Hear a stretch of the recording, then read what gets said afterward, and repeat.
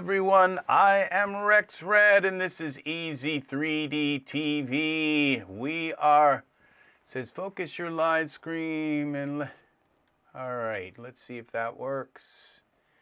And do we have something here? Yeah, we are live today. So live with 4K. And we are streaming in live 4K, and guess what? We don't have a microphone in front of us because I have this little thing right here, which is hidden down underneath, kind of hidden, and it is a microphone, so I don't have to have a microphone in my face. So at this point, I'm not sure how well this is all going to work out. I may just get really kind of claustrophobic having wires all connected to me and all, so we'll see how this works. So we are going to go today we're going to make a scene. We're going to work on some stuff and see how it works. I will be right back.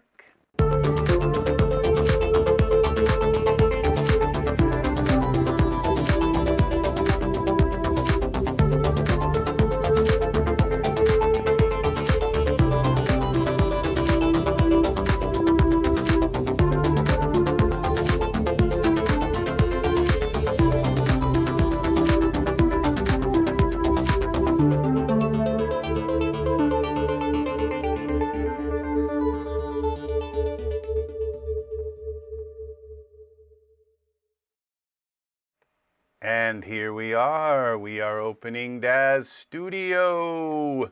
Welcome people, welcome, welcome, welcome. So we're just gonna create a scene. I'm gonna try a few new products out and kind of see what happens. So, all right, let's see.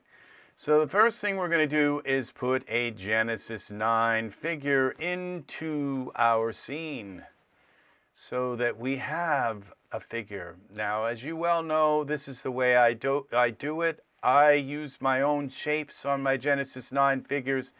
I prefer my own figures to the ones that are done in the Daz store. Again, when you have like this massive discrepancy between male and female figures, you know, then what they put out for male figures is just kind of very, I think in general, you know, you know, I just hate to say it, but there's just a lot of really great products in the Daz store, and then there's just a lot that squeeze by, and they're just terrible. Like this figure, I just kind of made him myself, made his shape myself. And it's just better than all of the shapes for the Genesis. Any Genesis 9 figure, there's just none that come close, even close to this figure. And that's the way it is. Now, when I put some skin on him, let's put some pants on him. I kind of know what pants I'm going to use on him, but we're going to put some shorts on. I'll kind of show you what I mean about things that just slip by and, you know, a kind of lack of, I don't know, oversight. I don't know what it is, okay? But just, especially around male items, they kind of don't really even look at them. They just put them out in the store. I don't know, maybe, I think they do. And there's a lot for them to have to look at. All right, let's put some pants on him for now. All right, just so we got something on him. Welcome, Serenity's Gate, and Happy New Year to you, friend. Welcome, welcome. Very lovely to have you here. So we're going to work on a new scene. This is our first scene, our first live scene in the new year, and so we're going to go for it here. So this is my character's shape. And I just think he's better than, I think he's better than all of the shapes that have been made. The shapes that have been made for Genesis 9 male, some of them are very nice. Good evening, Angus. As you can see, no more microphone in front of me, okay? I just talk and the microphone under my lapel. picks me up. And so I figured I could do this because I don't record my voice for music in this particular live show, so I don't need to have my studio mic right in front of me. So it's just talking. So okay, now this, we're just going to make a scene. So that's kind of what I promised. Because I promised this for you all, that's what we're going to do. So I don't get too waylaid into just talking about like my hair or something before we get started, all right? 10 minutes about how I cut my own hair, or something like that, which I need a haircut. So, but all right. We may get into the hair discussion later as we put some hair on this figure. I might have some things to say about hair, okay? So, all right, we're going to go into smart content. First, I'm going to show you a few things that I wish Daz would kind of fix, all right? Notice where these pants are, okay? The pants a man wears, and I've mentioned this before, okay? You notice how a man has this kind of muscle that comes down here. And then right under it is where his hip kind of begins. Well, this is where a man wears his pants, okay? They wear their pants along here, okay? They don't wear their pants up around their belly, up over their belly button, ever, okay? Unless it's some kind of cummerbund or something, but or else maybe some kind of stage costume or something. But even when it comes to like pajama pants and all, they don't wear their pajama pants up around over their belly button. It just never happens, okay? This is where a man wears pants. And you see, that's what I'm saying about I don't know whether if I'd want to say it's quality control or just basic observance. Okay, this is a turtleneck sweater outfit for Genesis 9, okay? It's a fairly new item, okay?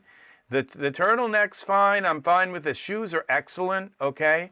But what happened to the pants? Well, let's see what happens with these pants when we put them on. Look where they come. Up over the belly button. And I'll tell you right now, it doesn't matter if they're dress pants or whatever they are. Men don't wear their pants up over their belly button, Daz, okay? So whoever made these, and I hate to pick up, it's, to kind of, pick on artists and everything, but kind of get a clue. If you're going to make it, we need more male stuff, okay? But we need male stuff that is, made by artists who actually, understand, men, okay? So these pants are unusable this way, okay? Now, there might be some way to yank them down like that. There are no morphs that lower the waist here, nothing, okay? And if there were, it would ruin the pattern of this, okay? So now there might be a way to come in here and maybe select the hip, okay, parameters, okay, Y translate, let's see, Y translate. Okay, so no, Z, okay, no, that's actually the hip of the figure, okay, Z. All right, let's put them back on here. I think there may be a way to lower them, but it's just like, why not have them kind of where they're supposed to be? And if I lower these pants, then the crotch area, okay, for lack of a better word, is going to be like down to his knees, okay? It's like kind of get a clue with clothing. All right, so let's go to the hip here. Maybe we can move this Y translate down. Okay, see, you can move it down. But now these are like way down here. And why do they come in like that. You know what I'm saying? It's like, why translate? All the way up around, you know, and they're probably now the butt. Okay, everything is kind of thrown off here. Let's see the pants. Let's take these shorts here. Okay, so this is all now has to be kind of redone. This is where pants go. Now, this doesn't look that bad right now, but now if you notice, the legs are like really, really long. It's just, if you had just made them to kind of fit, to come in where they're supposed to, okay? So you say, well, this is an isolated incident. No, you know, most pants come in the right way. Okay, what did I just do? Z, the base shorts. Okay, I think something's wrong with my shorts. So let's put them back on here. Okay, we got to select the figure. So, but I'm going to, this isn't like Genesis old stuff, you know, like stuff for Michael 4 or whatever. This is Genesis 9, new stuff, okay, coming out for males. Now, notice the shorts. Somebody did this right. They actually go on the figure in the right place, okay? So I know it might sound like I'm just kind of like complaining. Well, I am, okay? So now this is, we've got, is this another one here? These sweatpants? Okay, let's just try these. Now, see, this is amazing. These actually go on in the right place. Now, if I take these shorts and hide them, this is where a man, it's kind of really short here. I've never seen pants that short here, which kind of tells me that these pants were made for a woman, and they just put a man in just so they wouldn't get in trouble by not having men in the scene. But yeah, a man can wear them, but a man's shorts don't come right up here, okay? They kind of have a little bit of breathing room, it's called, okay? So are these really man's pants? No. They're kind of like hot sweatpants. They're just, there again, it's just this kind of thing where even if we buy, so, you know, at this point, I'm at the point where I don't even want to buy male clothing anymore in the Daz store because it's just not male clothing. And the same with the hair. It's just, they're being repurposed so by people who only make female stuff. And when they finally make something for the males, it's just terrible.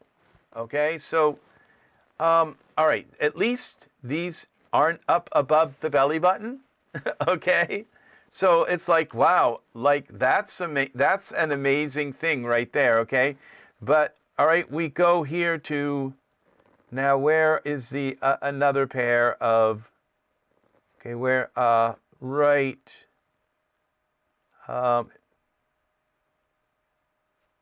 Where we got it here? Okay, another pair of, okay? They got a guy and a girl here because, of course, you can wear, a female can wear them, all right? Now, here is some sweatpants, okay? Sweatshirt, hoodie, sweatsuit outfit.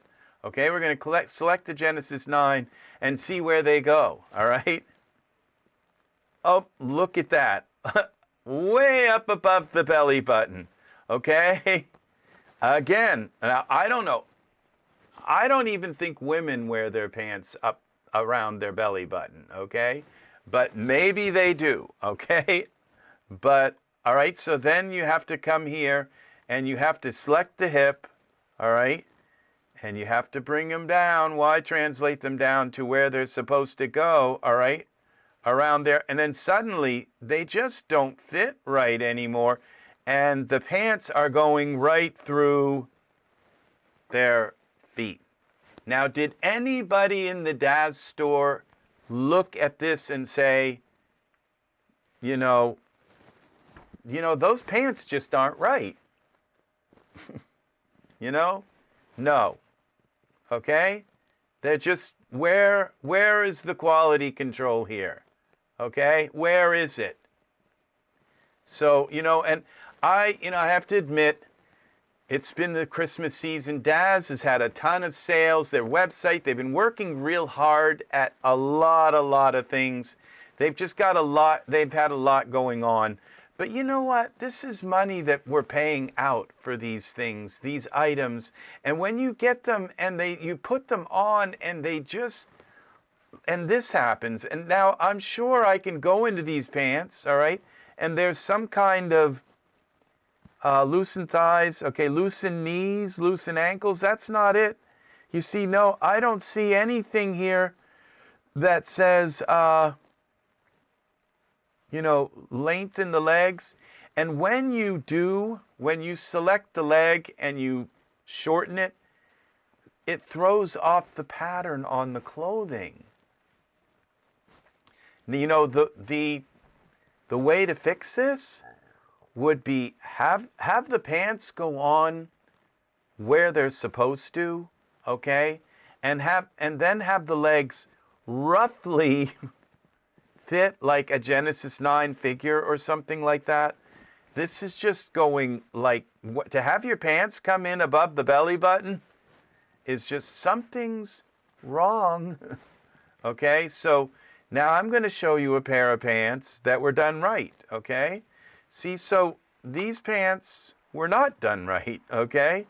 Now you go into this Commander outfit, and this may have been done by Daz Originals, but okay, so we put the pants on, and these were kind of done right, okay? They were done about as right as you could, because look, it can be done, all right? That you can put a pair. Now the pants were made to have a shirt tucked into them, okay? But if you don't have a shirt on your guy, then what you got to do is pull the waist in a little. And what they did was very nicely, they gave us, let's put him in his pose. How about this one here? Oh, we got to close this here. Put him in a pose. Let's put him in this pose. Okay. All right. So now what we do is we take the waist here, we go into the, it's just, when you pay like $16 for some hair, and the way they make it look in the promo images is it looks all fine and everything, but when you get it on your figure, it doesn't look fine. It just looks like hell. And every time you try to use the mesh shaper and you try to use everything to fix it, and the style isn't right. Everything is wrong about it. And you're out $16. It kind of really pisses you off, So and I'm not gonna talk about a particular example right now because I just don't wanna do that. So what we're gonna do is get rid of the shorts, okay? And now you can see that the waist doesn't fit. That's something I can deal with, even if I have to use the geometry shaper. I can deal with the waist being off a little bit. Okay, so these things you could just pull it in a little bit. So you pull in the top part a little bit, and you pull in the waist lower a little bit, and it's fixed. Okay, that's with these particular morphs. Okay, so these pants are really kind of perfect for a male. They're not like way up here, so there's a little bit of breathing room here, okay? And if I were to put any of the other kind of textures on him, if he was a little taller or shorter, it would stretch to him. Okay, they're done right, okay? So just so that, the PAs, if they watch any of this stuff, men don't wear their pants up over their belly button. This is where men wear pants. This is where they wear their underwear. This is where they wear every kind of thing, any kind of pant item. This is where we wear them, okay? Just so you know, all right? It doesn't matter if it's tucked in underneath a shirt or whatever. This is where the waist goes, okay? It goes here where this little muscle comes down, and it where this little muscle comes down, it's right underneath that where the side of their hip goes down. All right? Just so you know. All right? Now, we're going to go with hair. We're going to switch to hair on this guy. And I'm not going to try the hair that I just think was horrible, because then I'm just going to, this would end up as being a kind of negative thing, and I just don't really want it to be that negative, okay? So we're going to try this hair, okay? Now, we go in here. Now there's a beard style, okay? Now when I'm going to put this beard style on just to teach men a little bit of something about beard styles, okay? Now there's a style of beard where men, and what I'm going to do is I'm going to make this beard style a little bit more darker so you can really kind of see what happens here, okay? So we're going to take this beard, and I'm going to just talk about how, when you manicure your beard too much, and this is what I call too much. Some people, that's a style, they think it's amazing, and that's what they want to do. But what does it do to your looks, okay? But when you trim a beard too much like this, and you trim it along the sides, and you trim it in here, and you trim all this trimming here, okay? In my opinion, and I'm going to show you the difference, okay? In my opinion, it makes you look mean, okay? Now, that may be what you want. Maybe you want this gangster look and everything, but and also, when you trim your eyebrows like this, okay? See how they're kind of really, they're thin and trimmed, okay? It can make you look mean. I wish mine were a little bit bushier. They grow long as hell, but they just aren't like big and bushy. My dad had huge eyebrows, so but I've got what I got. That's it. So so these eyebrows, these are the ones that come stock with the Genesis 9 figure. Okay, so these are they're kind of in the middle, they're a little bit feminine, they're a little bit masculine, okay? Now see how you can see how this is all trimmed right out, okay? It's trimmed like kind of, and people think, oh, you know, I look neat, okay? It does kind of look neat, but it also looks mean, all right? Now, let's take, and we're going to use this hair on this guy, this Genesis 9. We're going to use his hair. We're going to have to mess with the color. Okay, what I'm going to do is put the hair on.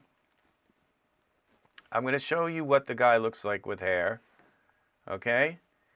And as you can see, this is a style, okay, and so, you know, if you like that style with your mustache and beard, I'm kind of like stuck with what I've got.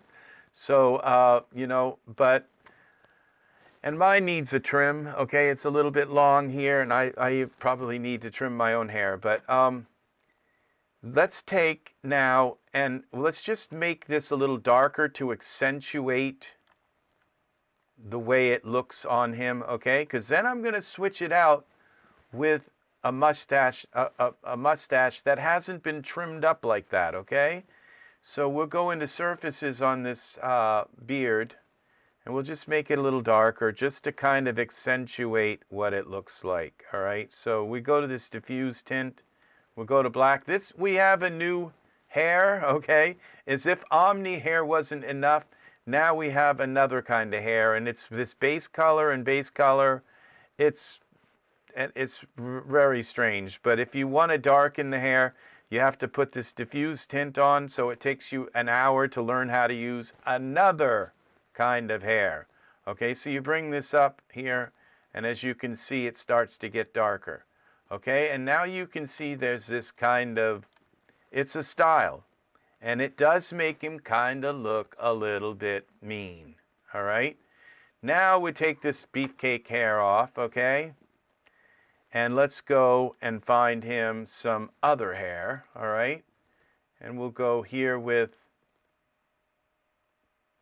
hair, where a beard hair.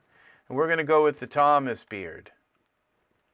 And you see how much softer his looks are now, okay? Where he hasn't, it's not all trimmed up and everything. It's a little bit more natural looking. It's not all sharp and edged out, okay? That's a little bit of an etiquette tip, okay? For guys, just to let it grow up here. You don't need to have it all shaped out and all that stuff. It looks better, in my opinion. This is my opinion, okay? It looks warmer, it looks softer. Now you see these, now the eyebrows are all trimmed up, and a lot of men pluck their eyebrows. It's almost like an obsession with them, okay? Now we take these eyebrows and we put some natural eyebrows on him, okay? And we go here. Beard hair, where's eyebrows? Brows, brows, brows. Okay, and we're going to go here, here, here. Eyebrows. See that? Do you see how that just warmed up his looks? Okay? Do you see suddenly you don't have this mean-looking guy. You have something that's absolutely beautiful. Okay? And now we take the hair, so now we got to mess with the hair colors, okay? So we go to the beefcake hair, and I believe this beefcake hair is, it's strand-based, so you could just put Omni shaders on it, okay? But we'll just take the tint and we'll bring it down here to something like black, and then we'll bring the diffuse weight up like this. Okay, and look what we have here. Okay, so we have something much more softer looking. Okay, all right, so that's your lesson in male hair. Okay, I just kind of wish my beard, right now I got this Fu Manchu thing going on. So I don't know what's going on with me. So maybe there's something I could do to kind of fix this. I don't know. Maybe if I didn't have it go so long down around the side. So if it was more shaped like this, probably it would look better. So it really, the way you trim your hair is very it changes the way you look. It changes a lot. So all right. Whether if that's important to you, but it also changes your figures. Now this particular hair, I wish it didn't go up so high.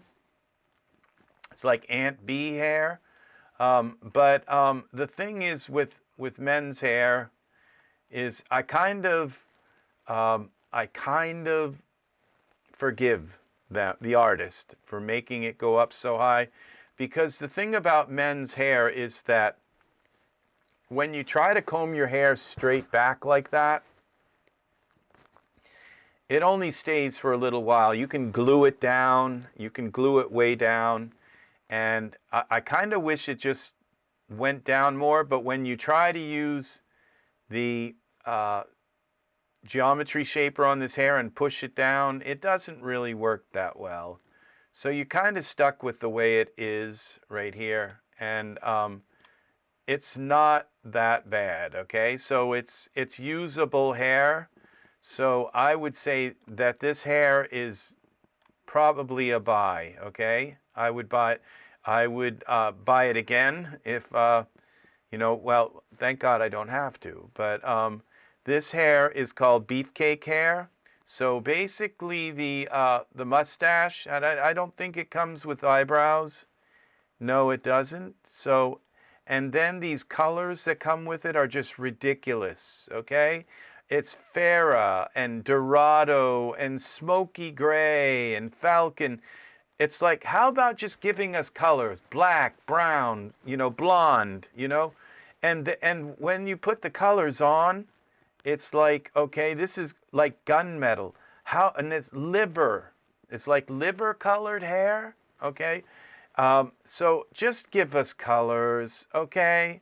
And if you want pink and red or mauve and Venus, okay? And it just kind of makes me think, okay, with hair color like this, was this really made? Is this for a guy really?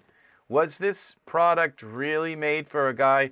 Or again, have they repurposed female hair for a male? Because look how it goes up so high in the front, okay? It's kind of girly hair, okay? So there again, it just goes up really high, okay? And I think a guy would try to comb it down a little bit more than that, okay? So it would just bug a guy if his hair stuck up that high, all right? And then you go, this is black. I mean, does that look like black hair? Okay, that's liver. Okay, say, well, maybe that's not the black. Okay, well then, let's go with gunmetal. Well, that's not really black either. So where is black? Once again, Daz has sold us hair with no black. All right? And it's like, just like the pants going around the waist, it's like, doesn't anyone who looks at this stuff and talks to the PA say, well, where's black? So no, you have to come in, all right, and you have to mess with the hair, okay? Let's go with the liver hair, maybe. Okay, that seems to be the darkest. This is Matterhorn. That's not black. No, none of this is black.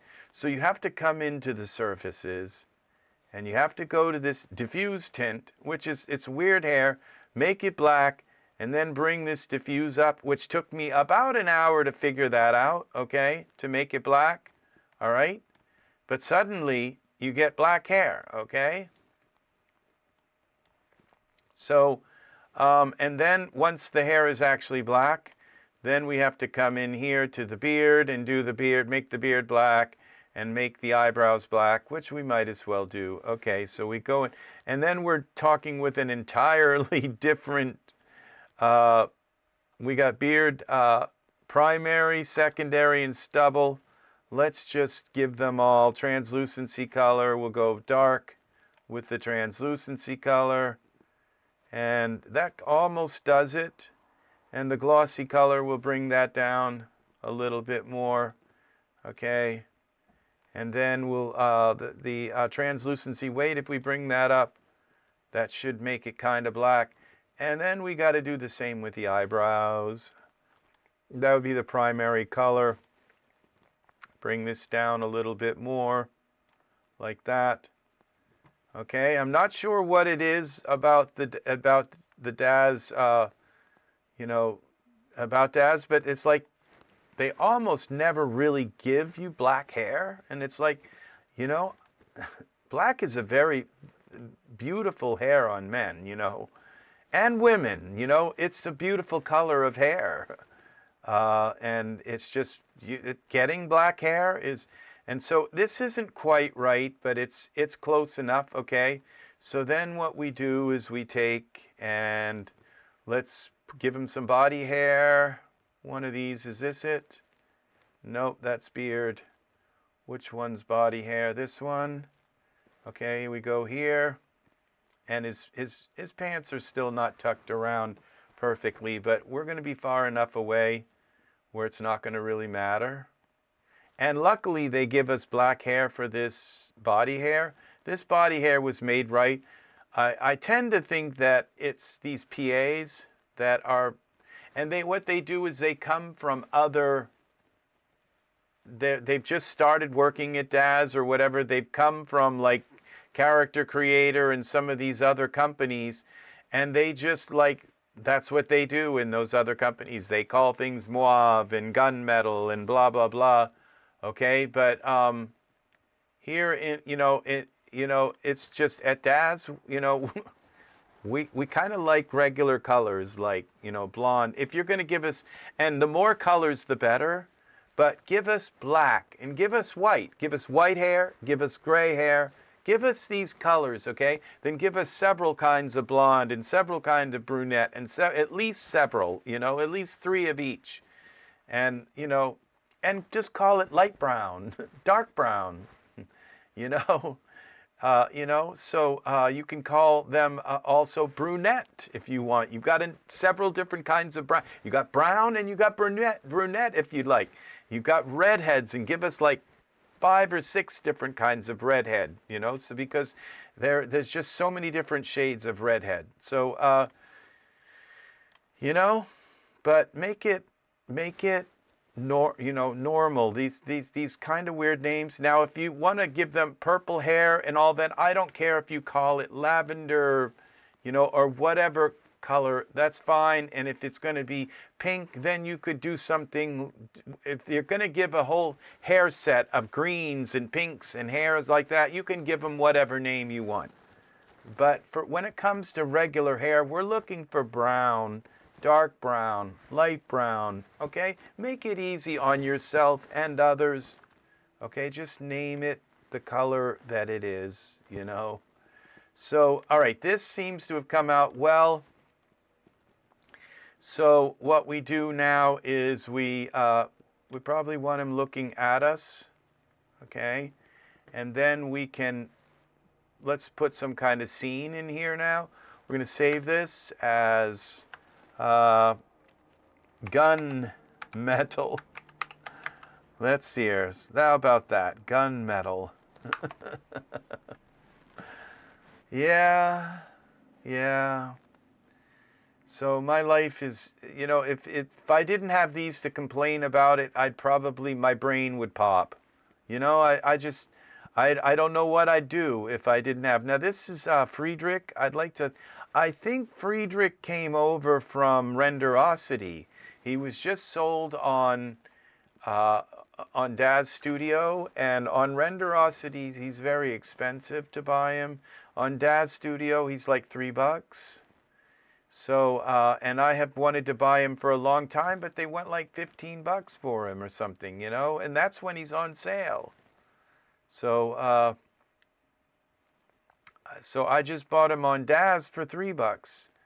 So, and he's for Genesis 9, and there's something that now really nice about Friedrich. It might just be the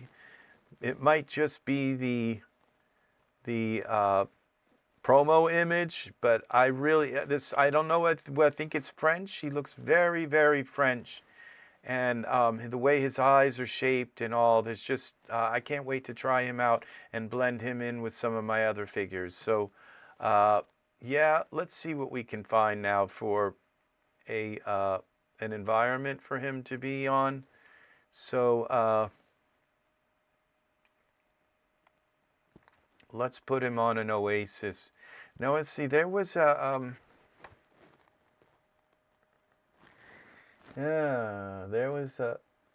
something with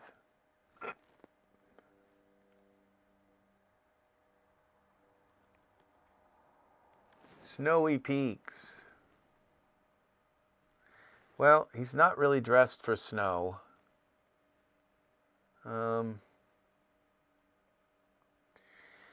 So today I may go back into the topic that the last video was, because there's a few more things that I've kind of thought about, and I really wish that people who are part of the Daz community would leave comments. I mean, like, we've just had, you know, our rights kind of confiscated in the let's put him in a Wasteland area. This would be really nice. Products default. Okay, what's this? Okay, that's the scene. We don't want the prop. We just want the scene. Okay, this land looks terrible now. Let's see. Probably it is. So let's put the whole scene in here. What's it going to try to just redo the whole thing? All right, let's merge that into the scene. So we're going to talk about the whole copyright thing. And so because I know a lot about copyrights, okay? I know a lot about copyrights because I work on YouTube. That's part of the reason why. And another part of the reason why is because I'm a music artist, and music artists have a ton of copyright stuff. Now, this is what is kind of bothering me about this scene right here, is that the ground looks so splotchy. And it's right at center. It's like right at the center where, you know, where it should be a little bit higher quality here. It's like, what do I put here? I got to put something else here because this ground is terrible. So I think this product might be a few years old. But it just, you know, this is the center of the scene. This is where it's supposed to have, you know, let's see what the geometry looks like here. So again, once again, and now this is pretty nice geometry here. You could shape it a little bit. So it's been given nice geometry. So, but in this center area, there should be some better quality. It's all like pixelated. This is just horrible. So, all right. Wasteland is probably a good name for that, you know. So now the tree's nice, the rocks are nice. I probably only paid $2 for it, so I can't really complain that much. This little oak. Now we have a wasteland rock. Let's put this in the scene. Okay, this is very large. Okay, here we go. All right, let's go down here. And this might be it. This is, you put the wasteland rock in the middle. Okay, Y translate. Okay, let's see how big the rock is. Okay, so this is what you do, is you put him on the rock. Okay, and then you put, okay, so the wasteland's not so bad anymore. So then you merge him into the scene here. Merge this into the scene. And you bring the wasteland back down again. Y translate. Okay. All right, this is what we do. And then we take the rock, and even if we scale this rock, it probably will still have some nice... Okay, so we go here to texture shaded. We have our rock. We go Z translate, like that. We scale this up maybe. Y translate. Okay, Y translate. Okay, and we have him standing on the rock. Z. Okay. And I think we can mess with his feet a little bit. Y translate down just a bit. Okay, and now we could take and flatten this rock if we want. We can come in with mesh grabber and move it to his feet so it fits his feet. All right, so now when we do something with this here, like that, now the ground up close has some detail to it, and it's not like all and that's just far enough away. Now to show you another trick, we take this rock and we just edit, duplicate the rock. Okay, and then we go Z translate. We bring the rock like this, but we rotate it Y. Okay, and now let's see what this looks like. Okay, it gives us, see that? It gives us just a little bit of distance here so that the, and so they were very nice to give us some kind of landing area for, and this, it looks a little pixelated, but it's not that bad, okay? A little bit here. it looks pixelated. So if I hadn't resized it, it might have been better. Okay, so, but, all right, now let's find, let's go like this. Let's put our guy like this. And save this as gunmetal. And I know, I wouldn't doubt if a lot of PAs just hate my guts. Because I'm just very, and probably Daz does too. But, and the thing is that, I'll sit and talk about how horrible things are. Okay, I guess I'm rotating the rock. I'll talk, and then all of a sudden I'll talk about really how awesome certain things are. Like these pants are nice, and these are probably Daz originals. So yeah, but when things are just, when like I said, when you spend $16 on something and you just put like the hair on somebody and you just say, this hair is so terrible, I know I will never, ever, ever, ever use it. And I just wasted $16 because they just didn't look and say, no. Just say, no, it's not good enough. Just so, or else sell it for $2, but 16, no. And all right, so let's see. Now we're going to go. That's 16 with a bunch of with a bunch of vouchers and a bunch of not vouchers, but those things that, and a bunch of and combining every deal you possibly can. So all right, now we go with our HDRI. That's just not working for me. Let's see what we've got here.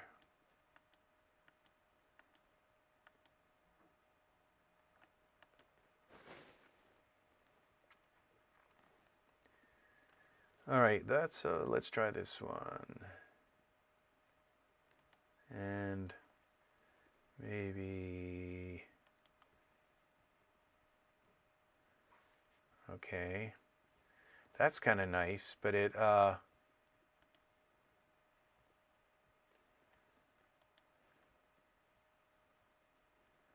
all right, we'll go back to this. I like, oh, well, what one was it? This one.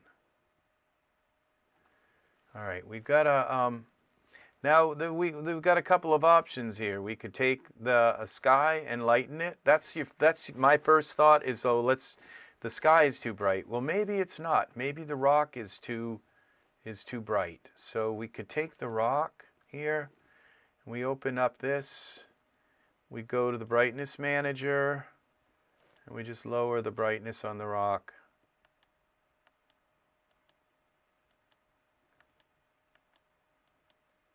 Okay, well that's the one he's standing on, okay.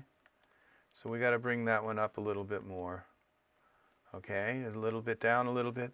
Then we take rock number 2. Okay, so we say accept. We take rock number 2 here. And we open the brightness manager. You can buy that in the Daz store. Okay, well that's the rock in the background. And then I would think this, okay, which rock is that? Okay, let's bring this down into, okay, that's this rock here. So, okay, so what we have to do is, all right, we'll accept that. We have to take this land here. Okay, the land, and bring that, darken that some. This may not work.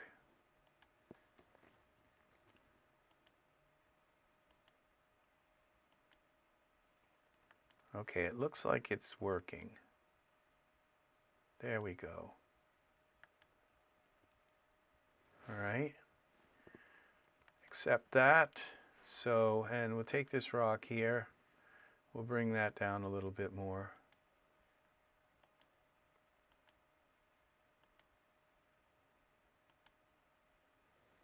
Okay, so that kind of works. And then we just, like I said, we take our rock here, this rock, we go to our geometry sculptor or mesh grabber, we grab that.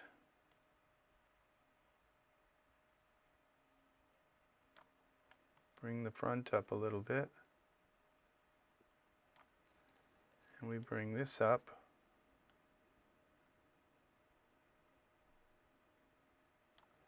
Bring this up a little bit.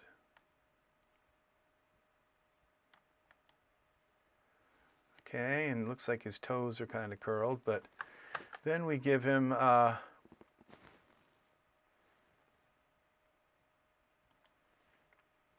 spotlight. Which side should the light come from? This side.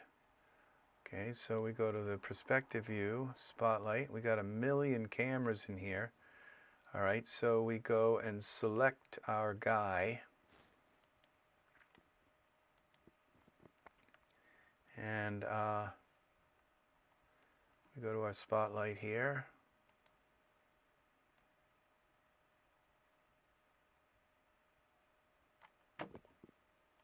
Okay, now all these cameras, okay, we'll go back to the perspective view. Where are all those cameras? Let's get rid of them. All right, they can go. Let's put a real camera and create at least our own camera. Copy. Okay, lock it. All right, and then we go and look through the camera. Oh, we got a bunch more cameras here. It's like, how many cameras do we need here?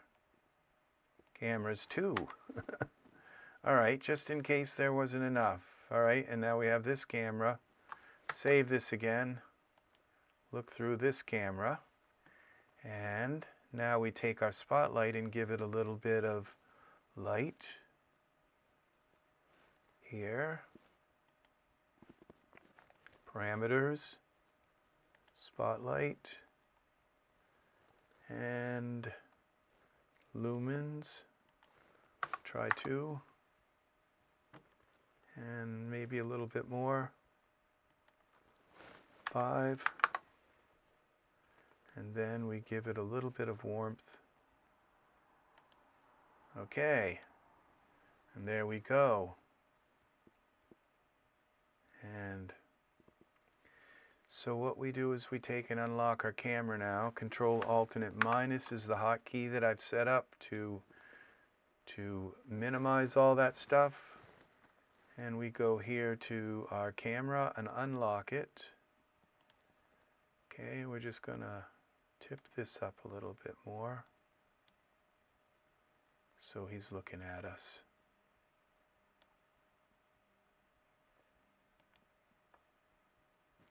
And we save this.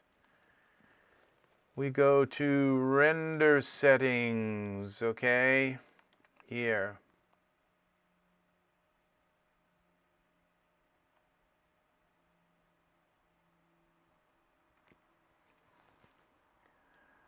Okay. Now what we do is, that's 1,000. Okay, that's not bad. And we go to optimization for progressive renders. We take this up like that, like this.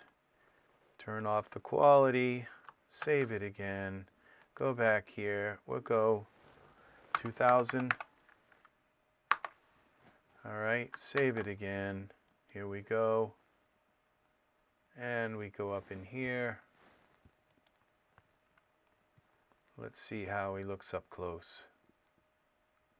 Now, his hair isn't going to match his beard, but it's not too bad.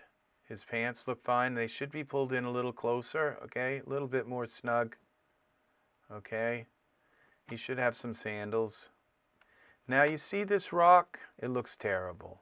You see, do you see what I mean about this is that, okay, so this rock here, we gotta make it smaller, okay? So it's not like the end of the world, okay? But when you render something fairly large, this one looks okay because it's further away, okay?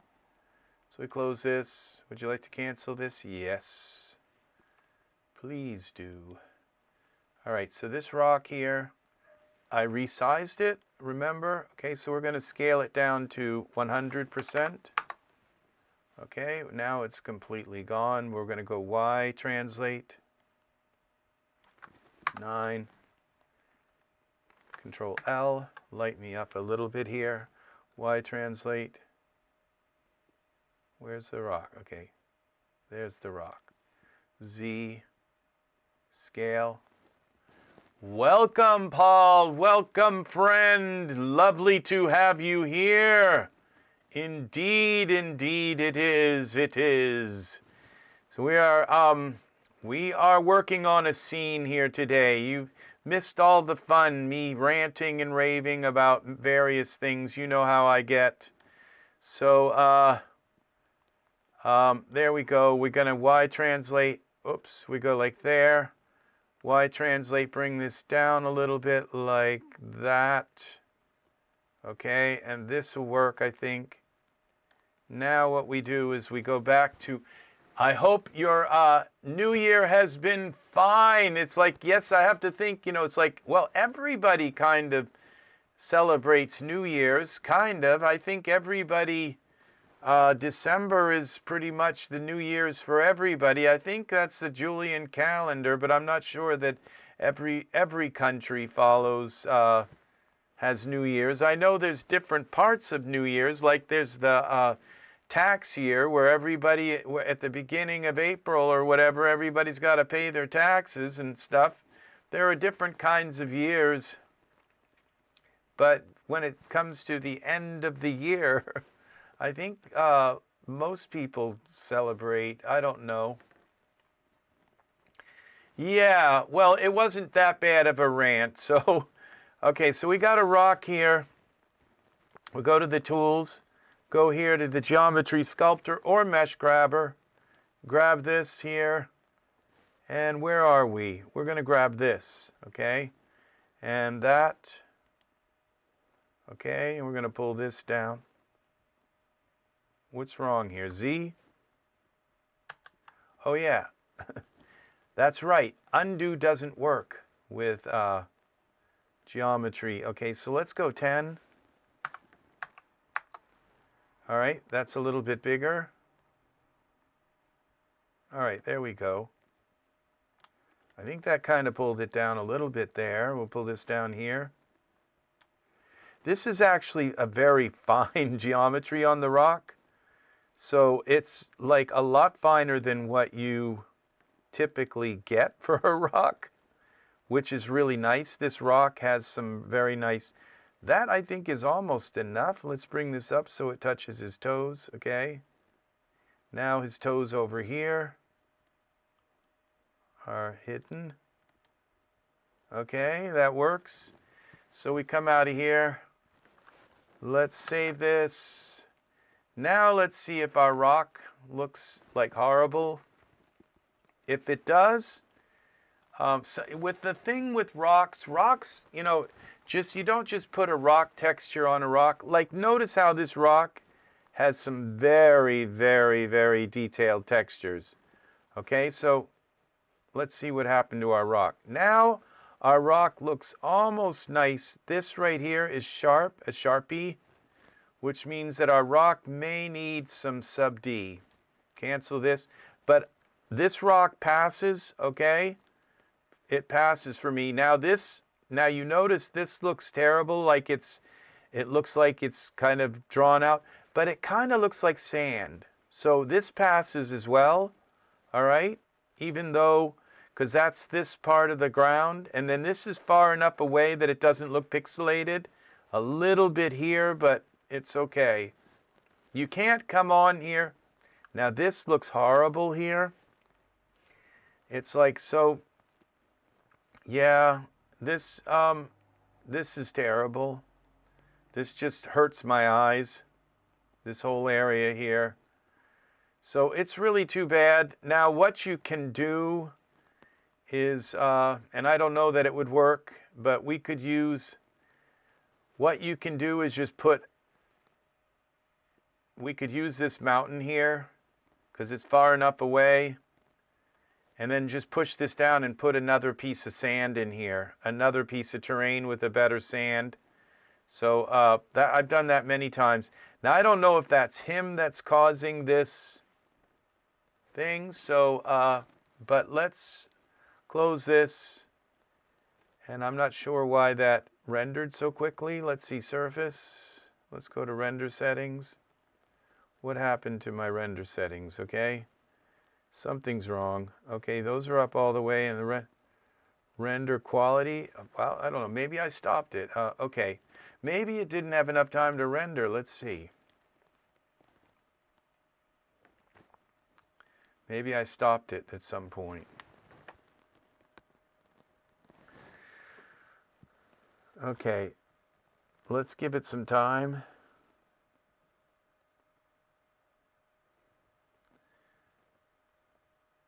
No, you can see it's... All right, what if we put some sub D on it? This is just horrible right here. This all needs sub D.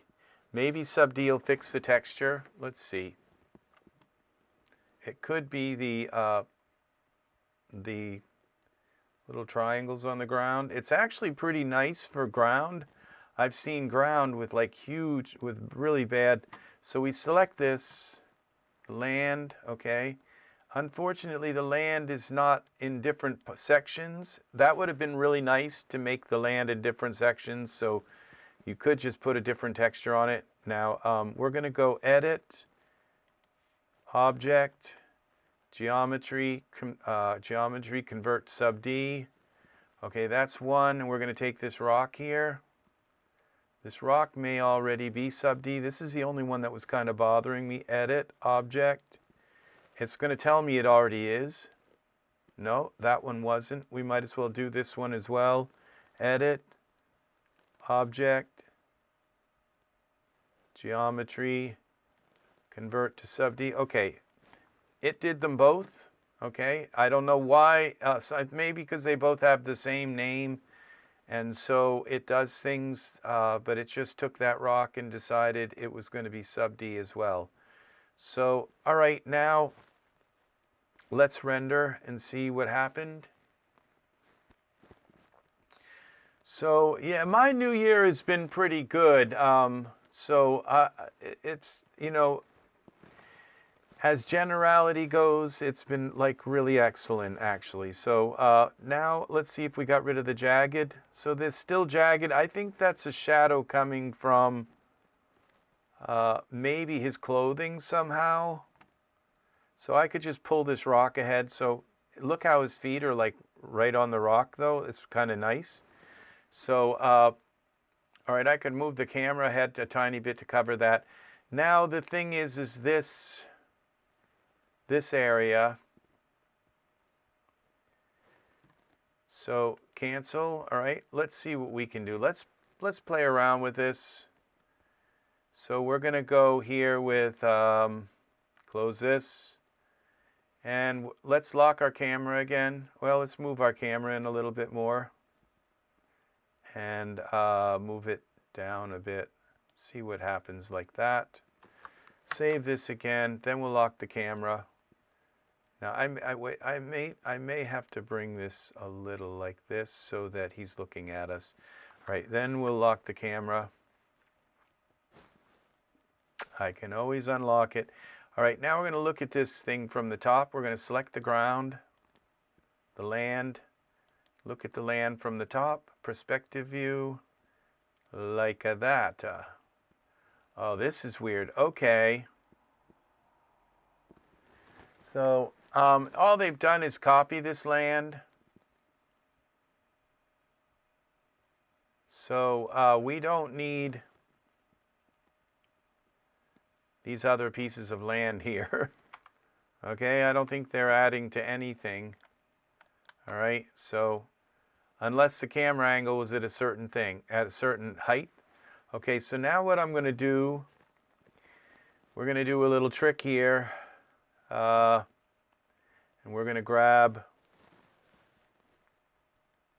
we're going to go to our geometry, select the land. Then we're going to go to, this is why you watch me, okay? This is why you watch me, okay? Because all of a sudden I'm going to do something that maybe you haven't seen done before, all right? So we're going to go into tool settings. We're going to go into geometry editor, all right? You've probably seen me do this on this channel, but I don't know that you've ever seen anyone else do this, okay? So we're going to go to selection mode, lasso. Okay, we're going to go like around here. Okay, and then we're going to go here, here, here, here, here, here, here, here, here. We're going to select that. Okay, then we're going to right click. And we're going to go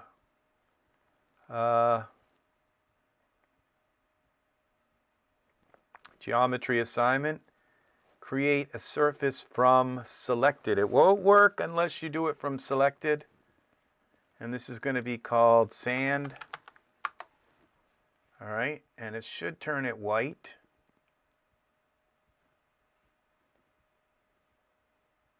I think it's still thinking.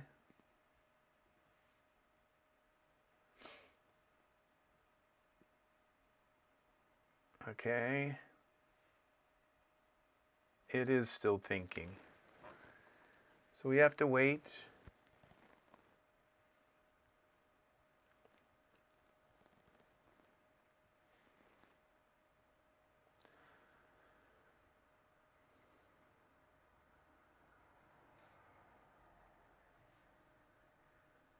Is it still thinking? I think it is. All right, progress. There we go. Sand. And see, it turned it white. So, all right, now the way you fix that is you come here to, now your surfaces here, the land, and you see if you want it to be the same color as the other land, well then you just go to the default material here, right click, copy selected surface, paste it, okay? And then it, well, it's red, but I think if we go down here into the camera here, okay, it's red. Now, I'm not sure why. I think it might be because it's because it's selected in our tool settings, okay? If we select something else, okay, that's why it's red. All right, so now what we can do with this surface is we can go here to our shaders, default, shaders, and let's find something here that says sand, and shader, MDL, sand 1, okay. All right, this may not work, okay. It's probably not going to work. But let's see now, what's this look like in Iray?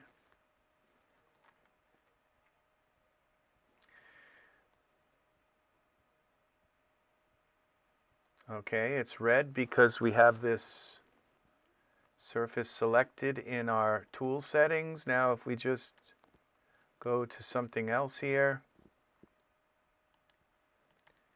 Okay, and why is it still red? Surface. Okay.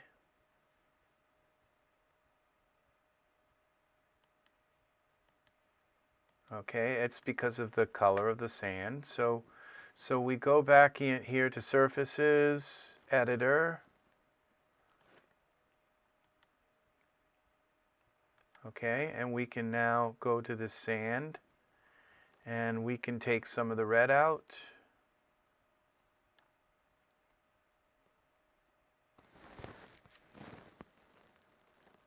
Okay, I'm not sure why it's still red like that. Highlight color. It's not highlighted. Okay, well that's highlighted, that's highlighted. Okay, surface. Okay, base color.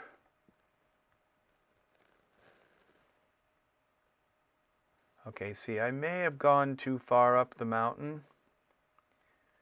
So what we could do is create another surface there. Let's render this and see what it looks like. So here we go, here we go.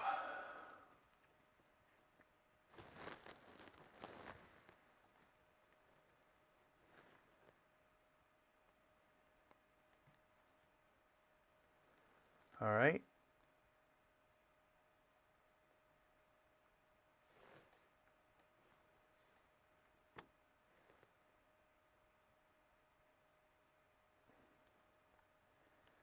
All right, so what we have is a problem here where I've gone too far. Okay, so cancel, would you cancel this render? Yes. Okay, so what we do is we come back to the top here, perspective view. You can see where I went too far.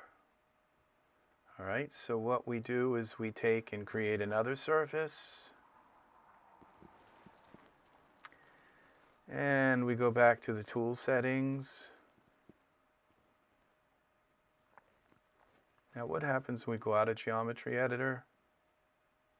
Okay, that seems to have done something. Okay, it changed, took the red out. Let's see.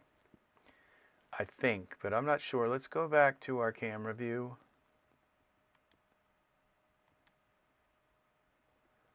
Okay, it still looks exactly the same. So what we do is we go back to the perspective view. All right, and we have this selected.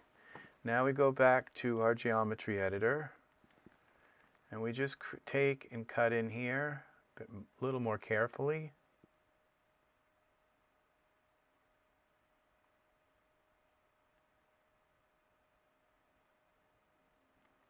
Okay, and we go here, like that. All right, then we right-click. Geometry assignment, create surface from selected, go to the sand 2, okay, and wait until it's done doing its thinking. All right, and then we go back to our surface here, default material, we take that, copy selected surface, paste it to sand 2, then we go back here to our camera, and then we come back here to tool settings. Okay, we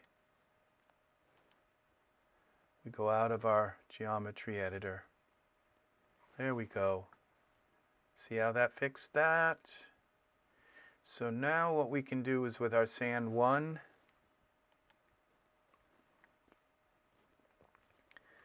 we can go a little lighter, like that.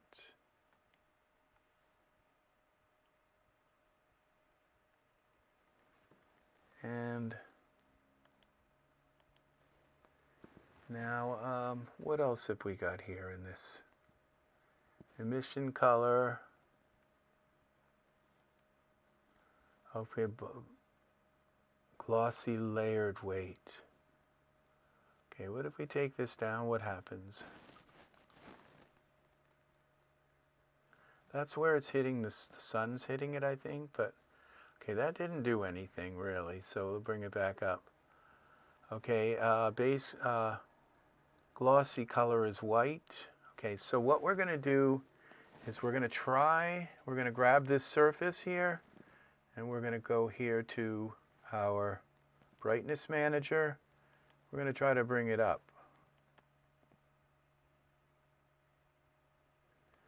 Now remember, we can put PBR textures on things, and we're not stuck with Iray. Now that's at 50 and it's not going up.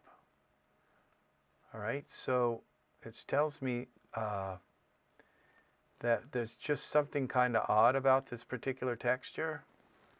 So what we'll do is we'll go back here to And now if we go to up here to my favorites, dev items, we have this PBR Skin Plus. I think I can put that on there. And that will change it to PBR. Okay. Look what that did. See, so now we can come here and go to this and brightness manager. We can bring it down.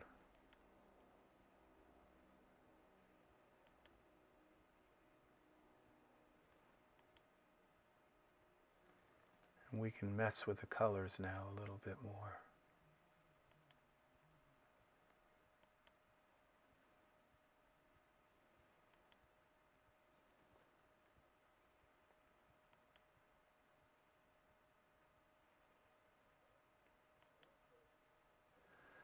Okay, I think what I'm doing, it's doing the whole thing. It's not doing the surface. Okay, so we have to cancel this. And then I have to go to our tool settings, go back to here, to geometry editor, and select the surface. This was sand 1. Okay. Oh, and that's still part of sand 1. Oh, but sand 2 will fix it. Sand 2 kind of overrides it. Okay, so let's see what happens now when we go in here to the brightness manager.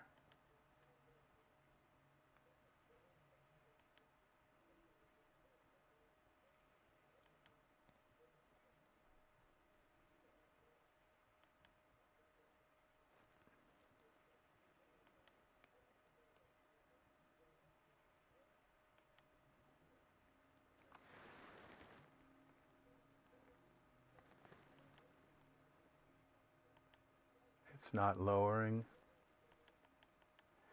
Yeah, it's still lowering the sand on the whole thing. All right, so I think we got to do, okay, I didn't cancel it. I bet undo works with that. Z, I think I might have to undo each level.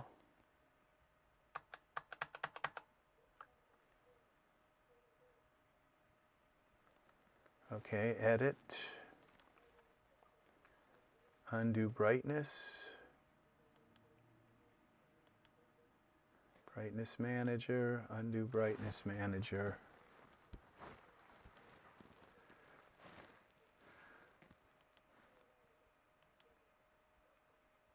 Let's get our mountain back. Okay, redo. Okay. All right, I think we got our mountain back. All right, let's just try our surface selection tool here.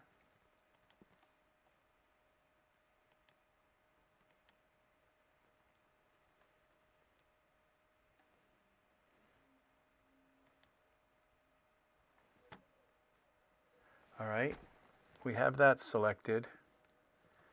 So we'll take the base color and bring it down.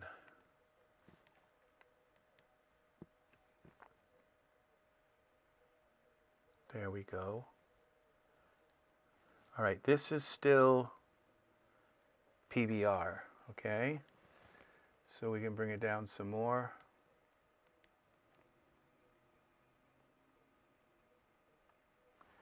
And take some of the red out.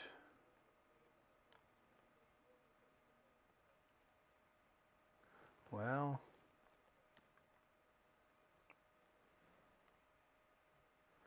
let's go to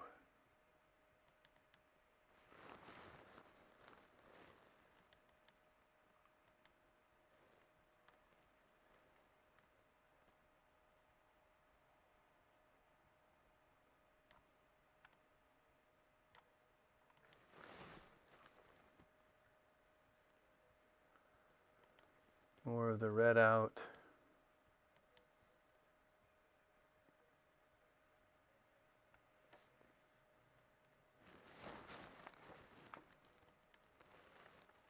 Okay.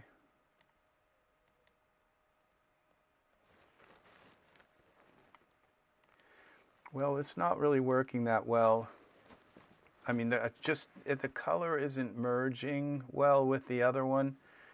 And so I might need to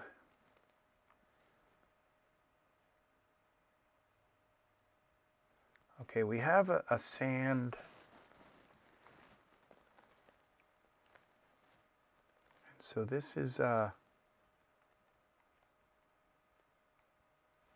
let's look for another kind of sand. Shader ground sand. Now this should change.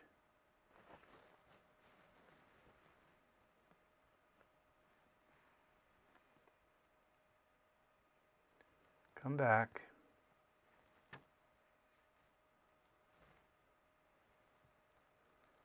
It's changing it from PBR to MDL. Go to tool settings.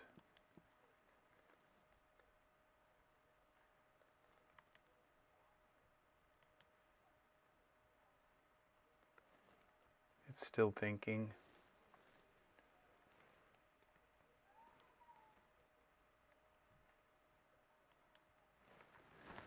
All right, we gotta wait until it's done. So, I don't know if you all caught my last video that I made about do you own your renders? Well, my mind has been just thinking a lot about things because I do know a lot about copyright, and right now, the thing is that DAZ is going to have to, they're going to have to come out with some kind of compromise on the content that we bought. They've just pretty much come in and said, if you want to train AI, no, you can't. And if you do, you're violating your license agreement, and if you don't like it, don't come back to the store. Just don't ever come back. If you come back, that means you're agreeing to the license, and then you still can't use your stuff in models. Well, the thing is that the copyright world, okay, it has many years of dealing with copywritten materials. So just because AI is new, and just because 3D stuff, and it's all kind of as if it's all a new thing. Well, it's not, okay? This stuff has been decided upon in many other disciplines for many years, okay? And what it comes down to is that the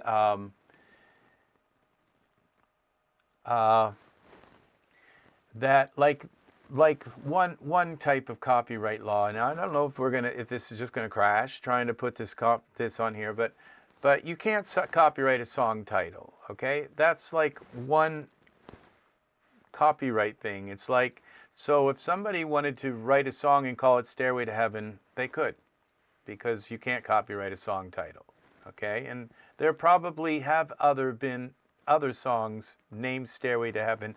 And when Led Zeppelin made their song Stairway to Heaven, it probably wasn't the first song named Stairway to Heaven.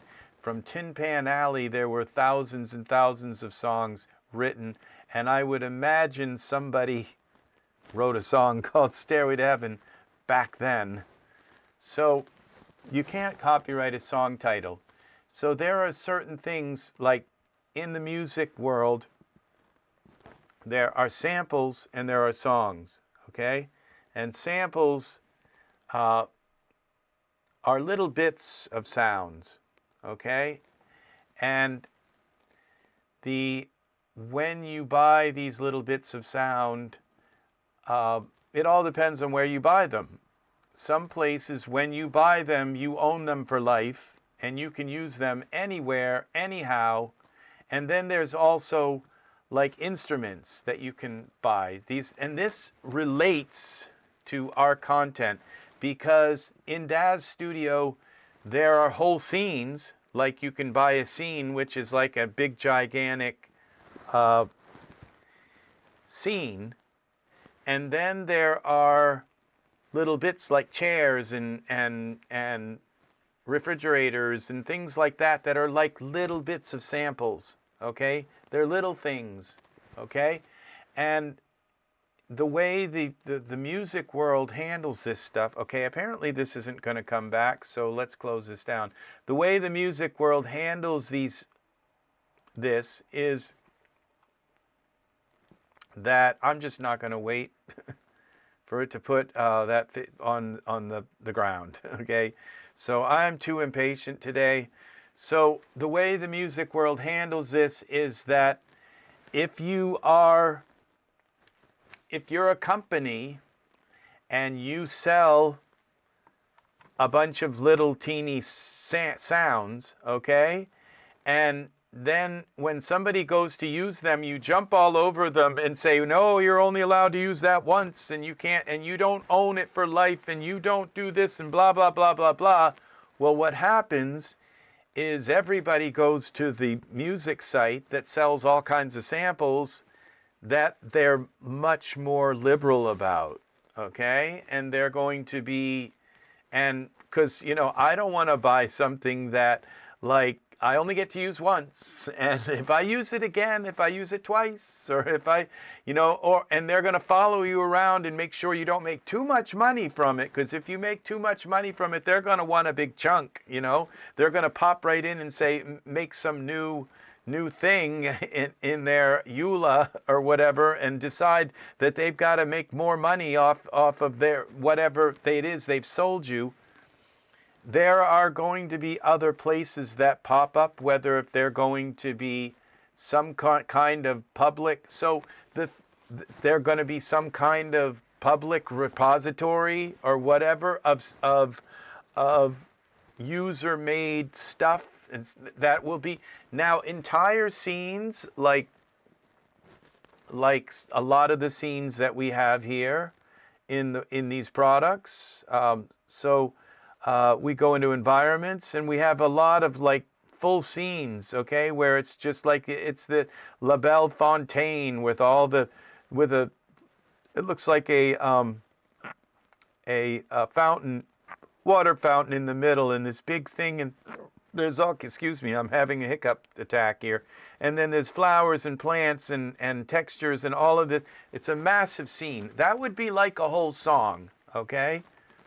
But within this scene are going to be little objects, okay? What I would call samples, okay? Little pieces and fragments of things. And so, you know, and the same thing with like a figure. If you put a figure in the scene, well, you got the figure and they got their geometry and the shape, but when you've shaped that figure with morphs, and those morphs are like little teeny samples, they're like, just because, you know, you have a morph and you pull their nose out and you move their eyes and you move their face and you shape that face into something, and their body and every part of their body into something different, because you've used those morphs. Those are little teeny like samples. And theoretically, yes, DAZ owns those morphs as well, okay? But the thing is that it gets down to the point where it's like a song title, okay? Where these morphs are like, you mean you're gonna take and say you own this just because you used a morph to yank their nose out, or to, and so it really gets down to the point where, some things you can't copyright. It's like you can't copyright air and then start charging people for breathing. You can't copyright certain things in 3D and expect a judge to go along with it and say, oh yeah, you own, you own geometry. You own the square. And so nobody else can use a square because they own it. And it's like, so it's going to come down to, there are going to be things. And so once the dust settles and they decide, what is actually a sample, like can you copyright more, can you claim ownership of a morph? Okay, a morph is so like ambiguous. All right, it pulls on something. It just kind of reshapes something. Now, if the morph turns like a Genesis 9 figure into a dog, you just slide it and there's a dog, yeah, you can own that. But if it just pulls on somebody's nose and pulls it out, or pulls, if it turns their whole mouth into vampire teeth, well, that's more complicated. But if it's just something that pulls and shapes and stuff like that, that's going to be very difficult to prove ownership of something like that in a court of law. And so then it comes down to like textures. And what if you take like Michael's skin and you combined it, you take it into Photoshop and you blend his skin in with another skin and then another skin and you mix them all together, okay? So that really the skin that results from that is something completely different. You're only using a slight fraction of it to colorize, to kind of, there again, is a judge going to say that the result of mixing those skins together is owned by somebody? And would there be anything that could detect and say, well, this skin is obviously made from Michael's skin and from Nathan's skin and from, Pedro's skin, and they put them all together and, it's obvious because, is there going to be a way for them to even, know what you've done, all right? So, because it's so, like I said, ambiguous, it's so, it's so it's such a trace of something, okay? So, the thing is that who's going to win if is going to be the company with the freest policy, okay? I know that for sure, okay? Because there are sample companies that are all over you about the use of their samples. Like you use that sample in a movie, in a movie, and they'll come after you. They'll hear that little like clown whistle or something or a wave crashing, and they'll say, "That's our wave." And then they'll go in and sue you for using that sample. Now, if it's something from like a tiny little segment of a song, like where Aretha Franklin is saying, give me some respect or something,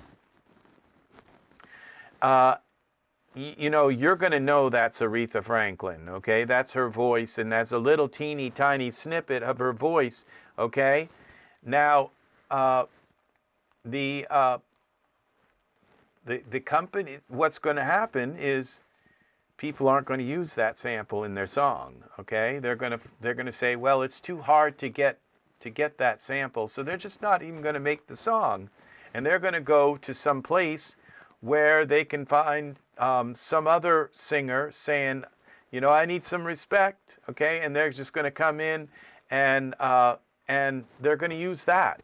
And the thing is that company, that the companies that offer the loosest materials and they offer the widest, freedom with their samples, everyone who's anyone will have a subscription there, okay? So at this point, you know, the more draconian things get and the more harder it is to do anything with these models, okay? And you know, with models that have pants that go up above the belly button, you know, some of these models are just horrible, okay?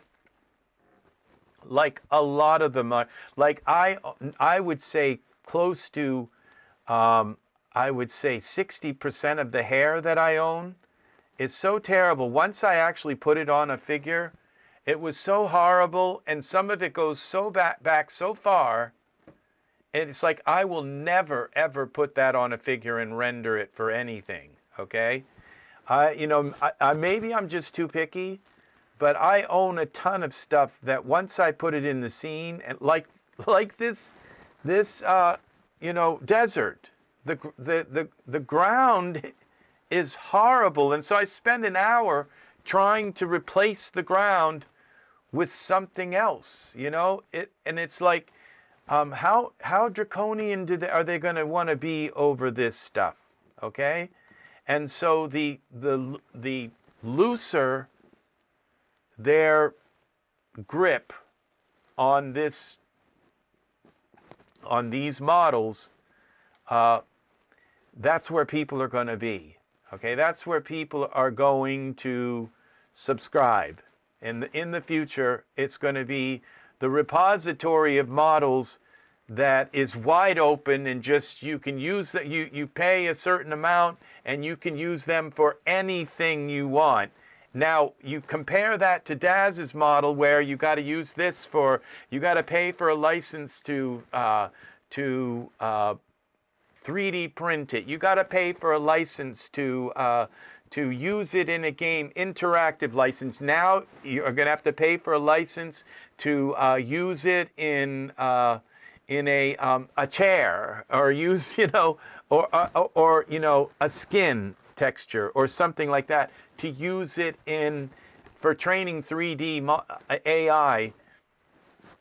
You know, when you weigh the two different things, like you got one over there where, you know, where all these people are making models and they're putting them in there into some repository, and the only thing you need to do is you just need to pay a subscription and you can use it for anything.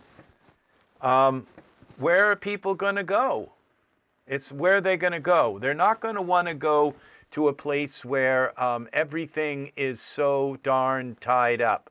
And right now, you know, I want to train an AI. I want to train my own AI, okay? I want to train my own AI. It'd be nice. It's like, you know, it's like, so, but, you know, there is a part of, like, ownership, where when you talk about an entire scene, it's like, when you're talking about putting in like an entire scene, let's go into this modern house, okay? Now Daz has sold me the right to use this in images. Any image, I have an open, wide open. They've been very nice to let me to buy this, and now I can use this in any image here. Let's go to the environment, modern house, okay? And see, this is a whole house with all kinds of stuff inside and outside, and I can take this modern house and I can put my figure in front of it. I can put a sunset behind them, and they're standing here in front of the house. This house is actually a lot nicer than the promos made it look. So, you know, I can use this, but I can't use it to train AI. So, but this is an entire thing. I mean, it's not just a plant or a rock or a chair or a table. It's an entire, like, it's like the elements of this song. It's not just a note on a violin, okay? It's a whole concerto, all right? And so, so, you know, I can see that no matter what, when it comes to entire scenes that take people, this probably took, 2 or maybe one person, 6 months to make it, or it took, 50 people, 3 days to make it, So either way, this is, it's like, an entire singer's song, like, like a Tina Turner song or Aretha Franklin song. Excuse, I think I said Tina Turner. I think it was Aretha that did Respect. I know it was, but yeah. So it comes to the point where you have an entire song. It's like, well, that's Aretha Franklin's song. There, I don't, until the copyright runs out of that, and I think that's almost like 90 years or something.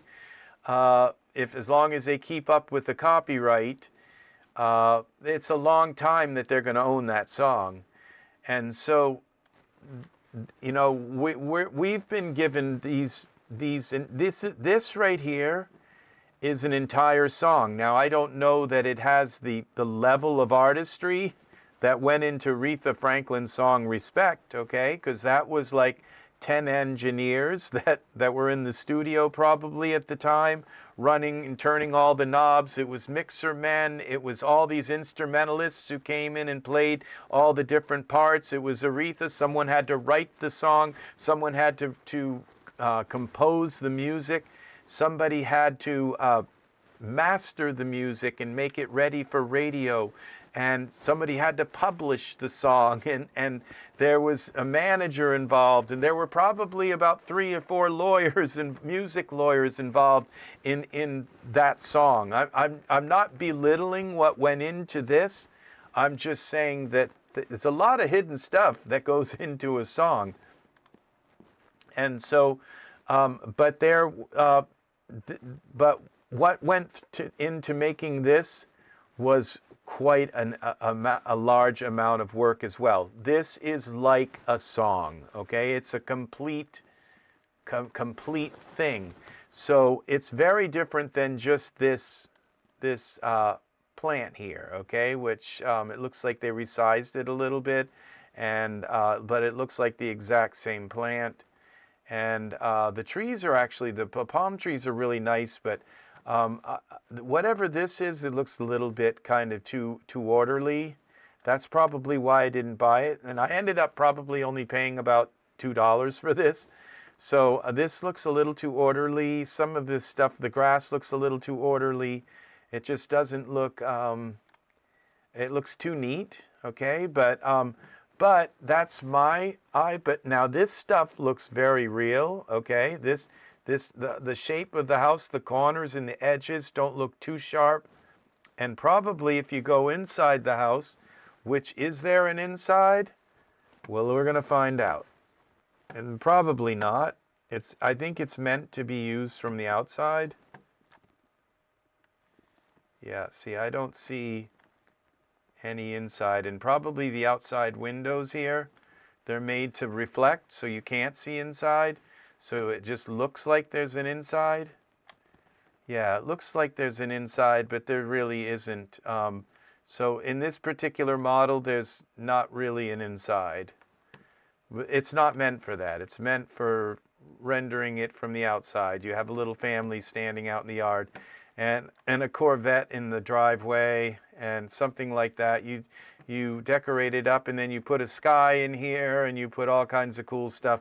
This kind of reminds me of an image that goes along with, that's part of the,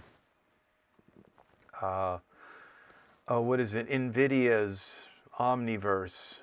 It reminds me of one of their basic Omniverse images that you find. Now, if I had this as a wide screen, it'd probably look even a lot better. So these little parts, these little plants, the little patch of grass that they just copied and pasted 100 times. These trees, they're probably the same tree. There's probably two trees. There's probably this tree, and then these trees are the same, okay? And they've been twisted to look different. And then there's this, whatever that is, some kind of fern. So this looks like it came with 3 trees. There's some kind of plant here. Oh, there's a swimming pool in the back. This is nice. So, yeah. What is this? Let's see. Let's go back more. Yeah, there's a swimming pool in the back.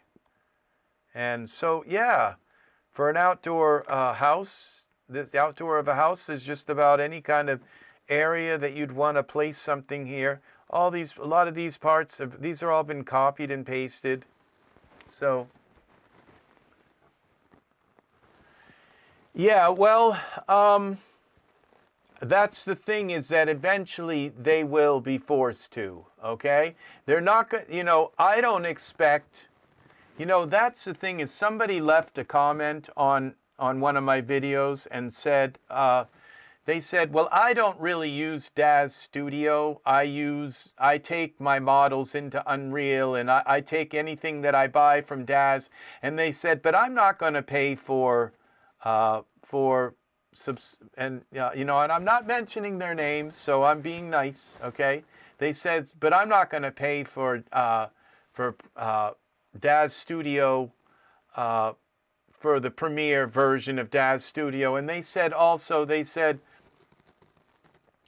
I'm not going to pay for and then they said, in the animation part of DAZ Studio is horrible and everything. And, and I just thought in my head, I said, why can't they make sense? All right. Why can't people just make sense? All right. Number one point is they think DAZ Studio is horrible. And so they go and use Unreal and they use these other things. Okay. And then they tell me that the animation part in DAZ Studio is horrible. Okay.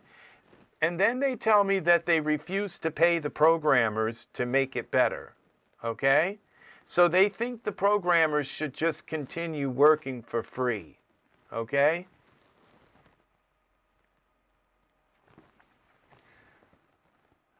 The Omni shaders are very nice, Brent, okay? So they're worth using. I believe the Omni shaders are much better than Iray shaders, okay? And the dual lobe shaders.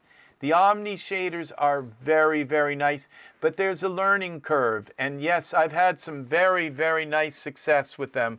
Let's put an Omni shader. Since you brought this up, okay, I'm going to kind of change the subject, but I just wanted to say that before I do, that the programmers in DAZ Studio shouldn't be expected to work for free, okay? And DAZ shouldn't be taking money from the PAs and paying the programmers with their money, with money that should be going to them. The PAs should get their money, and the programmers should get their money. Art, welcome, welcome, welcome. So I'll give you some tips, Brent, about Omni shaders, since it seems as though you're new, and I love it when people come in and ask. So you are welcome here, and I'm not sure if you've been here before, but it's very nice to have you here, Brent. And everybody, Art just came in. I am live, and the microphone is gone. No microphone in front of me. See, no more microphone. So I am live, and I'm big. I'm big, big, big now. All right, so we're going to put a figure in here, and we'll put some Omni hair on. It's the Omni shaders, I believe, are only used for hair, okay? So they're not like PBR so they're only used for hair. Okay, so we're going to put some pants on first, and we'll go with the shorts, and we'll put, I'm going to do male hair because that's kind of what I do. So we're going to go here, put a male shape on. And so, yes, it's been a while, Art, since we caught you. I'm here at the time when you're usually able to join us, my friend. It's very nice. We got 6 people here. Very nice. So the Omni hair, along with the deforced hair, the DAZ's deforced mixed with Omni hair gives you probably the primo experience. Now, dual lobe hair is also very nice, but I tend to think the Omni hair is really, really nice, okay? So we'll go now into smart content, and let's find some hair, some Omni hair, and we'll put it in and see what's up with it, okay? And I'm just going to give you a few tips with the Omni hair, and we'll go, I think this is Omni hair. All right, let's see what we've got here. We've got brush cut, hair only. Okay, let's go with just the hair only. And we've got a, all right, let's see what this looks like, okay? Is this Omni hair? If it's not, we'll try something else, okay? Hair transition, this is hair. Now what we're gonna do is put skin on him so he looks kind of real instead of like a mannequin. We'll go with Nathan's skin again. All right. And we'll just look at the Omni hair, and you're going to see when we get up close that the Omni hair, you know, that's the thing, is that they can take Omni hair and put it on a lousy hairstyle. You know, you have to really, really look at the hair before you buy it. And once you buy it and you put it on your figure, it's kind of too late, because, you know, it's like, it's just, you know, I'd say, like I said, about 60% of the hair I own is so terrible I'll never use it for anything. Now, you can usually tell Omni hair because it kind of has a little bit of a reddish tint, and it's not like you can't get rid of it, but it's a really nice tint to hair. Hair, a lot of people's hair has a slightly reddish tint, okay? And so even black hair has a slightly reddish tint. And I think it's called the melanin, all right, that's in your hair. And so now we'll go on, select the hair, all right, and we'll go here to surfaces and see if, is this, yes, and this is Omni hair, okay? Now I'm going to show you something really cool about melanin. Now, your colors, you can see that you have colors, and the way the colors work is that if you're really trying to just change the color of the hair, you bring up this hair dye weight, and now it's black, okay, because black is the color here. So if you're just trying to change the color of the hair, if I change these to brown, okay, and this one to brown, we'll go with a lighter brown for the tip color, and then we bring this up, okay, we're slowly making it more brown, and it's, I don't have the bottom hair selected. If I selected them both, it would do with them both. But then you kind of lose something here because underneath a lot of this, so if you really want to change the hair color, you might, instead of doing that, you might want to come into this hair color itself. It's kind of under the shine and all of that stuff. A little bit more of that than that. And if we change that here, and that's the under, and then the tip color, okay, then it still keeps some of the outer stuff and with it. So, but the one thing that you're going to run into with Omni hair, now if you look and you get up close to this hair, look at how nice that is. See, so this is, and if I go ZZ, and if I take those colors out, it really didn't change it much. So, but this is really nice, and you add that along with the D-force, and you have all of this. Look at all of the things that you have with this hair that you can do with it. Shading group, okay, surfaces, parameters, and you go down. Okay, this particular hair is not D-force, so it doesn't have all those really cool, but it is completely. And Poser, before that, my runtime from Poser is 775 gigabytes. Okay, wow, from Poser, wow, that's a lot. Yeah, well, the thing is that the, yeah, see, I have almost 4 terabytes of full of DAZ models. So but for Poser to 770, that's almost a terabyte. So yeah, that's a very, very huge library there, Brent. It very, very much so is. With the Omni surface shader with the new SS, okay, subsurface scattering. Now, see, I haven't heard particularly about that, but but I have a feeling that the new Omni shader is probably superior. And now, right here is the big one. This is the shine, the index of refraction, the IOR. So if you want the hair to be really shiny, okay, you bring that up. And if it's like way too shiny out of the box, this is how you handle shine right here, is with this IOR. You bring it down, and there's like no shine at all, okay? So that's this IOR. It took me forever to find out how. Now, if it has subsurface scattering, I don't understand subsurface scattering a lot. I do understand, now, I do understand the translucency of Iray, okay? Now, where one, you have two colors. One is the color that's under the skin, and the other color is the color that's on top of the skin.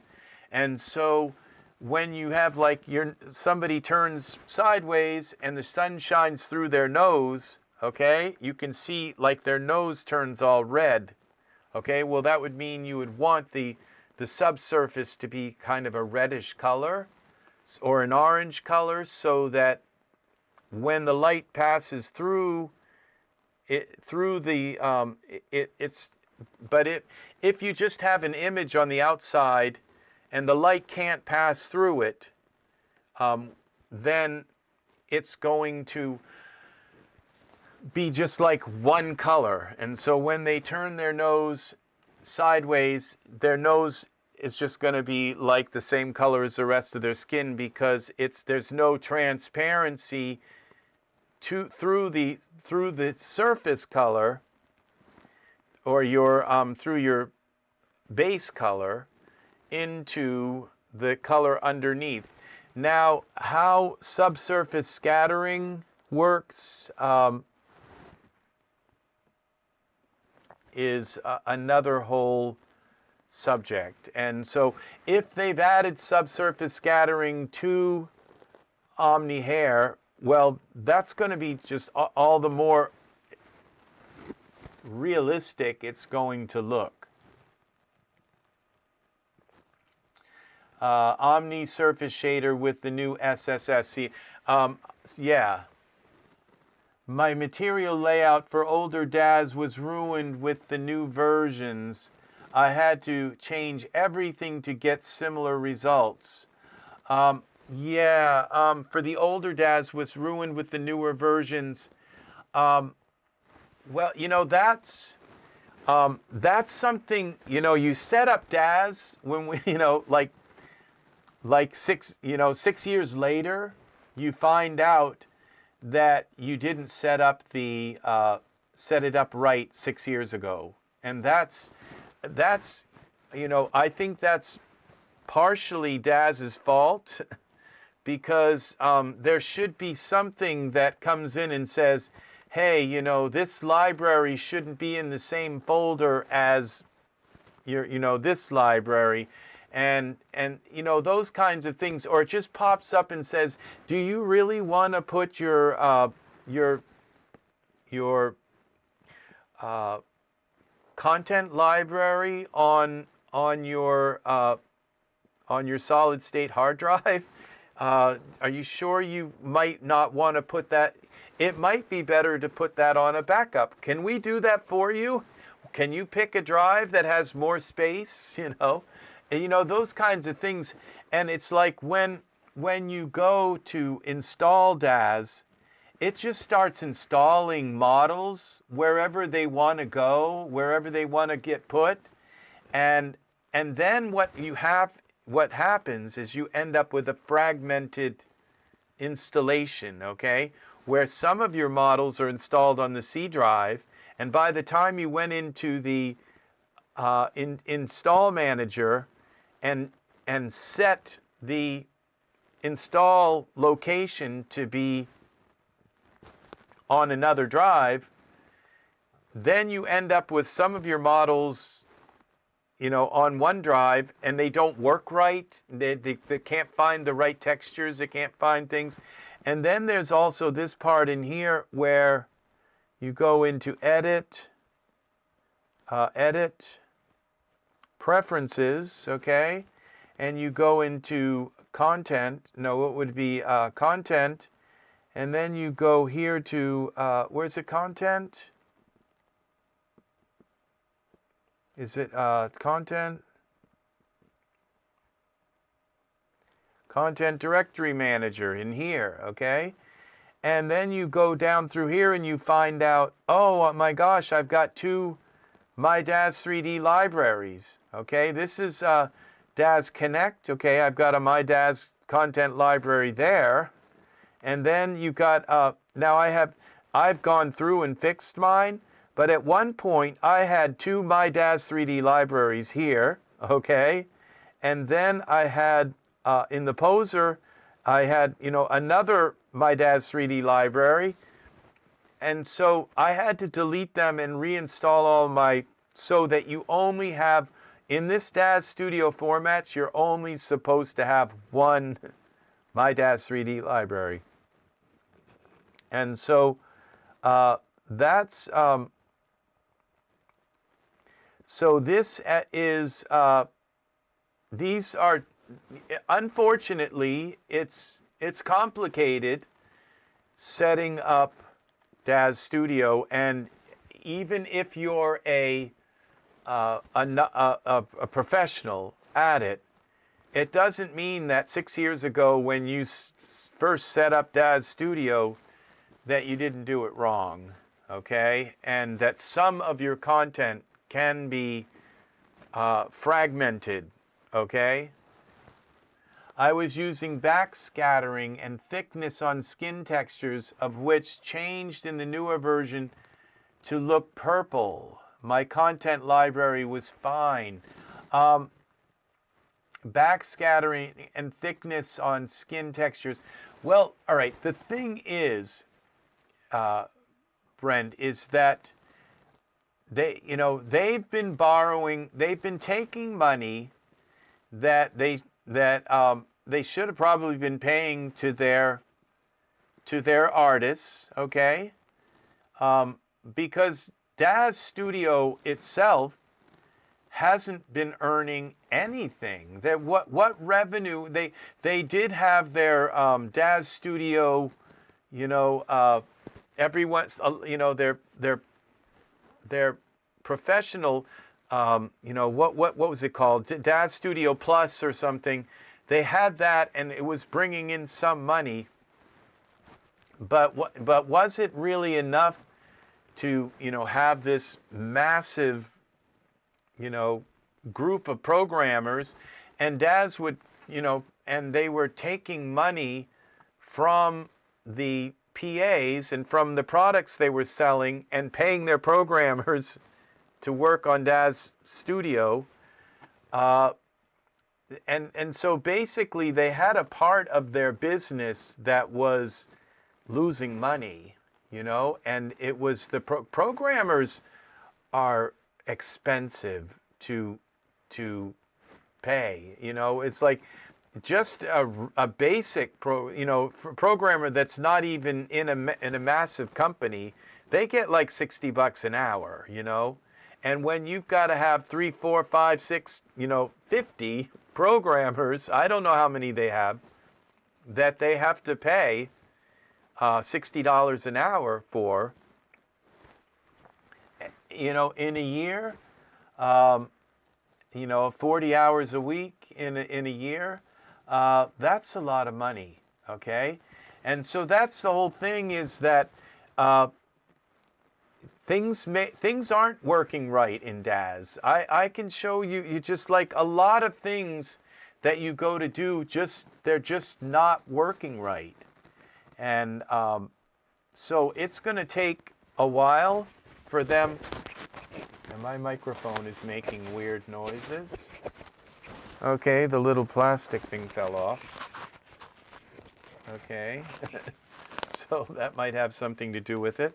So yeah, it's going to take a while, and hopefully people, I'm paying for the Premiere. I couldn't live without Mesh Grabber, the geometry sculptor. That's pretty much the big thing that I use, but there'll be more coming. There'll be animation upgrades, and hopefully people, are going to support the programmers. That's what it's about. It's about supporting the programmers, okay?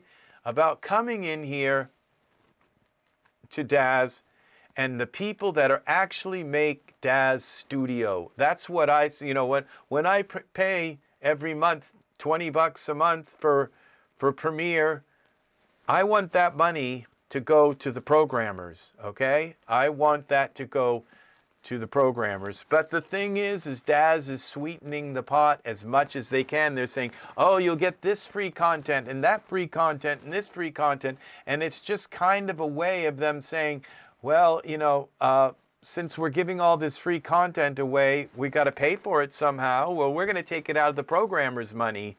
Okay, so the thing is that, and then I'd like to see more quality control on a lot of the products that they sell. I think a lot of these products are just terrible. It's so. Like the shorts, putting a pair of pants on, like this, just going here to the default, or we go into the clothing here section, wardrobe, like what I did at the beginning of this video, and it just, put, where's wardrobe here? Okay, we'll put these pants, dress pants. Okay, here's a pair of dress pants. Do you know of anybody who wears their dress pants up above their belly button? Yeah, I wonder about that, Serenity's Gate. Will they? I don't know that. I wouldn't say that because I don't know. But the thing is, and the thing is DAZ could treat their programmers like good as gold. I mean, they could be like, I don't know, but the thing is that like quality control is, how many men are here? Does any of you men wear your pants up around your belly button? This just came out in the DAZ store, okay? These just came out. Now the shoes are amazing. The sweater is amazing, okay? But the pants, it's like these pants, I've never worn my pants up over my belly button. Ever. I don't know of any man who wears any kind of pants, above their belly button. Hashtag I do. Yeah. So, I mean, quality control, and then if you can go in, all right, and you can say, all right, well, I'll take these pants here, and we'll go, this is what I did at the beginning of this movie, beginning of this show here today. You kind of missed it, but I'll just go, why translate? Okay, we'll put them down where they belong, but now they're completely off, okay? Look at the feet. They're going right down through the, and then the behind, okay? They're just completely off now. So, where's the quality control, on this? And there again, I think I got these I got this whole turtlenecks thing probably, I think it was like $2 I paid for it, you know, or $1.50. It might have been one of these Christmas deals. They've been giving stuff away so much. Last month was like giveaway month. All right? It's like, you know, how can we criticize them? You know? We shouldn't be. All right? So, men from the 1940s, yeah, the Little Rascals, they wore their pants up there, you know. So, yeah, I don't think men from the 1940s did either. You know, unless, you know, yeah. So, yeah, I think people do for comedy, okay. But and you know, the same thing goes for these pants here. You go here, and here's a pair of sweatpants, okay?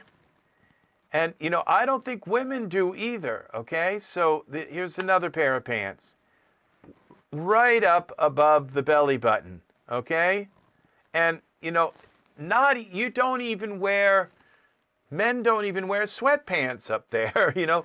They don't wear pajamas up there, okay? So we go here, we bring this down, we take this, and we go to the parameters, and we Y-translate them, bring it down to his hips, okay? We're about where he'd keep them, like about there, all right? And look at this. Look how much they go down through. They're just unusable, you know? And if you take and shorten them, okay, the pattern on the leg, if you should happen to use like a plaid pattern for these or something, the pattern's going to be all squished and weird looking, okay? So, quality control.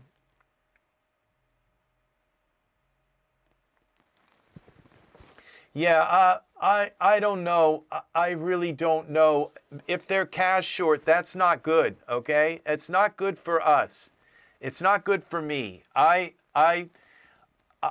own, you know, I own, you know, 13,000 DAS products, okay? And I need them to be solvent. Okay, for the what do you call it? The security of my investment. Okay, so you know that's the thing, is that I hope they're not cash short. You know, and I hope that I hope they've had a good year. You know, and I hope people are paying for the you know, I think I gave them at least maybe $10,000 or $15,000 last year. I mean, maybe 10,000, maybe 5,000. Yeah, at least like $7,000. All right, last year. So 2024. So around that. So.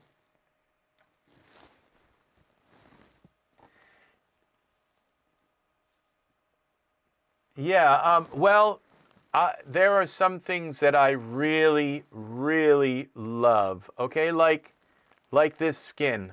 All right, this skin right here is Nathan's skin, and look at the skin here around the eyes. Okay, and this skin. I love this, all right? This is amazing.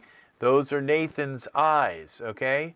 These eyes always look good. This skin always looks good, okay? This is beautiful artwork, okay? This is amazing what they've done here, okay? And now, could it be better? Yeah, but compared to Genesis 8 and Genesis 3 and Genesis 8.1, this is amazing, okay? So, and then, you know, you look at DAZ Studio, and a lot of people say, well, the animation part of DAZ is horrible. No, it's not actually. DAZ animation, the way you can mix morphs in together and animate morphs with your keyframes and you know, I've watched the animation videos put out by professionals, okay, who do professional animation stuff. I own all of the DAZ animation tutorials that are sold in the store, and I've watched a good amount of them. That it's all good, but I really have a bad feeling about it. The only bad feeling I have about, because, you know, like quality control, that's forgivable, okay? You know, things slip by, and, you know, and you know, so they didn't notice that the pants went up around the belly button, okay? And you know, and the problem, and they didn't really look at, they look at the female hair to make sure it's perfect, but the male hair can come out like this, like here is a little bit high, but I think this particular hair does have a morph, okay? Now it's got one for longer, okay? But there's not one for shorter, okay? Well, you know, and I could probably turn this, I can go here to parameter settings, and I can turn the use limits off, but if I make it shorter, it's probably not really gonna work, and what's gonna happen, okay, is, yeah, it made it shorter, but then it pulled it right in. It did make it shorter, but did it really work, okay? Now, this is the way the hair should have been sold, okay? Was like short like this, and then if you wanted to make it longer, you could, okay? But this is a male's haircut, okay? And when you set it back to what, 100 is it? That is more of a female's haircut, okay? This is Grace Jones' hair, okay? This is not a man's hair, okay? And see, this is what bothers me all the time, is that when we get stuff, this is not a man's hair, okay? Unless they're really kind of punking it out or whatever. A regular man's haircut is not like that. And when you pull, and that's, and the thing is I have to go in here and turn off the use limits. So, and when we turn that off, okay, and we bring the hair now down, okay, so it only has longer, okay? It doesn't have, and I think I just may have messed it up, I'm not sure, but it's just too long for my taste, okay? I think I messed it up, so a great video editor for years. I just got the we're quitting letter and leaving hundreds of guys stranded. Yeah, that's happening. It's happening. It's happening all around. That good programs are falling by the wayside, and I use you know, I use Premiere, and that's the thing, is that there's DaVinci and a bunch of others out there for editing video. Corel, I think, may have a video editor. I'm not sure. There's a bunch, but yeah. When that's the thing, is that when these programs don't get paid for, I'm going to put this up on top. Now, if I put this up on top, I guess it didn't. We'll try that here and see if that works. When programs don't get, when they're free and they don't get paid for, and when people don't pay for them, they go out of business. Okay, they cease to exist. Blender is going through that right now. You know, Blender has a loyal audience. When they come out and they say, "Hey, we got to have money. We're about ready to go," people really pitch in for Blender. Okay, so but I would say I believe that, yeah, I just saw the statistics, and it's like only 10% or 20% of their users ever pitch in for money and give Blender money, okay? Like 10 or 20. So you got all these people just using Blender to death, and they've never given Blender a dime, okay? So, you know, Daz coming in and saying, hey, we're going to give you Daz we're going to still let you use it for free, but if you want to use the, you know, the Premiere version with new stuff put into it, you got to pay us. I have to say that I don't mind paying them $20 a month, okay, to use Daz Studio. I don't mind giving them $20 a month. So,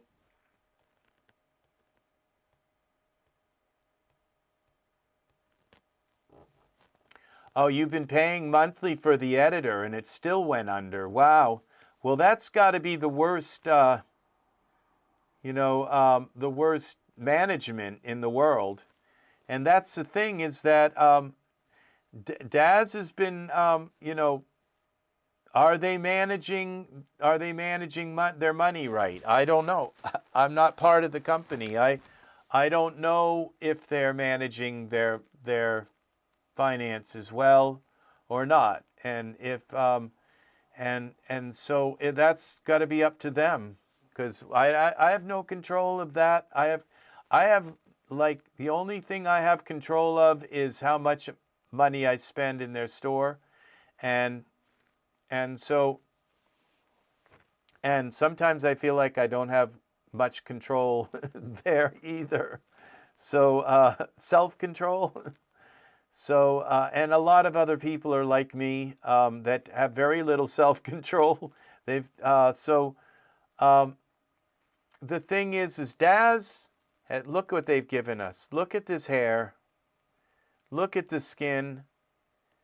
Let's keep Daz alive. That's all I can say. Is let's keep this.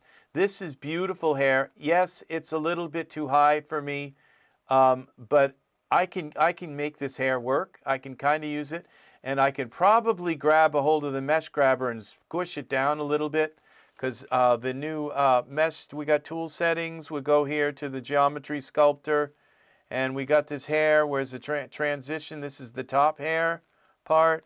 We go here, and we can pull this hair down a little bit. Now, not much. You have to be very careful, because there's no undo. Now you want to select the front, and you've selected the back.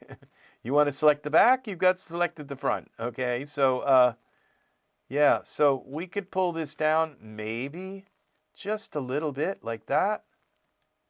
Okay, and pull this down just a tiny bit. It only takes a tiny bit. Okay, that's all you can do, is a little bit. All right, you can't do very much, okay, or you've ruined it, okay. And so now we step back a little bit. We go out of this, and that brought it down. It looks kind of weird, but it brought it down some. Now I probably have to bring this down as well, okay. So we go back in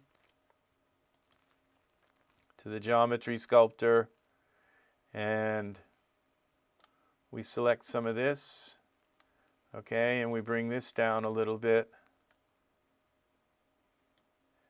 and some of this here, we bring that down a little bit, okay, and we've got a little piece in here, I think, here. We bring that down a little bit. Now there's no undo, so if I mess it up, it's we go back. Okay, so now it's looking a little bit like a crew cut, but it looks a little more masculine actually than that kind of. So there. Okay, so this is that worked. Okay, it's, you know, you have to be artistic to do this stuff, And so I don't know that I did it. Now I could take a tiny bit of this here on the side and pull that in a little bit, and maybe a little bit here, like pull this in and pull the side in a little bit. So my dad's studio, okay, so mine's a little bit more than yours. My dad's studio folder, okay, well, the thing is, okay, my dad's studio folder, let's see, we'll go here. See, I have two dad's studio folders, okay, I have one here, and this is the 4 terabyte one, and this one's got a my dad's 3D library, hair and HDRI, okay, we go to properties, and that one's got, so I put my hair and a lot of my hair and HDRIs. So that's got 610 gigs in that one. And then my main DAZ 3D library here is properties.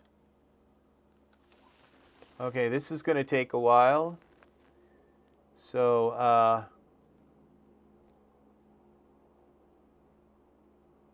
see, I've been using DAZ Studio since it came out.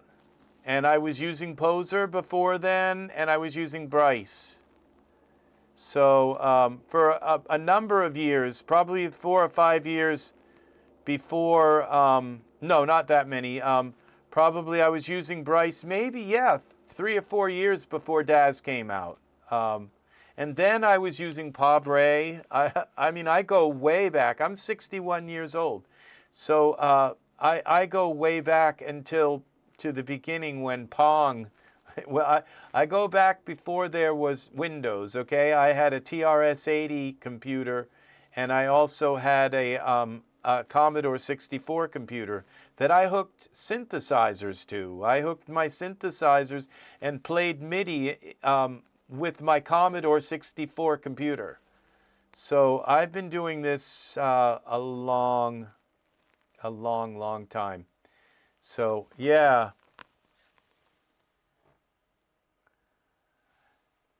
Yeah, I didn't realize it was better. You're 50. Very congratulations. Congratulations. So, yeah, see, I wasn't afraid of DAZ Studio. I just I didn't understand what it was. Okay, because I knew I didn't understand. I knew what it was, but I didn't know. I knew a lot about what it was, but I didn't know enough, and I didn't know really how it was intended to be used. And so, okay, so I've got 2.89 here. So I've got almost 3 here, and then I've got another another bunch of my stuff of like 600. So I'm over 3 terabytes as well. And then I've got, yeah, so that's, and that's my, yeah, so we're about at the same amount of stuff. Yeah, both you and Brent is up to probably around the same amount of stuff. If I open up my DAZ install manager, but I've only been collecting DAZ stuff for, and here are all the youngsters. Yeah. Oh, wow, nice. Congratulations, Paul, also. Yeah, we have a great cloud of witness, I call that. So is that they all, yeah, well, I think Angus might have us all beat. So Angus is the Papa, big Papa Bear here. Yeah, I think Angus, yeah, I don't want to speak for Angus, but I think he's got you beat, Serenity's Gate. So, yeah, I think Angus has got you all beat. So Angus is the grandpa here. And he's doing well. Angus rows on his rowing machine every day and goes for walks and takes care of his health. And so, yeah, he's very active for his age. So he probably did a couple on. Yeah, we got Angus. Yeah. So Angus is the papa here. Angus has been also with this channel since the very day it started. The very first video, Angus was here. And Angus has been here for every video. Just about every single video on this channel, Angus has been and sat through almost through the entirety, unless it was really late and he had to go to bed. So Angus has been here for every video on this channel, and there's probably close to 300 of them, at least, and some of them are 8 hours long. Yeah, well, you're a good old geezer, Angus. Yep. Yeah, you are, my friend. You're a good guy. So Angus is, yeah. Yeah, Angus. So he's paying attention. You see, it's like we're 2 hours and 30 minutes in, and we mention his name, and here he is. So he's here watching, paying attention. There are not that many channels, and I just kind of go on. We're in the question and answer part of this channel. So what I do is I try to keep it focused, you know, at the beginning of the video on something like what, you know, building a scene. So I built a scene at the beginning of this video, and then I went into kind of my rant about how we don't own, you know, how we can't train AI with our renders.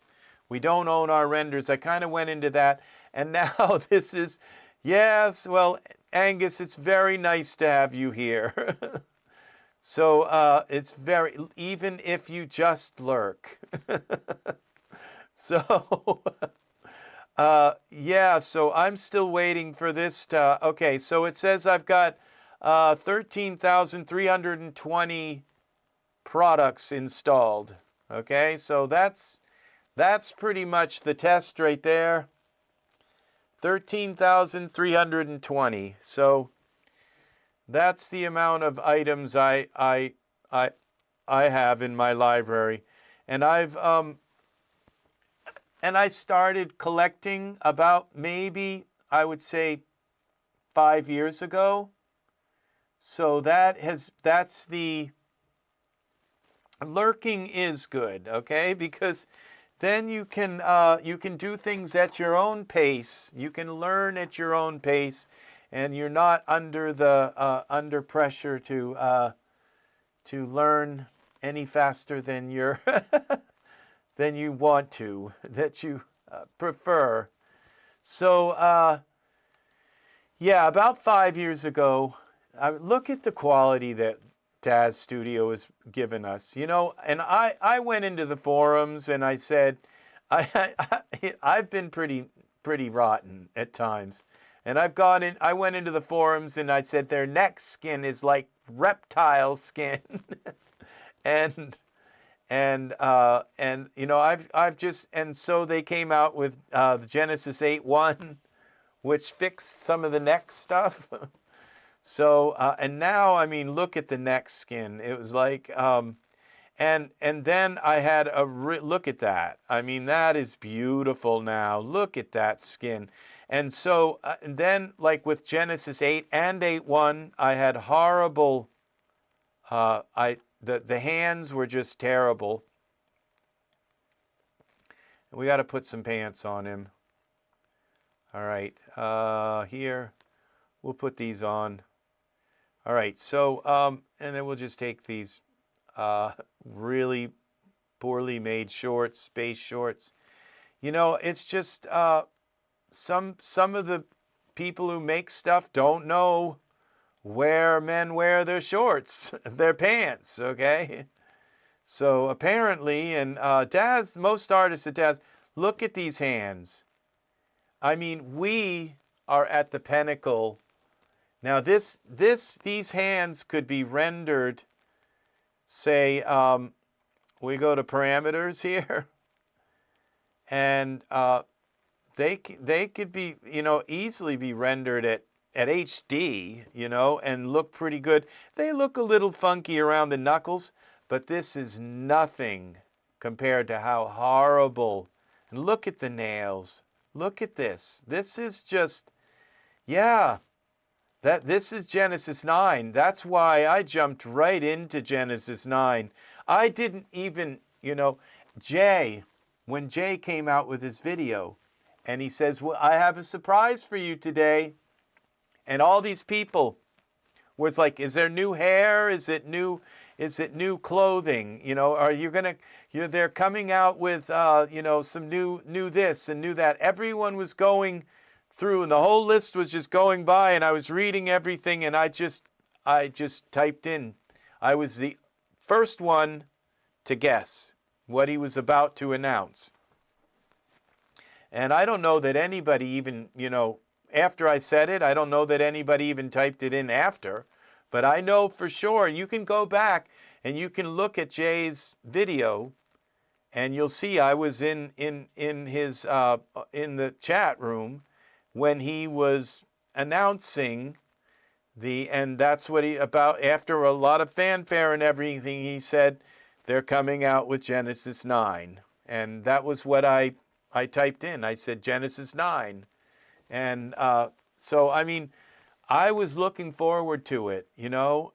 And as soon as Genesis 9 came out, I bought Victoria. As soon as Michael came out, I bought Michael. And now I never, ever use Genesis 8 figures. Ever.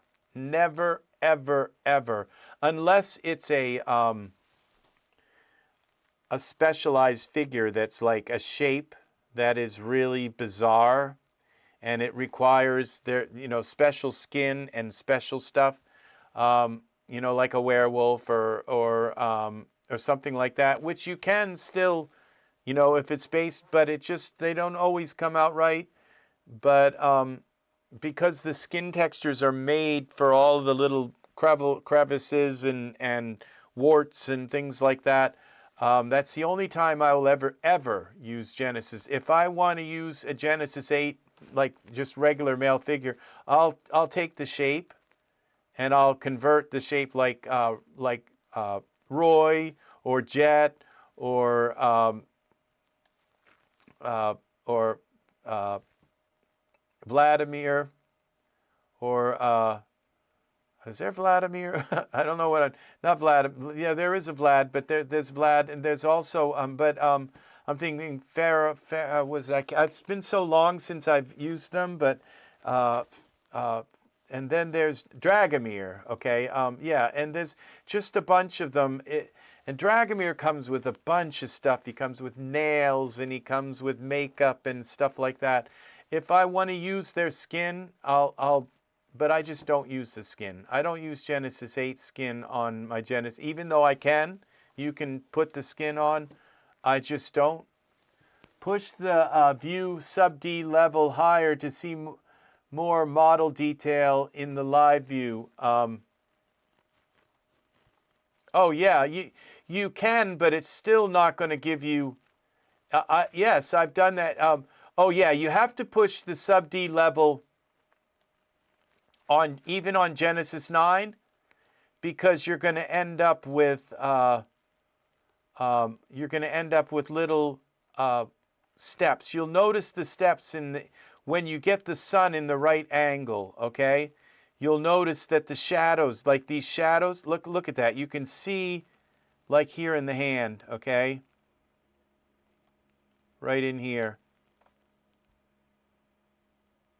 You can see the, you can see there's just the little steps here. See these little steps, okay, and you can see it around like there's a step right there.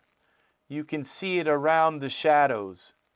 It's always in the shadow area that you see it. And so you have to step up. You're right. You don't have to bring it all the way up. You don't have to bring the sub D all the way up on the figures.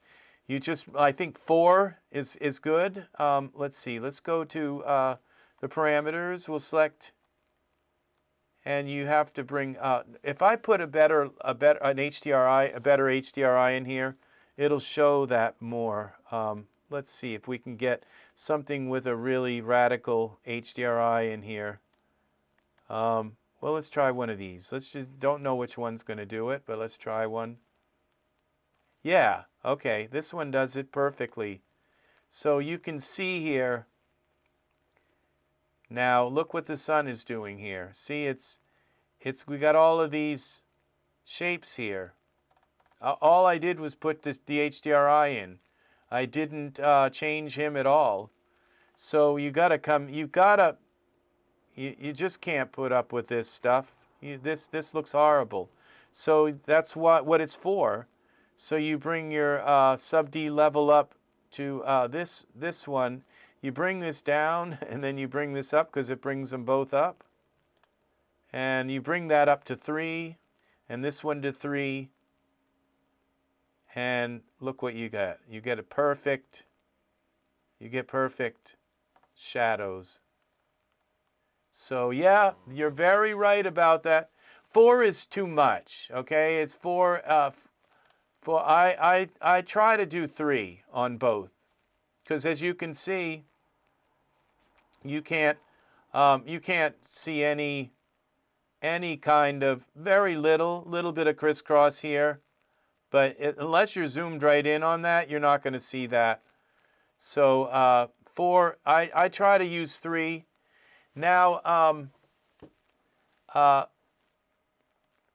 we're going to talk about I'm going to switch the subject now to clothing and no, to getting, because I just made a scene where I had 5 elves.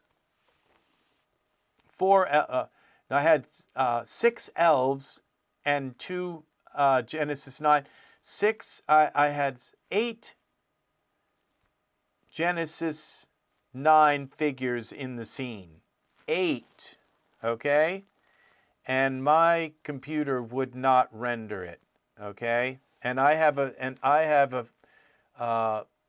NVIDIA 4090 graphics card with 24 gigs of RAM, and it would not render it, okay? And so this is, and I know you guys know about turning off body parts, okay? But it makes a huge difference, okay? So let's put some clothes on him, all right? Let's put this, the pants on, all right? Let's put on the hoodie, okay? Which I hate these pants because they come way up to his waist. And then we put the sneakers on him, all right? Now I could run D-Force, okay? We're going to take the hair off just so we don't have to look at it going through. Or I could just pull the hoodie up a little bit. So, but I'm just going to take his hair off. We'll just assume he's got all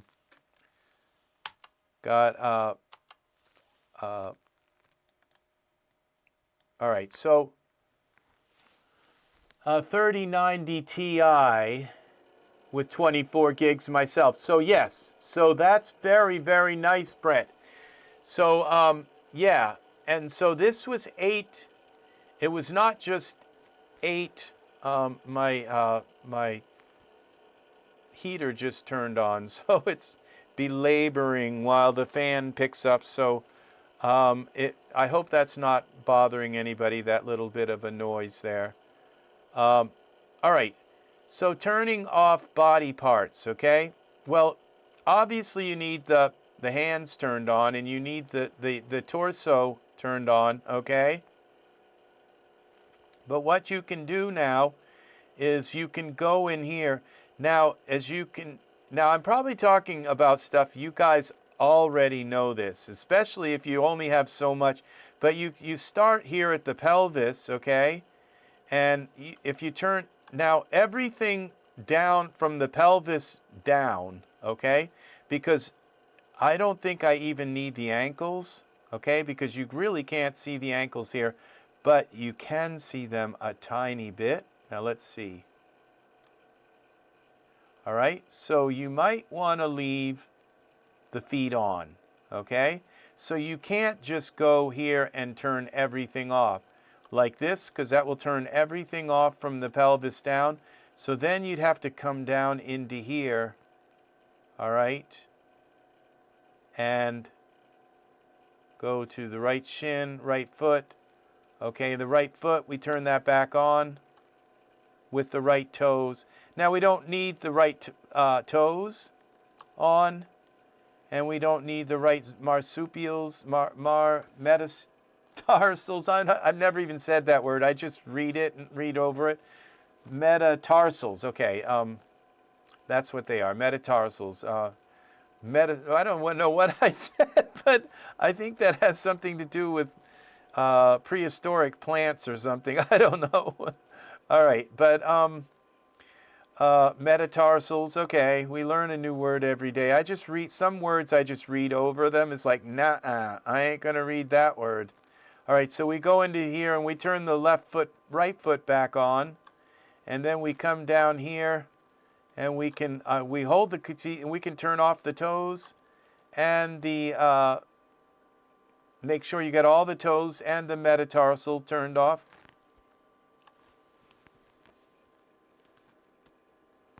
Yes, it does. That's the thing. It does it because when they are turned off like that, they do not, when you go to render your scene, they do not need to be loaded into your graphics card, okay? And so you can save a ton. And now that's every one of those images.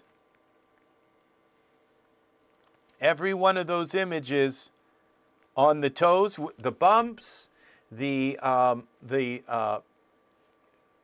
translucency map, and the let's see, we go into this, make sure, I think it's a translucency map. I think my brain has just been lately kind of, yeah, the translucency map, okay, color, okay, the translucency map is,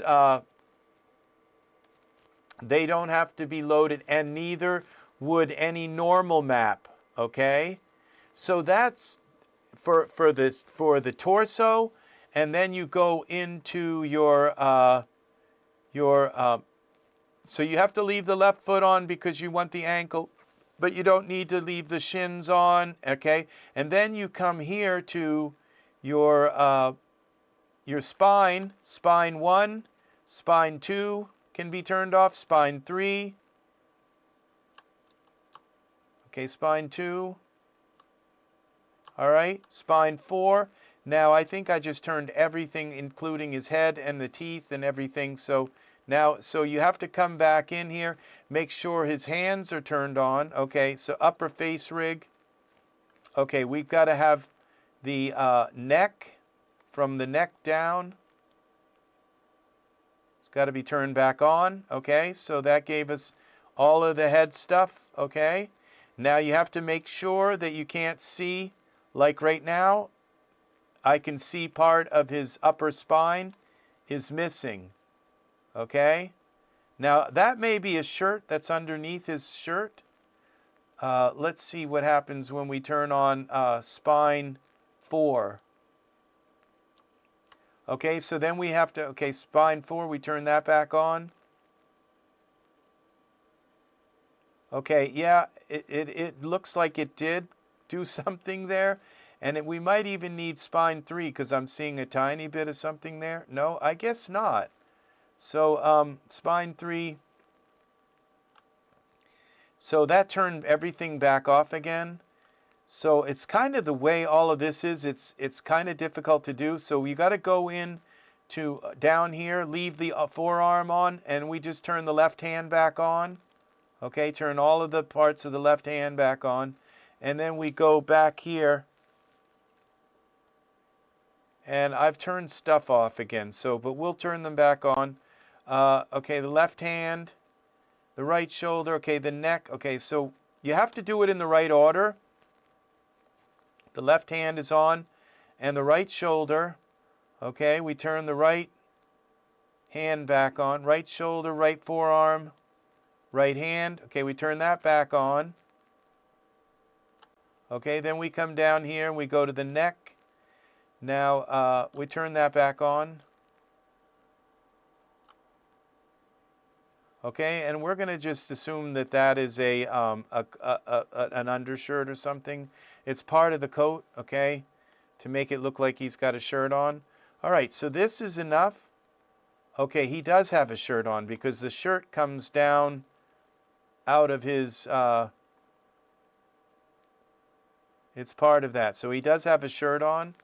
Okay, so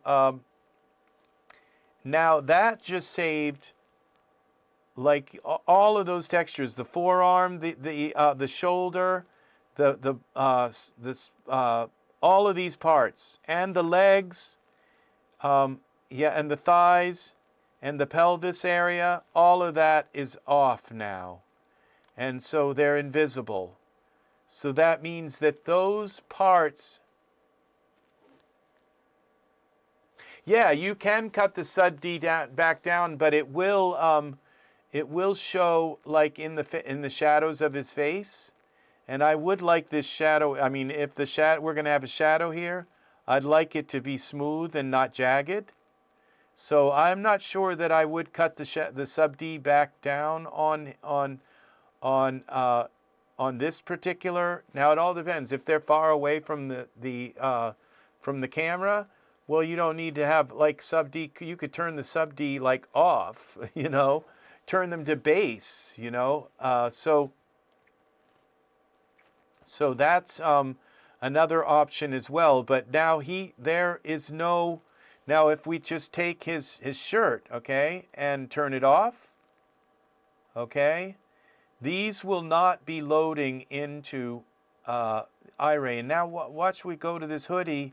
Okay, we turn this off, and as you can see, now I've got these shorts on, base shorts. We turn off the base shorts, and we got 2 pairs of shorts. Okay, so the hoodie, so these are not showing. It's slowing down the render. Refresh is all.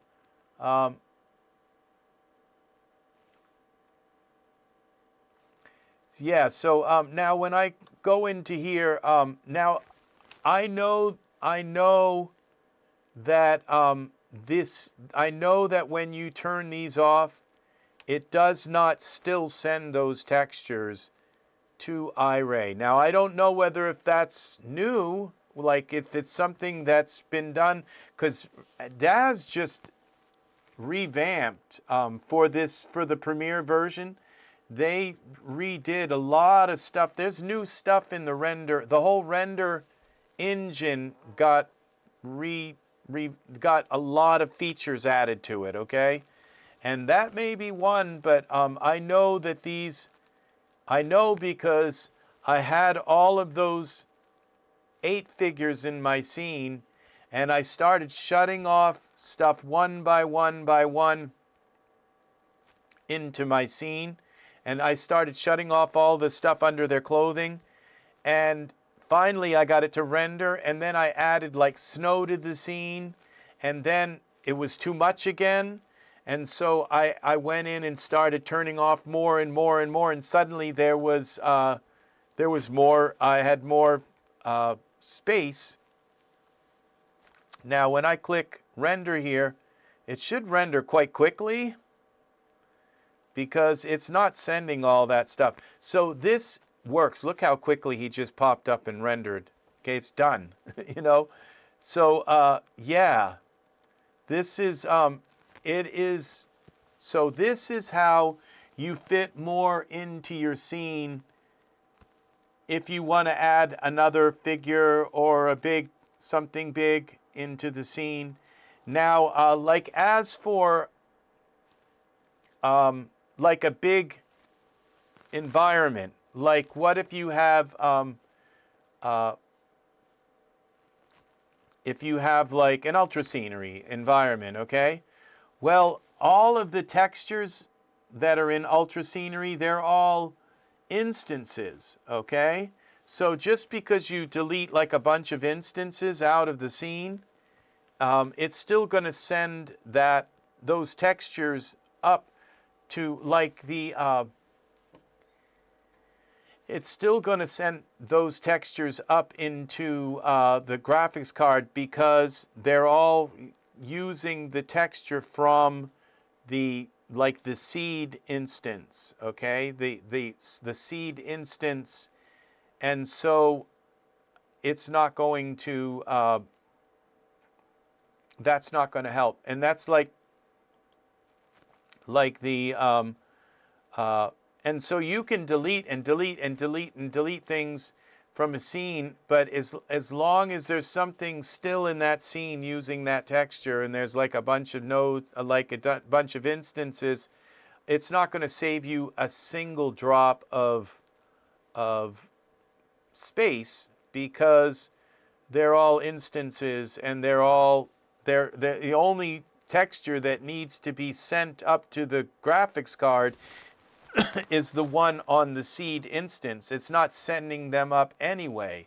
So it's probably a bunch of geometry and all that's taking up most of your scene.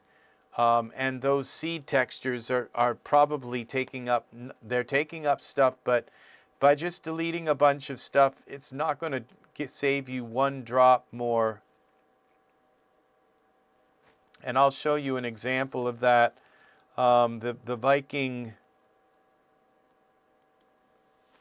we'll delete this, and with a Viking village, we go here to Smart Content. Now this was another issue of quality control, where the Viking village, where they sold us a Viking village here, Viking Camp, okay? And when you go to use the Viking Camp environments, okay, they gave us this Viking Camp, and you put this Viking Camp in the scene, and it's too big. It won't even render with 24 gigs. So, I can show you show you what it does when you put it in the scene. Even if you set it to like memory and you try to render it, I don't believe it will even go into now we go to render settings, we go to optimization, and we set this to memory. That should work.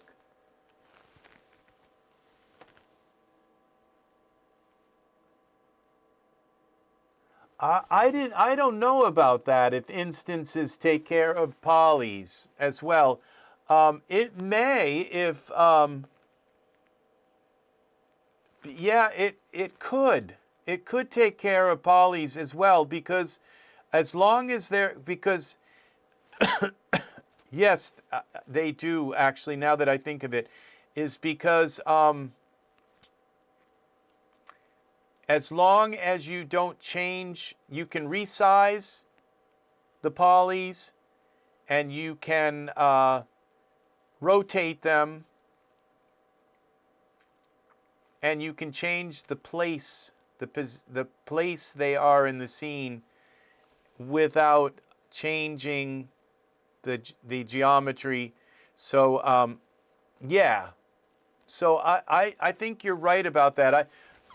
I haven't thought about that in a long time, but I believe it does also handle. So as you can see now, we're in Iray, but it's not showing it's in Iray. So they sold us this product without it even being able to be shown in Iray. And so I went and then if you click render, it just comes out black. It just, yeah, it won't render on a 20. So that means the person that, you know, it didn't go black, but it just says, I'm done. So I don't know why why it didn't go black.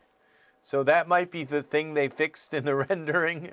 So now it just goes to a color like that. But we're in Iray, and it's not even trying to show this.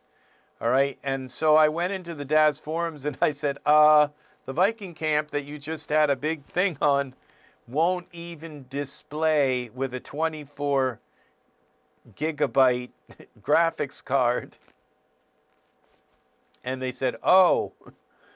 And so but apparently the person who made this probably did it on one of those $7,000, you know, 48 gigabyte, you know, NVIDIA cards. So, so then a few days later, they came out with the low poly version, with the low version. I don't know if that means it may be low poly, it might be, I think they're low textures. They went and compiled all the textures.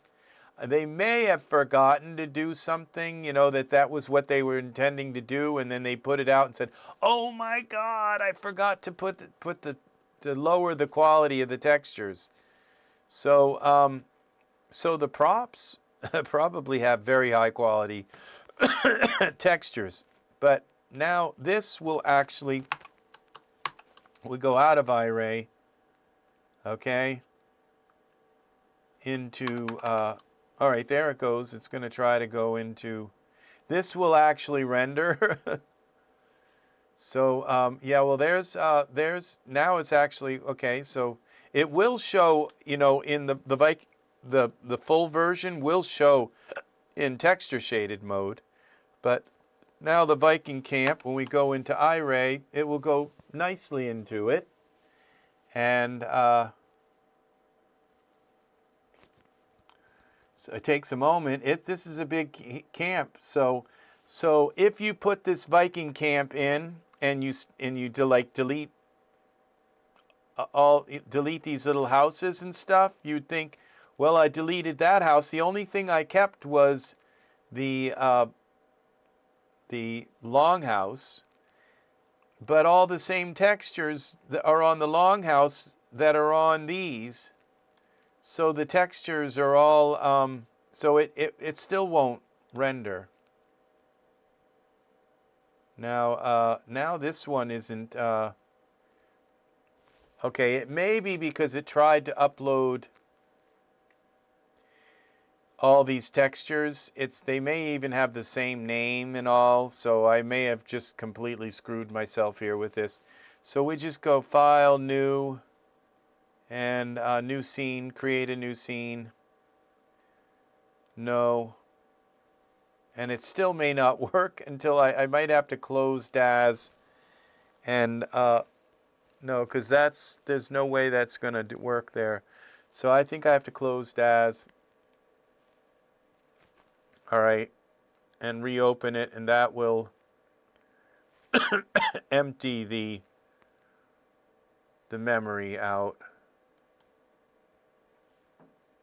It may have worked that way, but so we go here, default. We go to Viking Camp, and yeah, I walked 5 miles today, and I did 500 strokes on my rowing machine. So I've had, I'm kind of like pooped.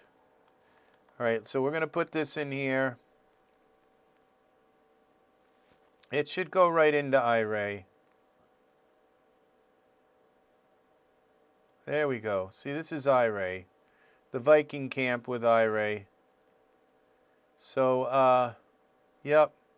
So they fixed it. This is a really amazing thing. I'd like to see it. I'd like to have seen it in you know, in all its glory. But what, I don't know what they did. Maybe they just changed the grass texture, or maybe they took grass out. Maybe there's actual grass in it. But you could put grass in here. You could put some actual grass in here. So we come here to the point it down towards the dock.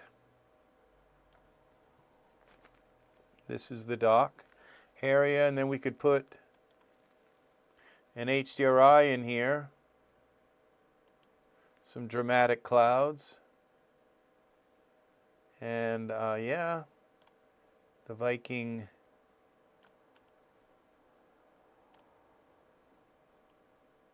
Camp. I've still got this darn little little teeny render settings, little teeny render window. There we go. So yeah, that sky looks a little bit kind of fake. It's too dramatic. Let's go with this dramatic sky. Well, that's pretty cool too. Viking Camp. Let's see what else we have here. Oh, this is pretty nice. We turn the light towards the town, but this looks pretty nice right here. Now we bring our camera down to the ground level. I think there's a campfire over here.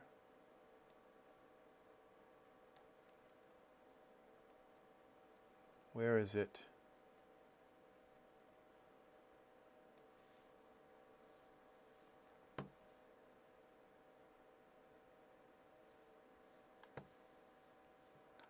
Okay, let's look at it from the top here. Let's find our, there it is, a little campfire.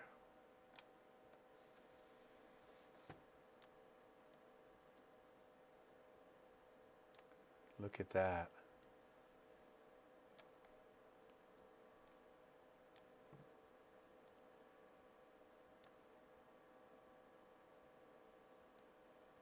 So, yeah, I mean, we can move right around in Iray now. So this is pretty cool.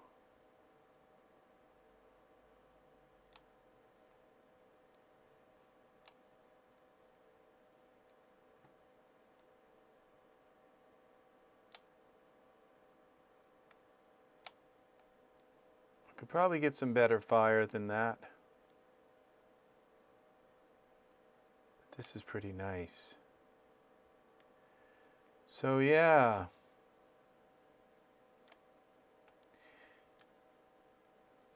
Now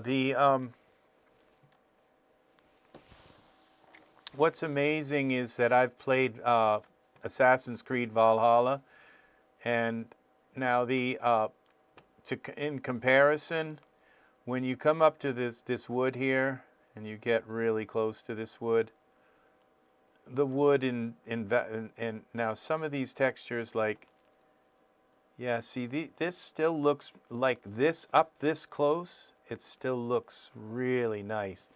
And let's render this. Okay, that's at a low resolution.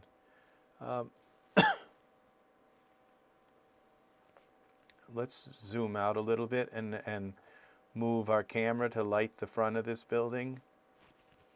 I mean, move our environment light parameters, and we go here, dome rotation. Okay, we don't have enough of a light here to light anything. I think it's because the sun is too low. That heat is drying me out. All right, we're going to try one of these. Here we go. And we rotate the zoom a little bit. Look at that. That's beautiful. And so we bring the sun. Wow.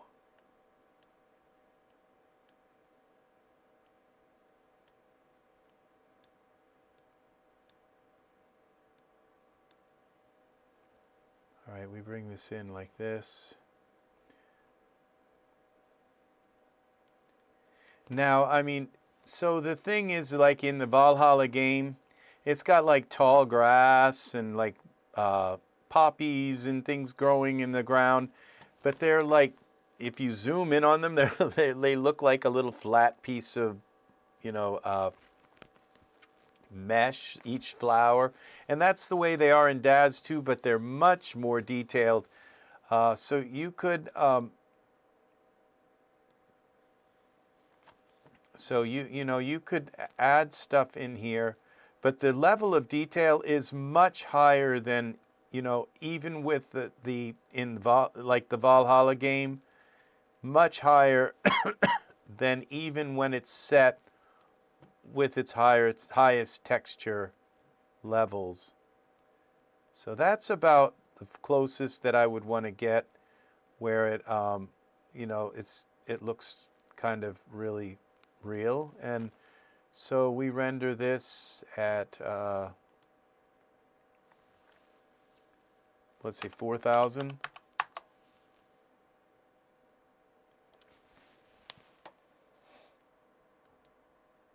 And it actually renders it.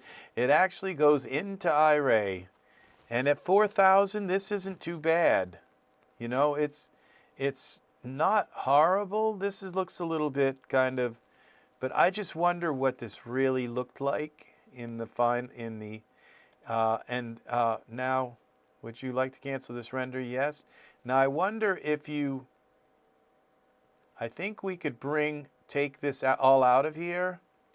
Now, once again, if I take this Viking Camp and delete it, and then we go here and we just put the props, if we just, I think you can actually put the buildings in as well. Environment, cityscape, okay, materials, props. I believe the buildings are here as well. Default. The houses are here. There we go. There's the longhouse. Now this longhouse might be the actual high resolution longhouse. Okay? So how do we get around the here? We go around the other side. See, this does look much higher quality. And this is a way to get the longhouse into your scene like the real high quality longhouse. Now look at what happens when we get up close here. See, that does look like a much higher quality. Let's see. Let's render this.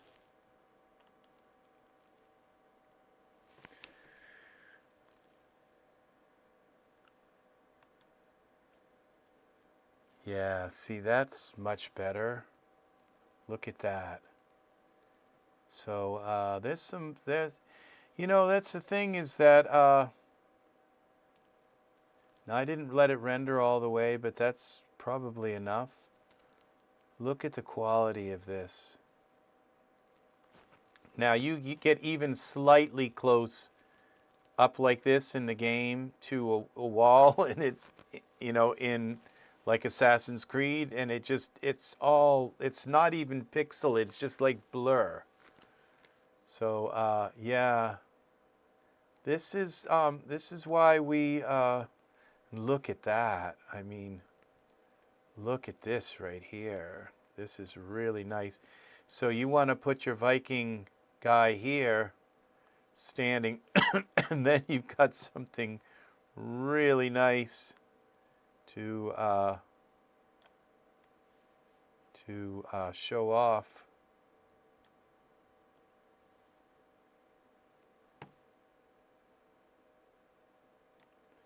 Look at that.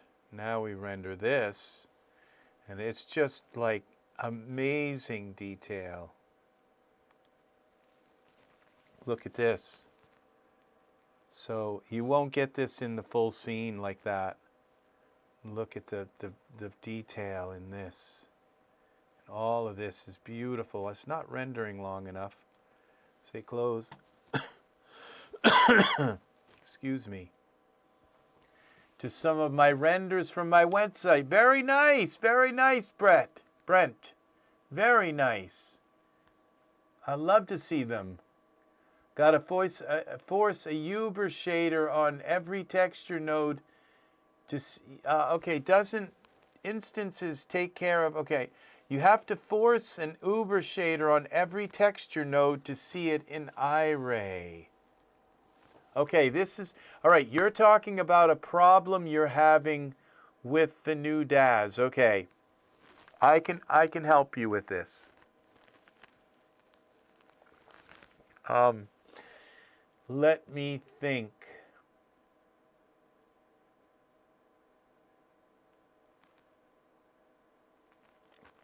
Okay, you have,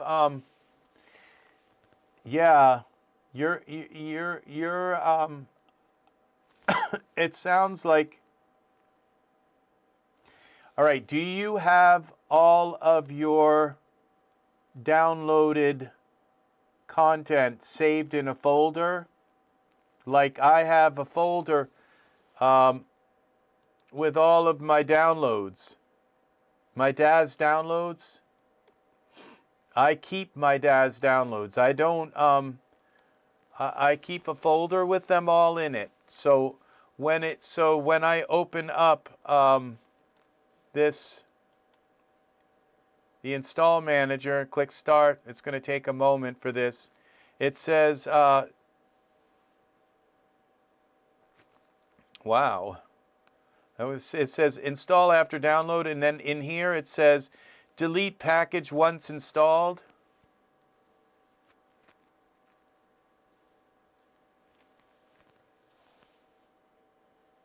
Like the first set you loaded. Okay. Yeah, well, that would be a huge to go, and there's also a program that it's called Scene Optimizer. Have you used that?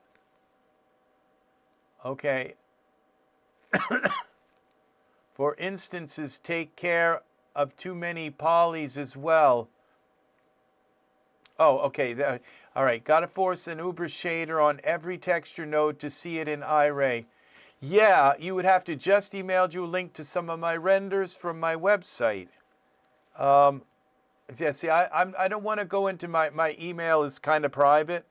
So if I open my email, it's going to be, you know, it's like, why don't you all read my emails with me? So, okay, I see what you're saying. So I meant for sets not rendering with textures like the first set you loaded, yes. But I will look for them, and you have to come back, and I will definitely check out your art, and I will comment on what I've seen, and maybe I'll have links to it and all, so we can show your art to everybody. All right, so let's take this environment options. So look at how nice this looks right here.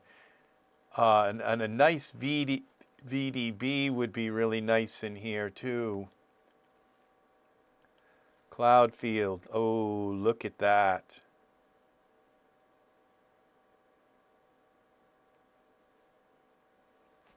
The environment options. So we go here with, maybe bring this down a little bit. And we bring our, the cloud field.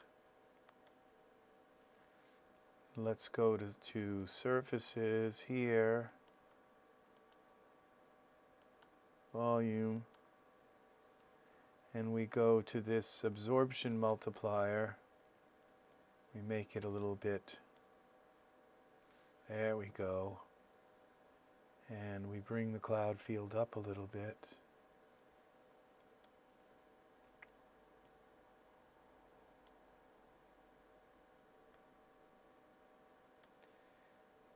And just for you to check out. All right, well, very nice. Very, very nice. Thanks for sharing your awesome work, because I imagine you've got a ton of stuff. Yeah, from all the years, all of your labor. Very, very nice. So now we go into our sun here, and we go to parameters.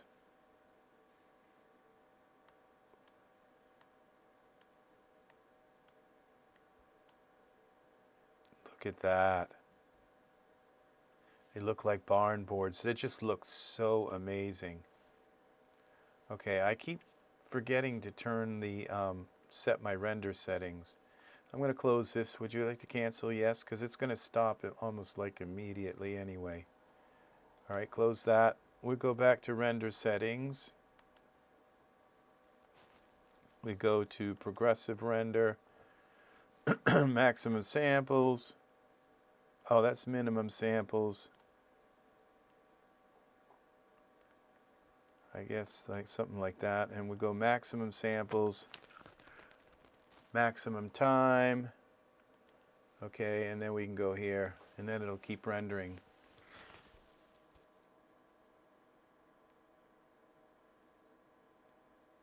If there's displacement maps, you can increase the displacement level to show geometry detail in the mesh, like the doors.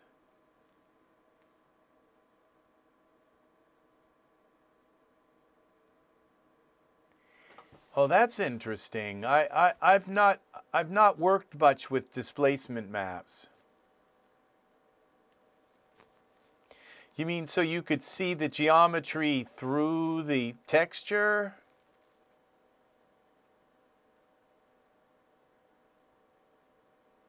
So now look at this. See, this is really nice. I'm not sure what you mean. If there's it's displacement maps, you can increase the displacement level.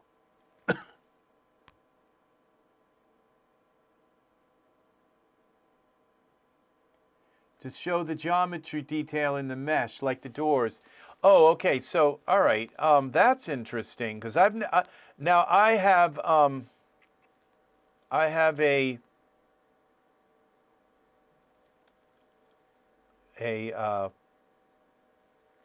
whatchamacallit? It's a script. Okay, some mesh. It's something mesh.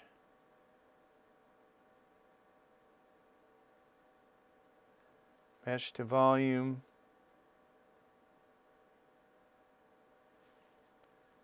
All right, let's close this down.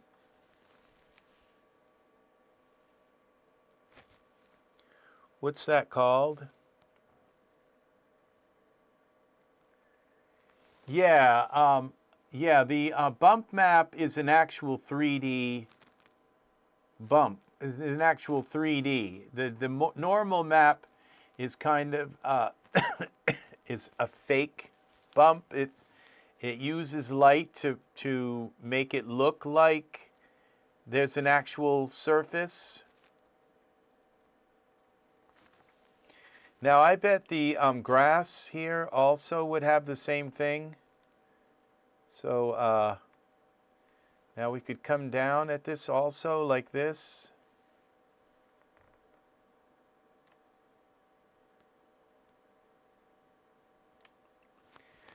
So yeah, now there's a mesh. What wire? Yeah, this is his wireframe render for Iray. Have you seen this before?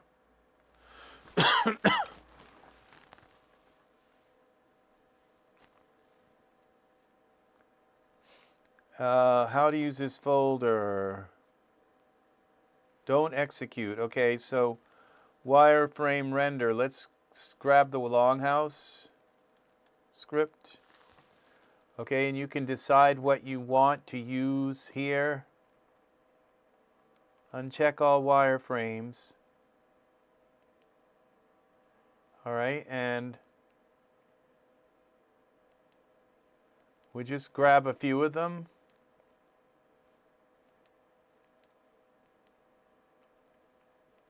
And here, apply wireframe.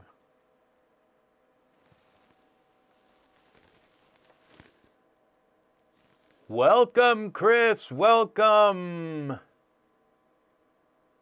To create, I use bump maps as displacement maps to create geometry detail. That's very interesting. I'd like to see how that works out.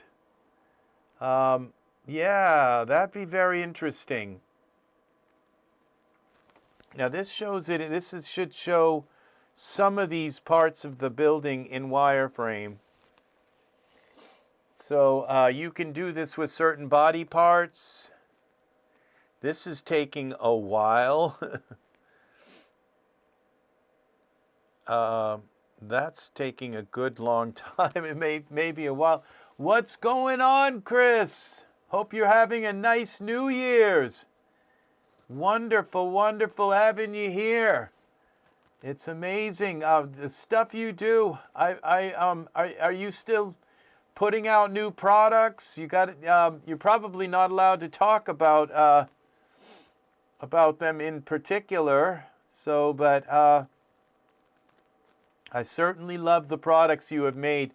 You have a very special skill with, I know the combat clothes that I bought were they're just above and beyond. They're definitely, I would say, Daz original quality. So, yeah. Very nice having you here.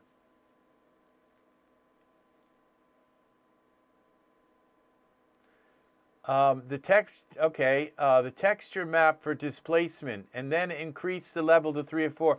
Okay, well, I'm running through this process. I'm not sure how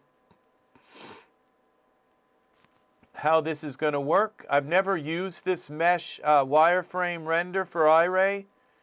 So, but once it switches, we're going to get to see something pretty interesting. So we're at 14% here. Now, trying to do this, it says elapsed time 2 minutes.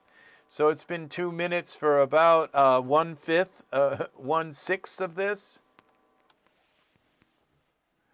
I had one come out this week. It could work with the boys. Let's see.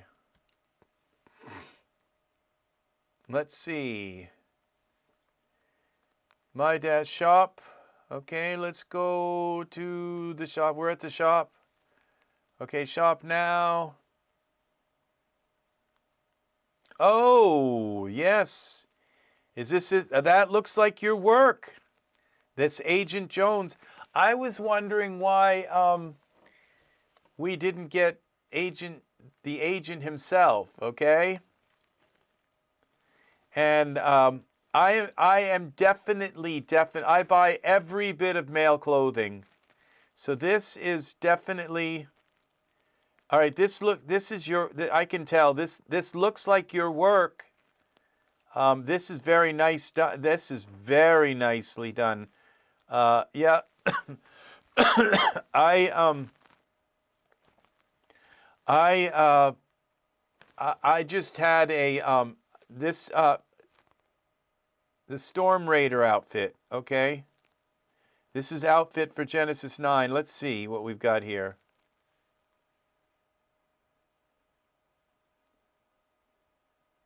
This is Agent Jones. Oh, the Storm Raider outfit. Okay, I might have missed something here, because, all right. What we have to do is hide items. Now, I may have bought the Storm Raider outfit here. No, I bought this, the glass. I bought the cheap stuff here. Just something very...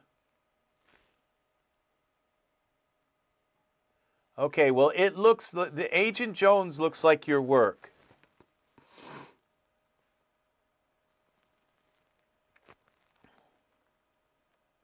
No, I'm not seeing it here.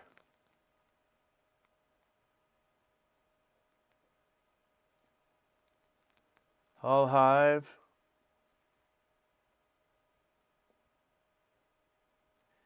Yeah, I bought the dual lobe shaders. These things are like have been very low in price. They were only like $2 when after I applied my this was free. I am not seeing them here. It doesn't look like they've come out yet.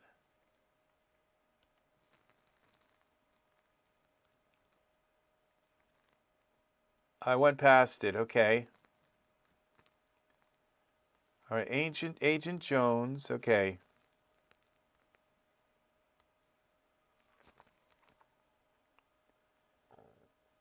All right.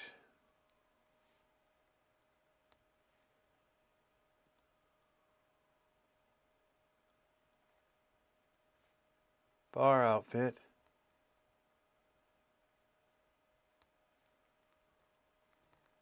There. Okay, the tattoos I had. Oh, this is a hive. Okay. Socket shapes. Ah, here we go. All right. Oh, that's pretty cool. That's flashy. Very nice. Yeah, they could probably use the boots. Yeah, very nice work. Oh, so you sell under Valkyrie. All right, very nice. Very nice. I have bought a ton of your stuff. Let's see. Where I have to turn this on. Hide items, okay.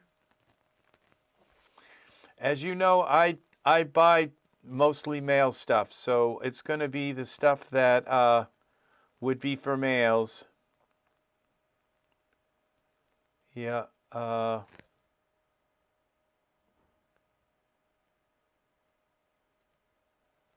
Okay.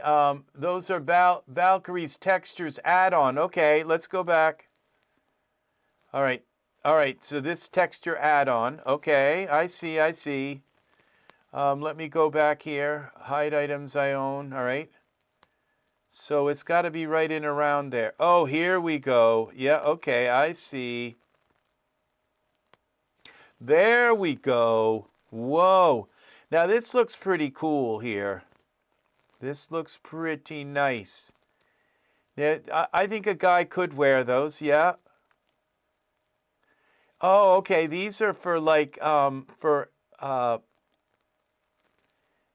pilots and all. Wow. Very cool. Yeah. Now, let's see. Let's go into your items here.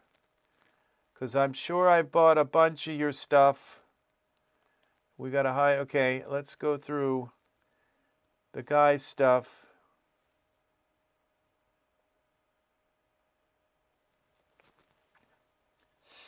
Let's see. Very nice. Nice work. Awesome. Awesome. Okay. Now it's not showing the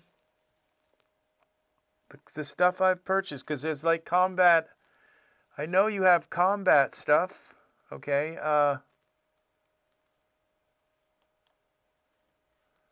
Refresh.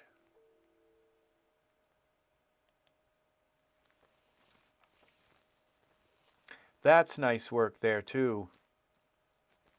This one this one I came very close because I could use that fan. This one I came, see, it's in my wish list.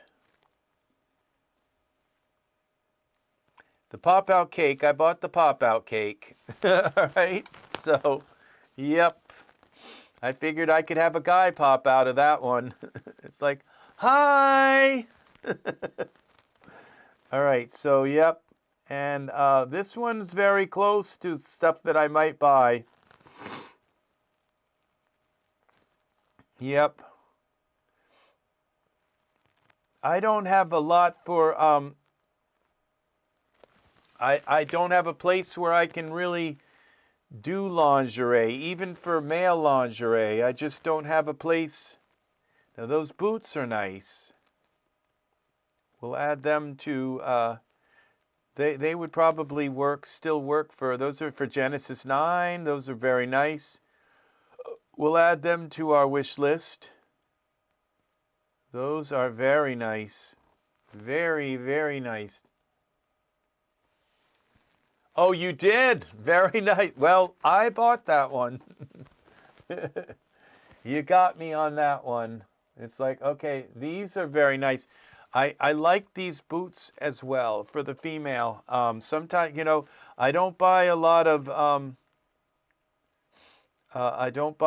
these are very nice too. These boots are very nice. I buy gowns, and I buy hair for females. I buy just a very few actual females, like Victoria 9, and I buy just enough so that I can say, all right, I've got a female to use, and then I can morph her faces if I want. I can morph her face from. These are cool too. I like the apron too. That's very cool. This is a nice dress. That's very cool right there. I like that. Very nice idea.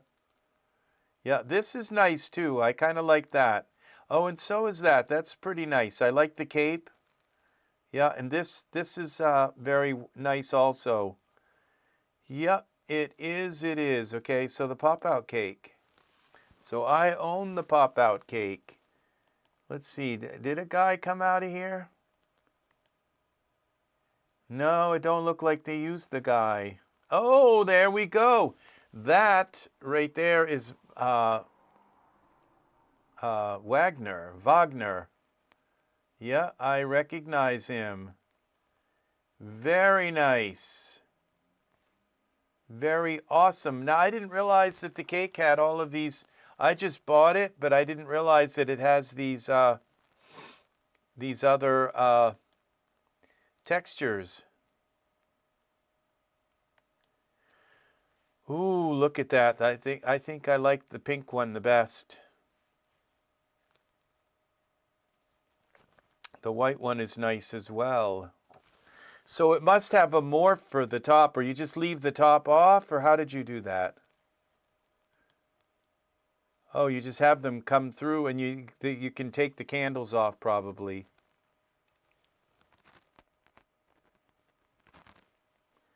Oh, there's a pop-out top.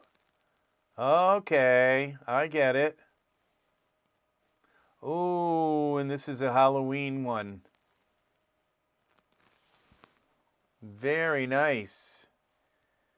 Very nice. Where's the pop-out? Okay, there's the pop-out thing. You could probably use mesh grabber on that to move those pieces. Oh, I bet they have morphs. Very nice. Excellent, excellent. Oh, you can decorate the cake and do all kinds of cool stuff with the textures. That's a nice candle too. I'm very particular about my candles. That one looks very nice. So yeah, very cool. I thought that would make a really nice scene someday. Yep.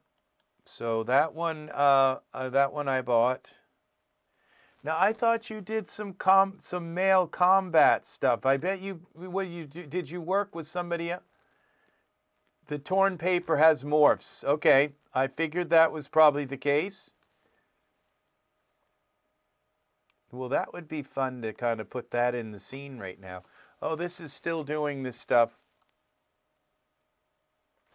I thought you did some combat gear.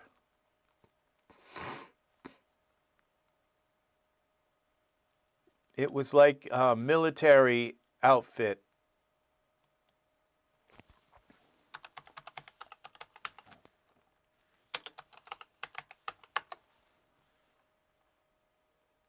Now I thought, okay, we gotta.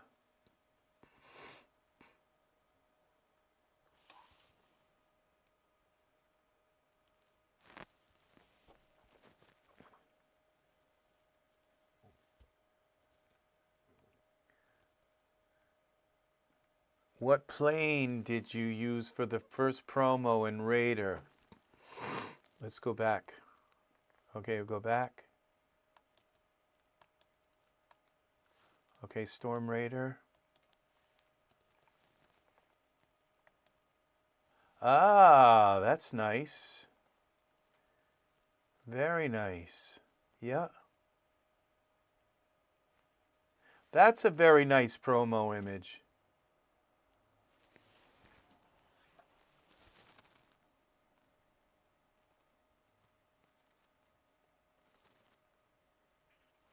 A harness set.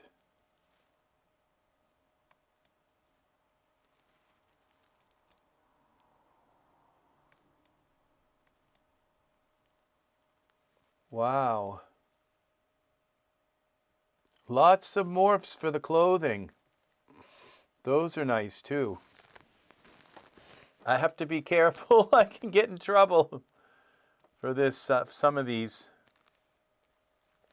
I have to remind myself the store isn't what it used to be. So, yeah, and I went in and I turned on like adult stuff because it's like, yeah, I want to see, but I forgot. I don't know where to go to turn it off if I want to. Oh, this is very nice. Now I like this right here. That's very nice. Very nice work. Yes, it is. And Genesis 9. This is really beautiful work around the back.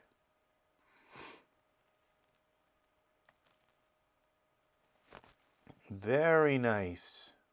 Oh, and that's nice too. Now that I could possibly use for a guy. I might have to do something here. This could work. It could also work for zombies. That's very nice. I like that. This is nice too, and so are these. This is a nice product. I'm probably going to add this to my wish list. So yeah, that is very nice. I do buy some female. This is on my wish list too. I do. That one really caught my eye. I like the fan. And so, oh, the pop-out cake outfit. So yeah, I would probably put this on my list too.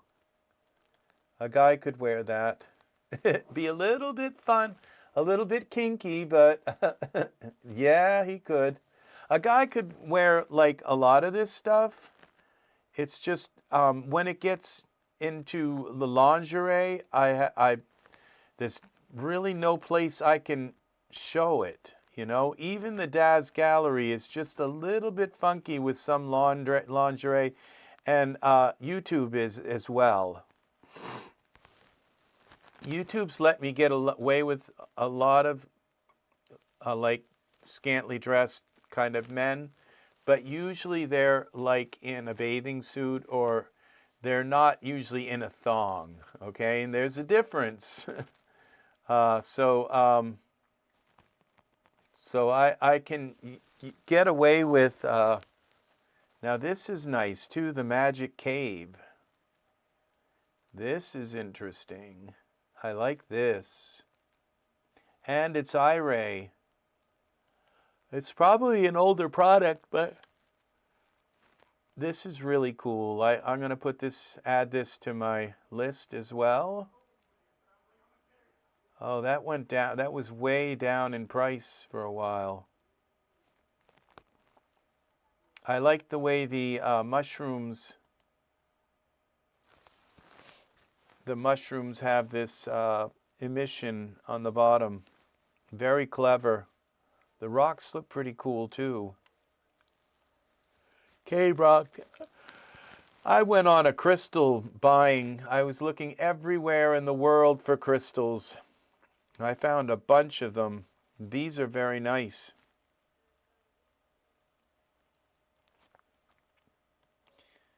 So yeah, very nice. So we're going to put that one on our list as well.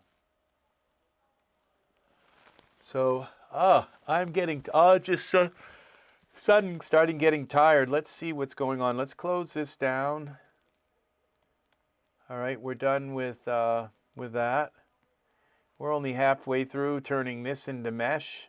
I want to learn that process that you were talking about. So I'm going to open up the DAZ while this is going on here. Let's open up the DAZ, and we're gonna. I'm gonna have you. If you're still here, Brent, I'm gonna have you show me how to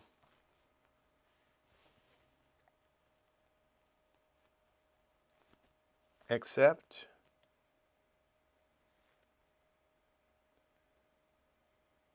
Now, why didn't that? Should have just done that. Echo HDMI 2. Okay. I think that, yeah, the other DAZ is up here. All right. Let's put something in here. Echo HDMI 1. Okay. Install smart content. Okay, default. Let's put something in here that has a diffuse. I don't usually notice diffuse, so I'd like to see what it is you're talking about with the diffuse. So let's put something in the scene that's not too big, but it's got some geometry. Let's go chair. Let's find a chair. A chair.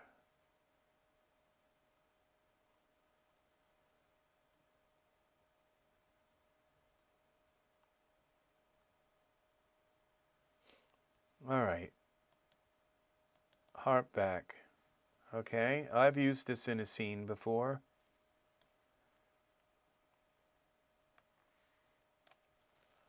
Okay. Now you said to select the chair, select the object, and go into measure matrix. We can close that pane for now. Would be surfaces. Where would it be? Parameters? Where's it? Okay, parameters. No, it would be surfaces. And you said that was under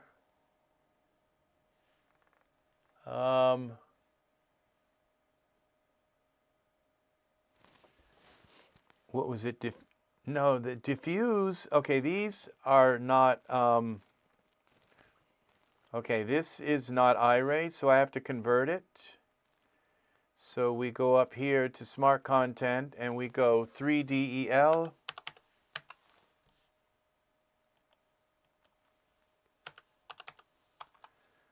All right, and we'll convert this chair to 3D light. Scan. Okay, find matches. Apply presets. And now the chair is Iray. Okay, bump to displacement. All right, let's see what we have. Ah, I see. You have to load the same map into displacement. Let's see. So we go to surfaces. We select the chair. Now it's, okay, do we have a bump map? Okay, displacement strength. Okay, this one doesn't, oh, okay, I see. I have to have, it has to have a bump map. Okay. All right, so we got to find an object with, okay, we'll look for barn, like a barn, and I bet a barn would have, because I don't want to load that whole Viking scene because I've already got it loaded once, and we could mess something up here. So let's go to here, files, barn. A barn should have displacement or bump maps on it. Prop, let's try this. Okay, let's see how that works. Oh, okay, here we go. Well, that's a barn. And I think this was another freebie, or it was very inexpensive. They just got this recently. I liked everything about it, I think, except the bales of hay, which were just a little too square and didn't look quite right. But everything else about it was like really amazing. So, all right. Maybe this ground texture is a little bit odd, but it seems to still work. Okay, the barn. So we select the barn. We go into the surfaces. That's all one big, no, I guess there might be other surfaces. Okay, we got ladder. Roof, okay, ladder, nail, post, support, floorboard, fence. Okay, this is the fence here. We could use the fence. Okay, the lighting is really bright. Okay, so let's try the fence and see if that's got, okay, this has got a bump. Okay, it's got a bump map. So you're saying load the bump map into diffuse, into displacement. Okay, this bump map is called siding. All right, what's it called? Let's try again. AB, okay, displacement.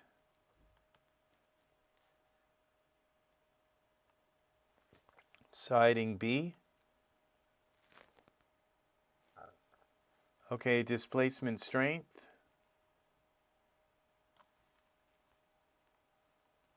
Okay, let's see what that does.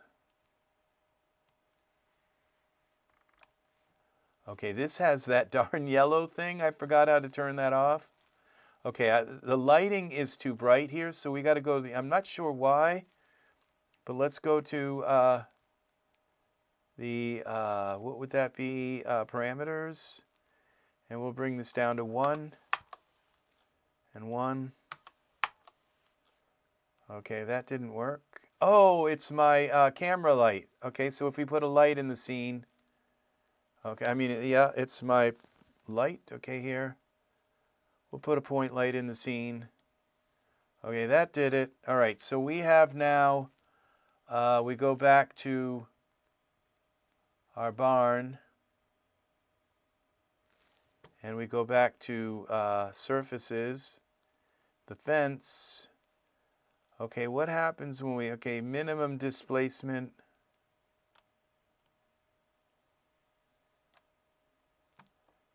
Displacement strength. Maximum displacement. Ooh. That's odd.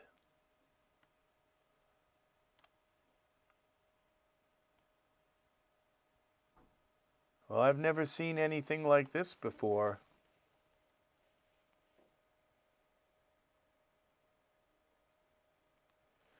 Okay, you need an Iray shader. Okay, this is, oh, this isn't, this, okay. I see. So what we do now, we got to do the same thing with this, is we go to Smart Content, we search for 3DEL, here, here, here, scan. It scans everything in the scene, find matches, apply presets, accept. Okay, now these have Iray shaders. Okay, let's see if this works. Now we go to surfaces, and this is the fence. Okay, base color, okay, and base bump. Okay, now this displacement strength, sub displacement level. Okay, what did that do?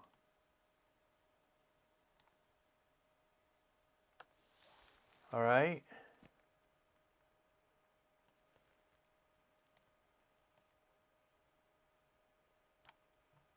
That's weird. Okay, sub displacement should be under the displacement. Now when I bring that up,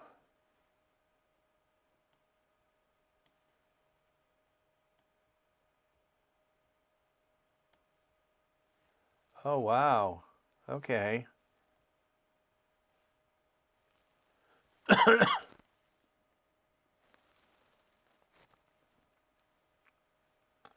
Okay, sub displacement level.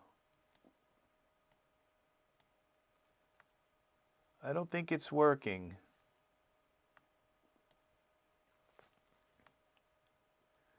Now, okay. Displacement strength.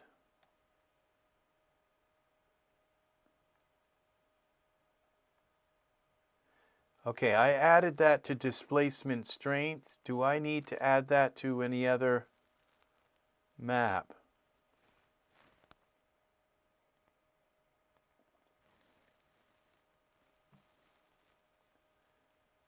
Displacement.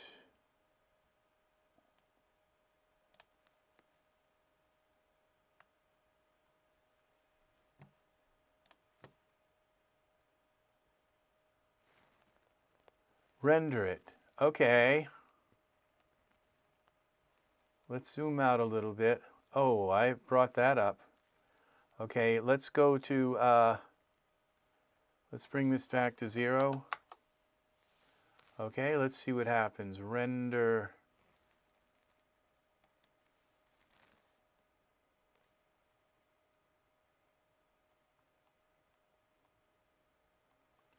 Oh, now I've got this really large.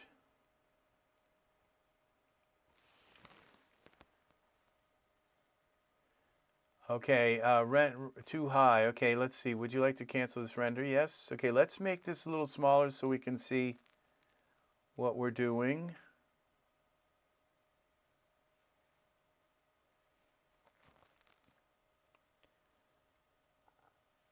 All right. Okay, so I have the displacement level is at the, okay, the displacement strength is at 2. Okay, minus 10, so we'll go minus 10. Oh, minus.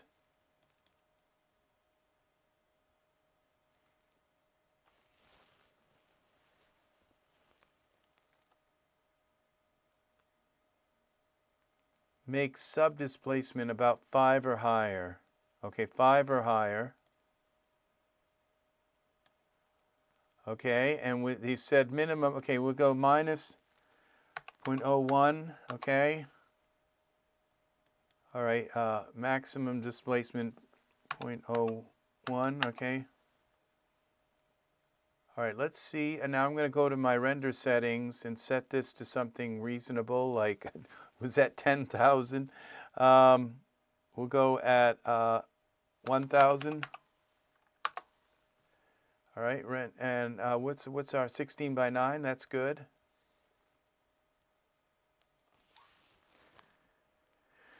What is this? I wonder if I'm looking at the, or no, it's because when I set the displacement thing, it got bigger and smaller. -1 and -0.1. Okay, let's go back here.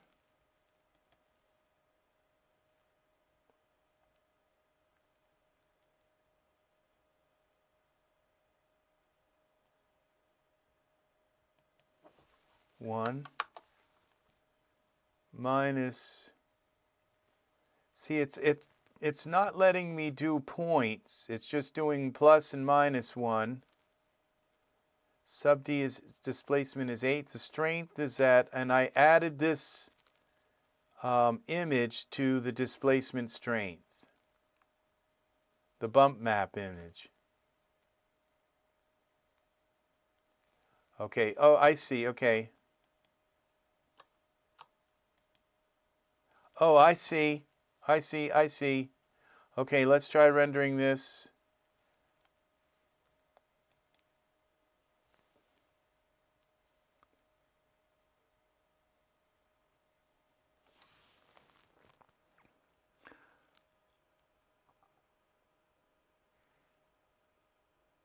Okay, I'm not seeing what this is doing. Let's get closer.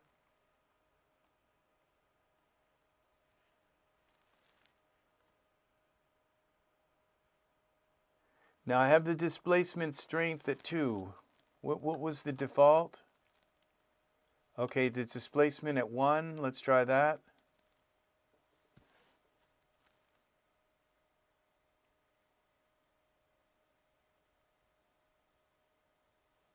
Yeah, well, see, this doesn't make sense because it's like, why is that? All right, then let's, because it's like the barn door is like terrible. It's like it. Okay, this looks about the same too. Okay, all right, let's get something that's not been converted. Let's find something. This is much older than I thought it was, because it's like it's actually. Okay, it's actually, let's go to barn. This one is probably better. Okay, now this looks like we've got something nice here. And this would not be, okay, let's try the door. Front door. Let's see what we have here. This is not going to be, this is, okay, this isn't Iray either. Okay, so let's go back. Let's find ourselves a barn. I know I've got one here somewhere. Something with some wood texture.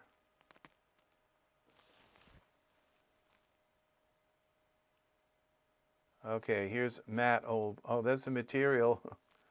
All right. Barn. Oh, what I'll do is I'll set this to be product ID highest first. Okay. There we go. Let's try this.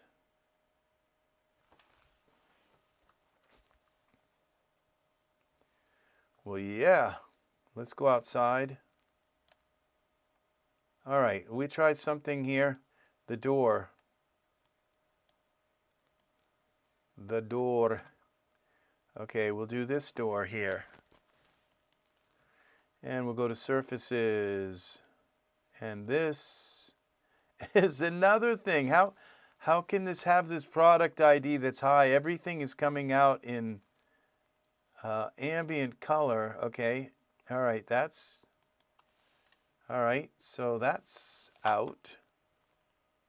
Now we have a bunch of cameras and lights. All right, we'll find some rocks. A rock would be perfect. Okay, we'll find a rock.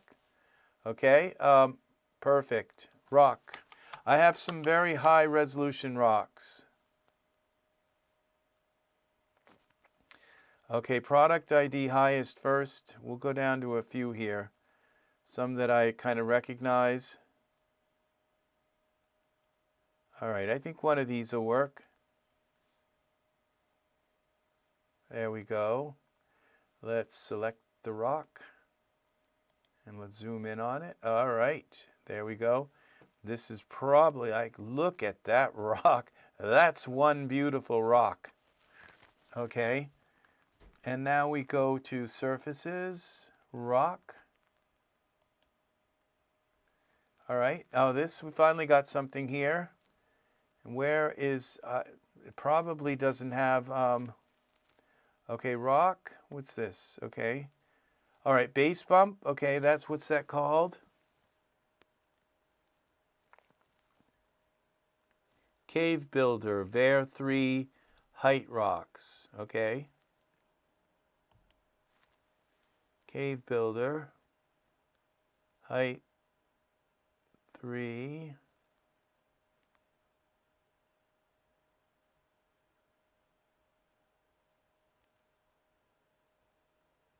I think that's it. Let's double check.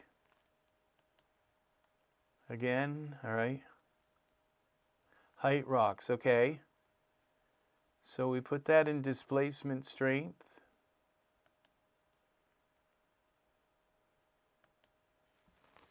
All right. All right, and now we just bring up the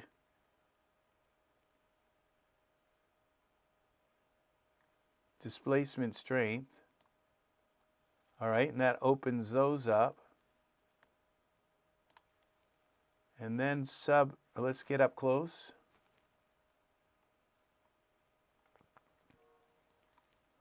Okay, the sub displacement level.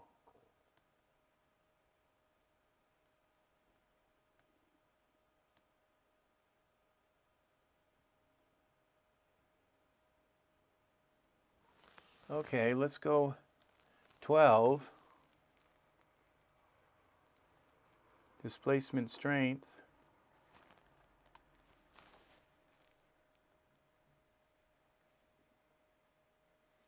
Okay, so let's so that's 12.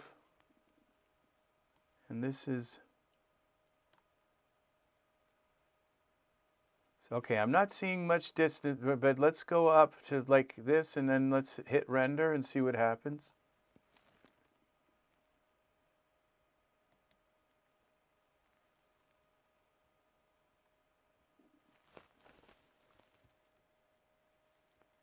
Okay, that's not very big. Let's go back. Let's go to render settings. 2000. And let's render this.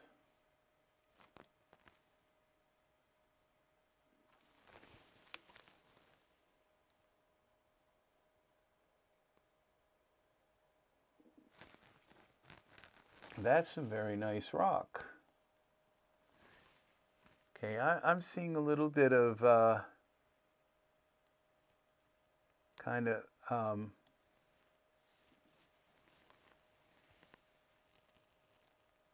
okay, so what are we doing here? Surfaces.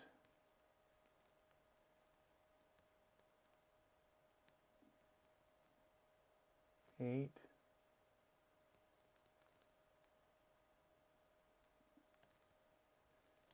So we go down to 0.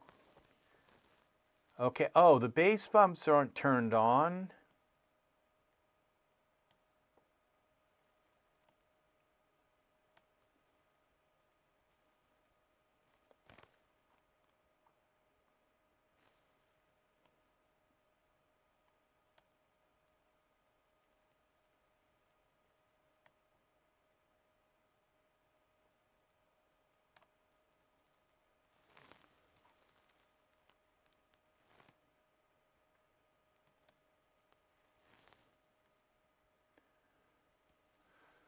Okay, try 0.5 and 0.5. Oh, I see what you're saying. You're trying to get the bumps smaller.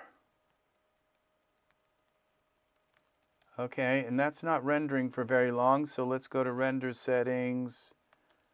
And let's bring the maximum samples, maximum time, bring this down. Okay, now we go back. Okay, let's see, 0.5.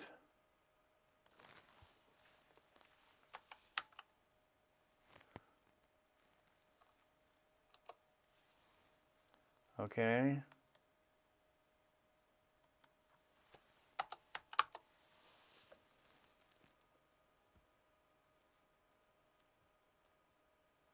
Now that looks like it made things smaller. Let's...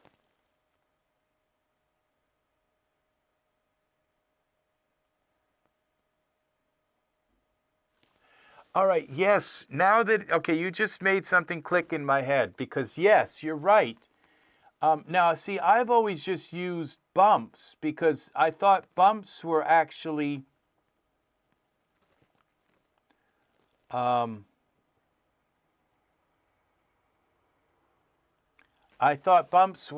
displacement, but no, you're right. Displacement actually deforms the mesh. You're right about that.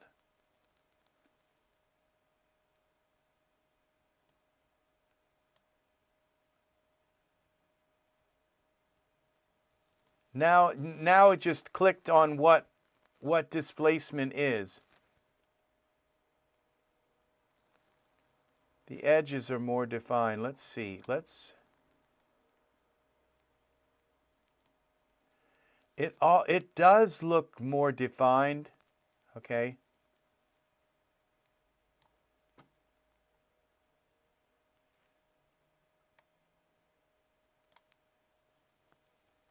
Now this looks like where the mesh comes together.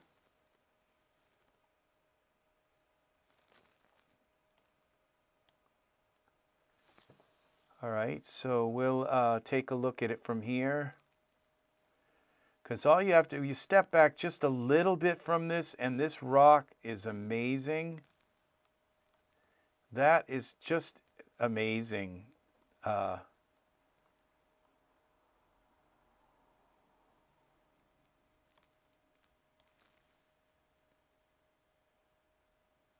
Let's go 0.05.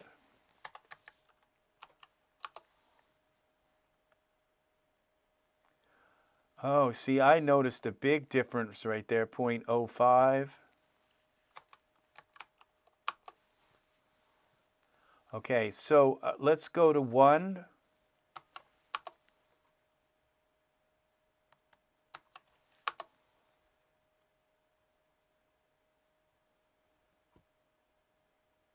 All right. So this is definitely doing something. This 0.1. Okay, I think we lost something here.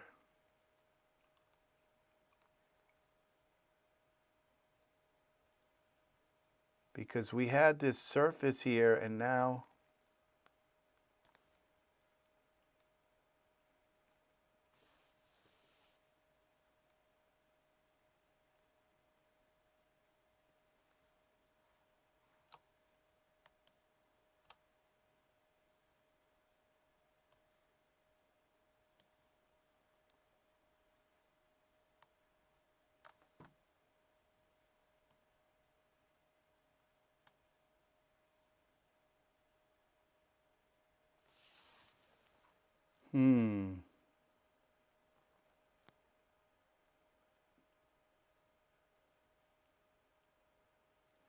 Now the base bump.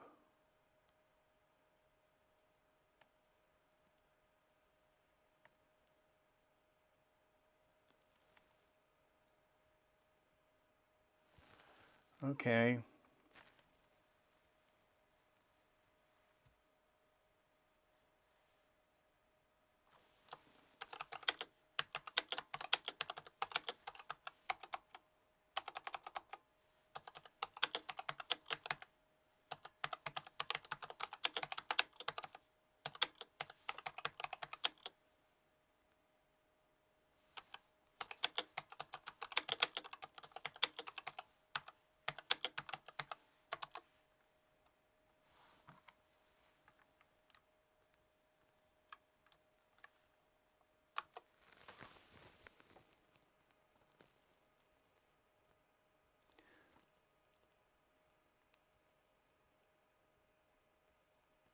Okay, apply a base bump map.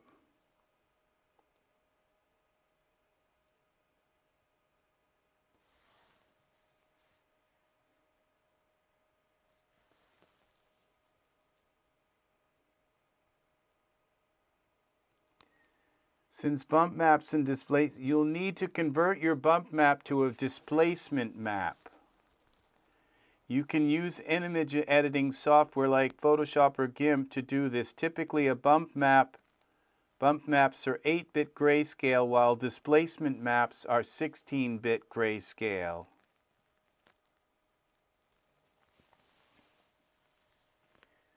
Okay. Okay, so, all right, so what we do is we take this right here, the bump map, this, browse,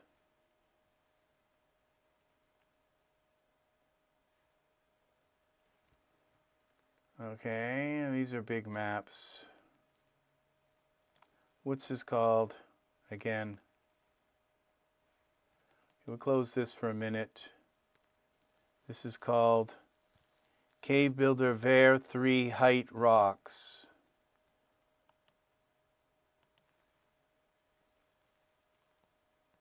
Cave Builder VRAM was it?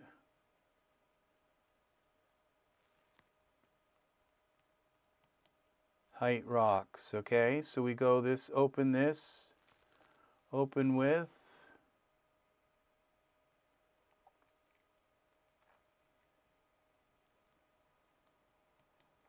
Adobe Photoshop.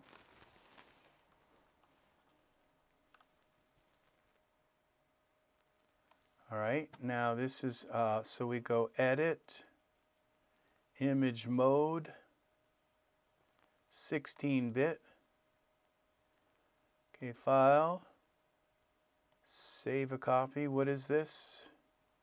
It's a PNG file. Okay, we're going to go, this says copy, we're going to go 16-bit. Save that. Okay, and we go here. And now we go down to here. To, okay, the base bump we can turn off then. Okay, this right here. We could probably even turn off the normal map, but let's see. Now, displacement, browse. Okay, we're looking for the 16-bit one. Open. All right. That doesn't seem to have worked.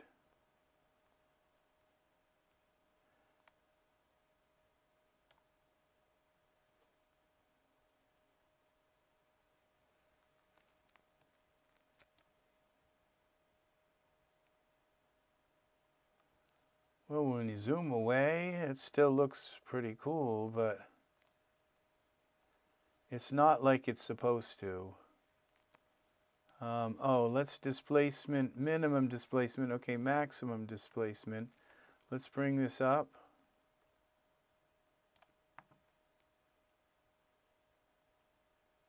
All right.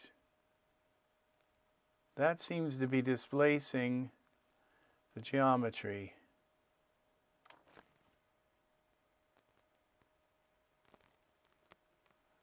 All right. Okay, so, all right, so that takes us back to, all right, so this definitely did maximum displacement, so we could go up to 20. That would be probably a lot. Yeah.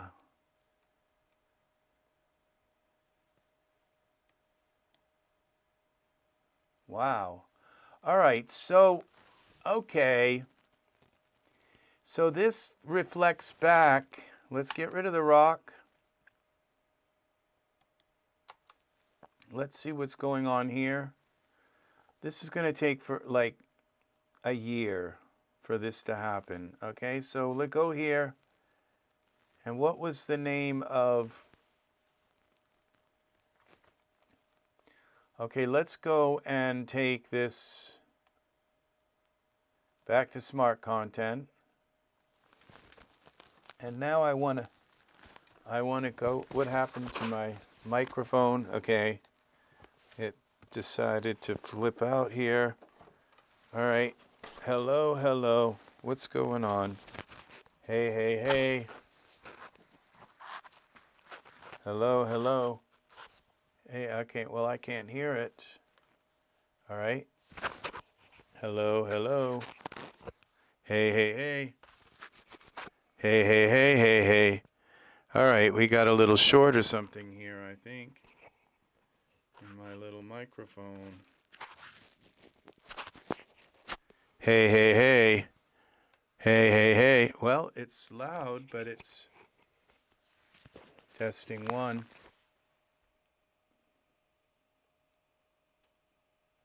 For muscle volume and definition, okay. Hello, hello. Oh, it's my earbuds. Okay, that's it.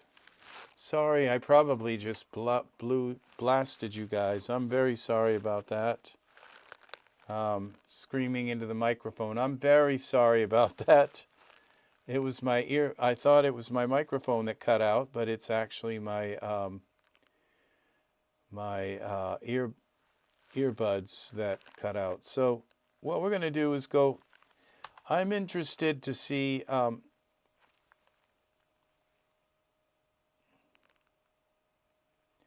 about that piece of land that I was using earlier. Where was it? It was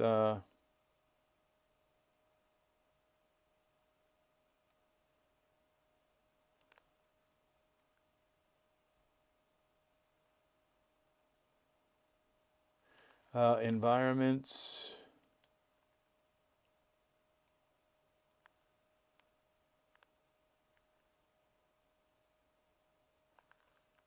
What was it?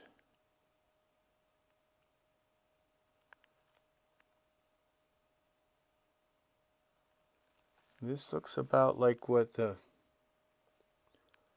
I was looking at.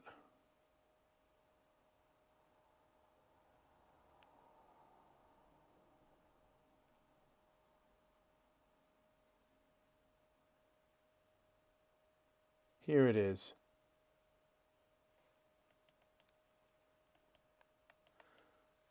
Wasteland. Would you like to save changes? No.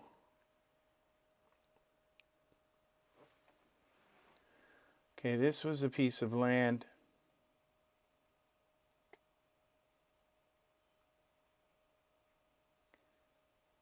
All right, this is really strange.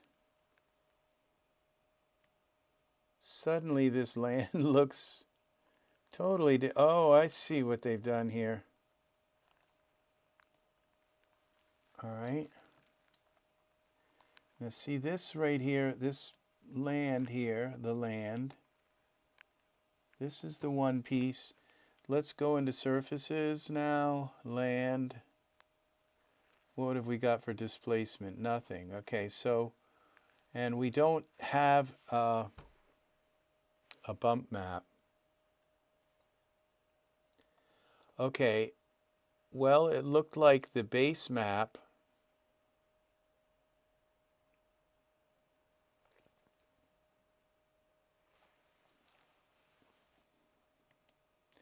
can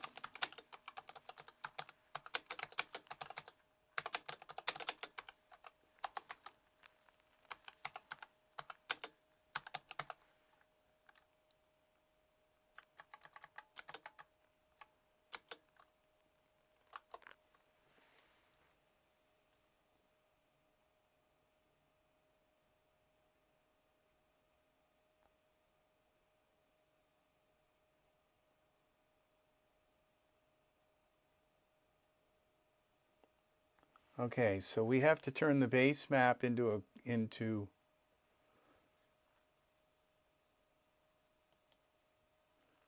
what's that called? What's that? All right. This is called 3D Lab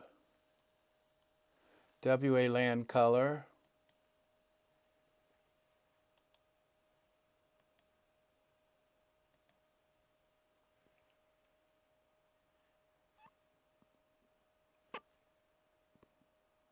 All right. So we open this up. Oh, look, there, okay. So we could use this right here, this normal map, open with Adobe Photoshop. Then what we do with this is turn it to grayscale, adjustments, black and white. And then we go here to curves. We bring this over like that. And this over like this.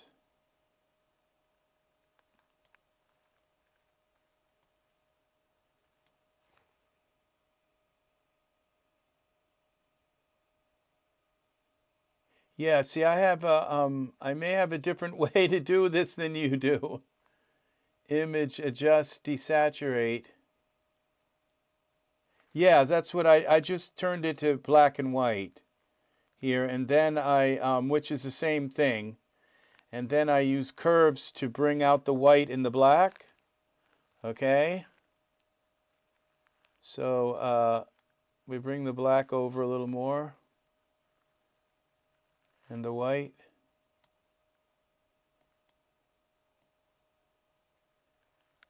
Okay, and then we go File, Save a Copy. And this would be Bump.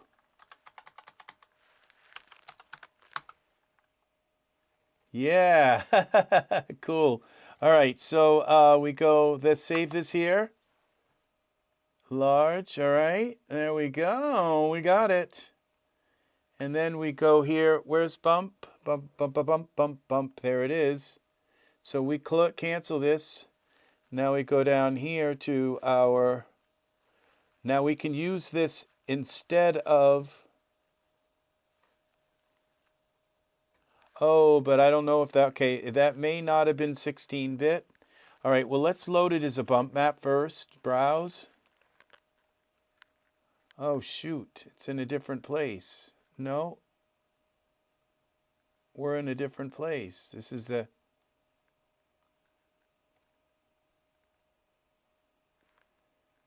darn.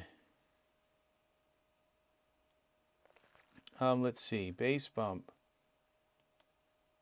Browse.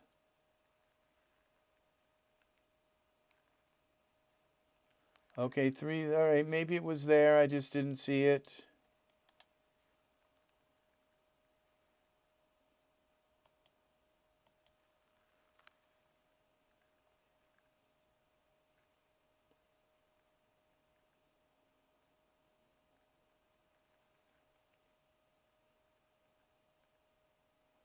Roughness, this, okay, that's for the rock.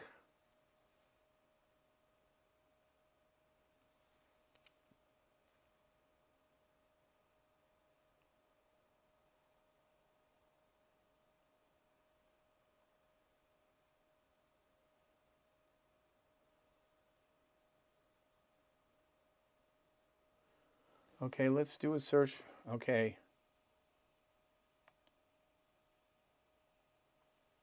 Cave builder. What did I call that? Bump? All right, why isn't it there?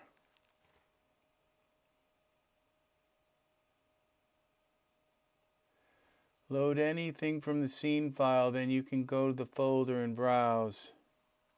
Well, these all should be from the scene. Okay, there's glossy roughness, which we could have just inverted maybe. Okay, base color.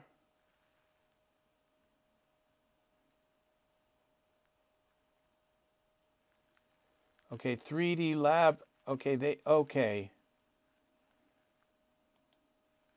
Well, we'll go as browse. We'll load this as the land color. And then we'll switch it. We'll go here now to bump. We'll do the bump first. Okay, Bump, now it's there. And then we can go back here and put the base color back on. All right, let's see what that does. All right, now we should be able to come in here with the bumps and see what that does first. Oh, wow. Okay, well, we got some bumps there. But the problem with this is that that made everything bumpy all over. I think the whole scene gave it whole scene bumps. I'm not sure that I like that. Okay, let's bring that down now. And this bump map. Okay, we got to go back here, browse.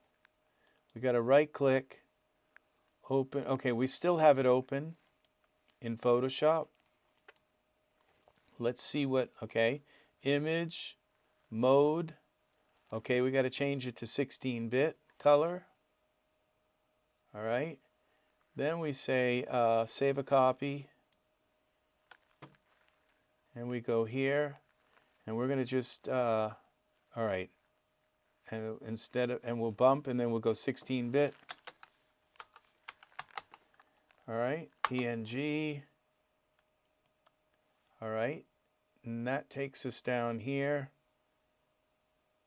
Okay, we close this, cancel, there it is.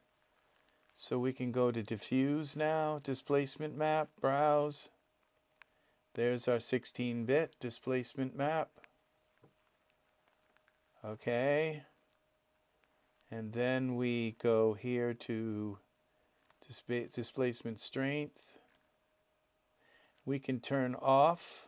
We can turn on, go to the bump map. And we can load none here, just to make sure that the effect that we're seeing here is from there. And then we go to maximum displacement, bring that up, and sub displacement level. It's got to be above 8.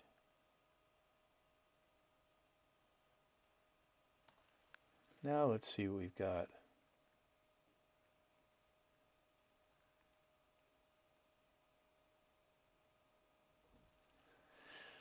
All right, what I'm going to do now, I just may have asked it to do an impossible thing because there are copies of this. Control 9. Let's see if we can get out of Iray at least. Control 9.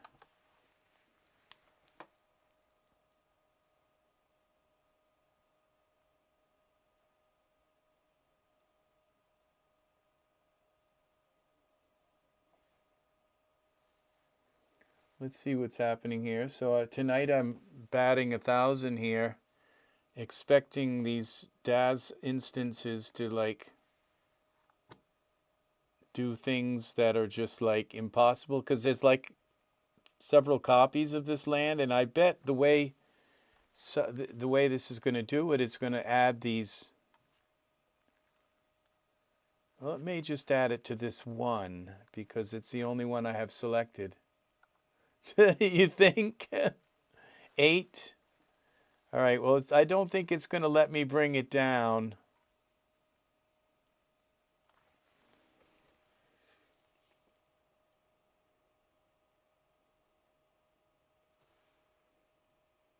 You mean the maximum displacement?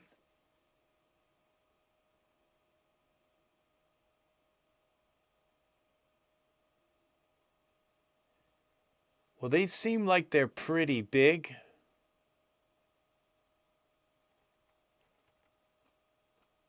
But yeah.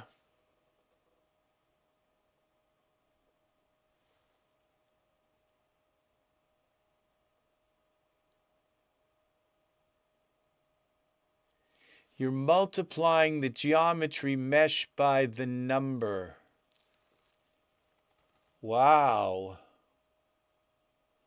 Okay, so, yeah. Oh, displacement level.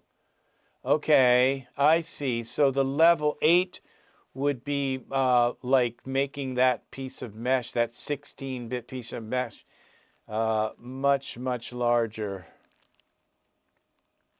Okay, well, we can close this down because I have my maps made.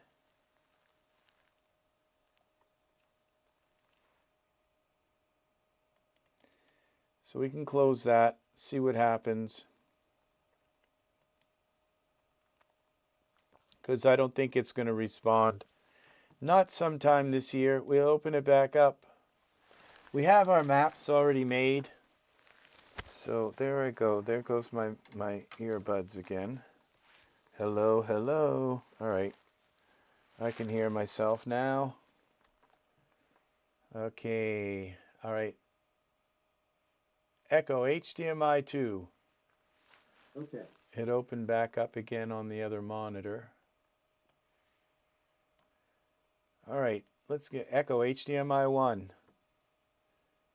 All right. We didn't have it saved, but File. All right. So we just go here and add that default. We're going to Environments, Recent First. Okay, this was like actually set to highest first. And I forget what that was called, something, but I'll find it. It was called, oh, it was down below here.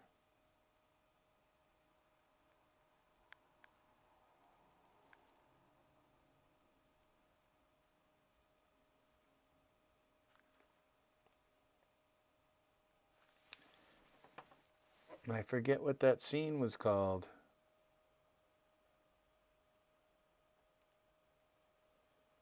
It was something like Desolation or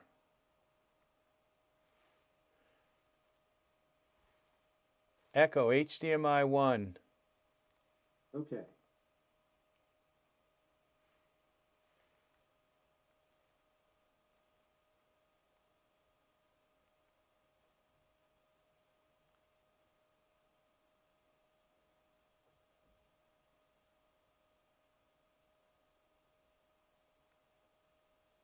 There it is, Wasteland.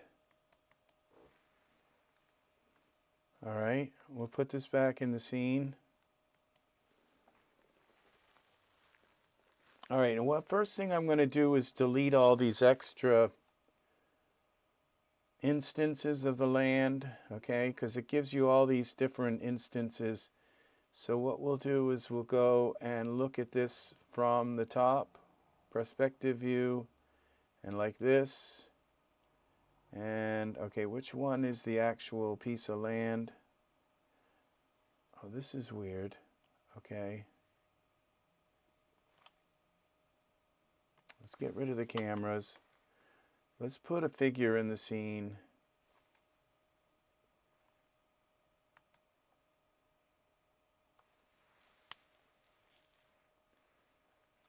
Well, favorites. Okay, apparently it's lost all. Okay, all of my. Okay, we go here to. Where's that database? Database maintenance. Reset database. Yes.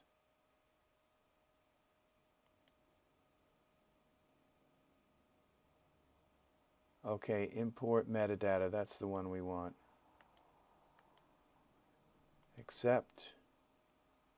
And we just want to do user data 1. Well, let's try user data 2, see what that is. Accept. I don't have any of my favorites and scripts for some reason. They're gone.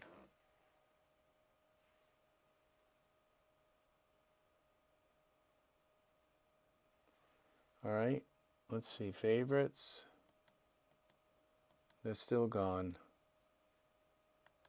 Okay, well, we'll just do a search for, let's just put a sphere in the scene. That's all I need is something in the center of the world. So I know where I am, where the middle is. Okay, that's it right there. Okay, this one can go, that one can go, this one can go. All right, now let's go back. Let's go to our sphere. Perspective view. All right. Now that should take me to, where's the tree? It's way over here. Okay, so I would assume that this is there.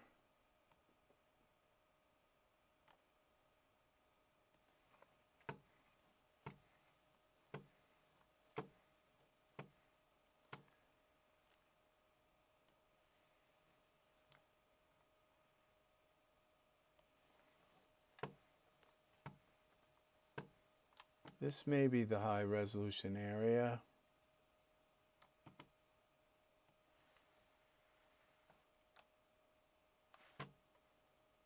Okay. All right. It's so complicated to do this. All right. That's the scene, I think, that we had. But you can't really tell the ground now.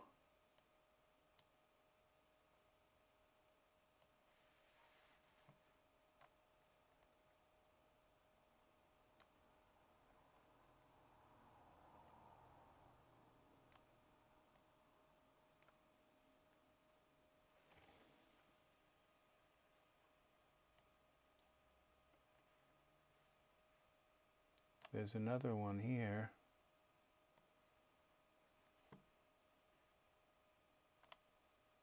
And another one there. This isn't looking like the one I was at because it had... All right, well, all I need to do is get down here where I can see the ground. This is what we're changing here, is this ground. So we go here.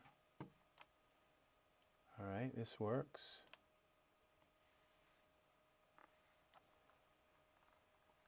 Because this is the area that looks kind of, well, it doesn't look as bad as it did before. But now, like when we get down like this looks pretty bad.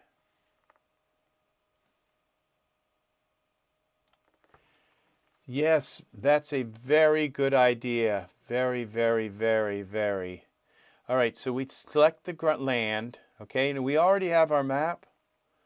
I mean, because we've made that map into a 16-bit map #1, and look how big the map is. The map is the size of this whole plane, and there's some pretty heavy-duty detail in this. So now we go to surfaces. We go here. Let's go out of Iray, and then we have something else also being cooked up in the other, so we go to displacement, browse. Will it take us there? No, it's just taking us. Okay, so all right, what we have to do is load that other map like I did before. Browse, load the 16-bit map like that. And then we'll have it here. We can go to displacement straight. Where's the one 16-bit? Then we can come here and put our base color back in like that. That's weird that it doesn't look at the whole thing like that. All right. Now it might be a little too low to the ground here. Let's see what we have now. Let's go down here. And what we do is we bring this up to 1 point, a low amount. Okay. And we can bring this one up.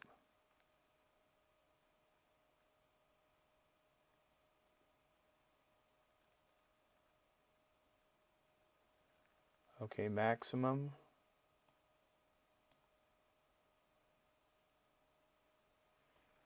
Okay, it looked like it might have given some kind of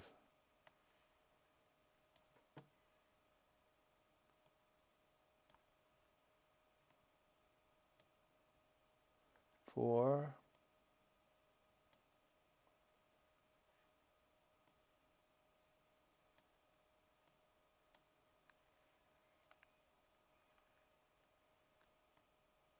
Oh, look.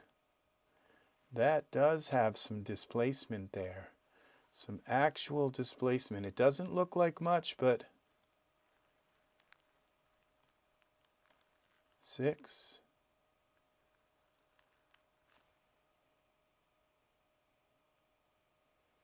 You won't see it until the pre-Iray live render. Okay.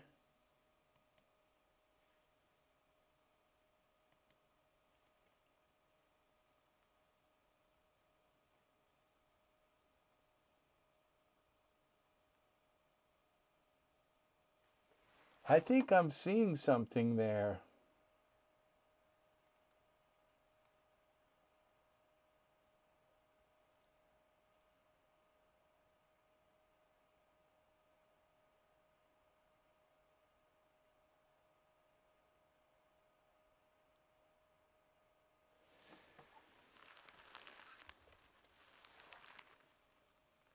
Now we have this other DAS doing stuff with the Viking.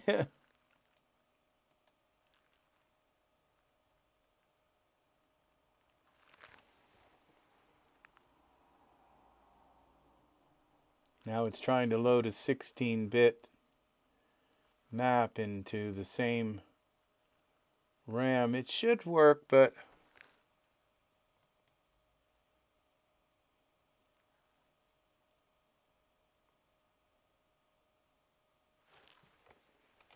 oh, I might have this set for 10,000. I'm notorious for doing that. Would you like to cancel this render? Yes.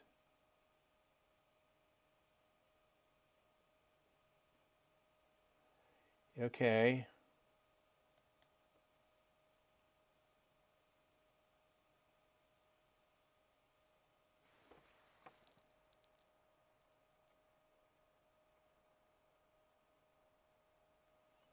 Probably should have saved it.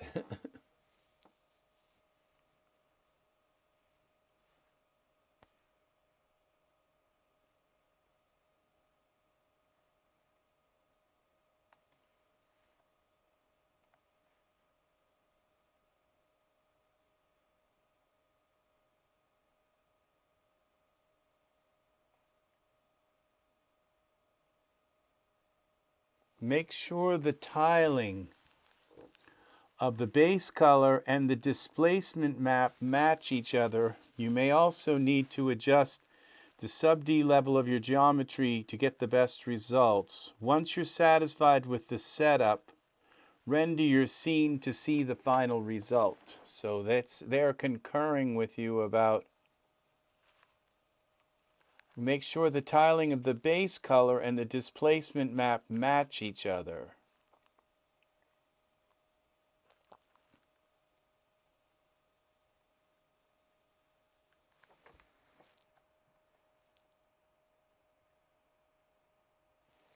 Typically, bump maps are 8-bit. Okay, so we used the normal map and turned it to grayscale.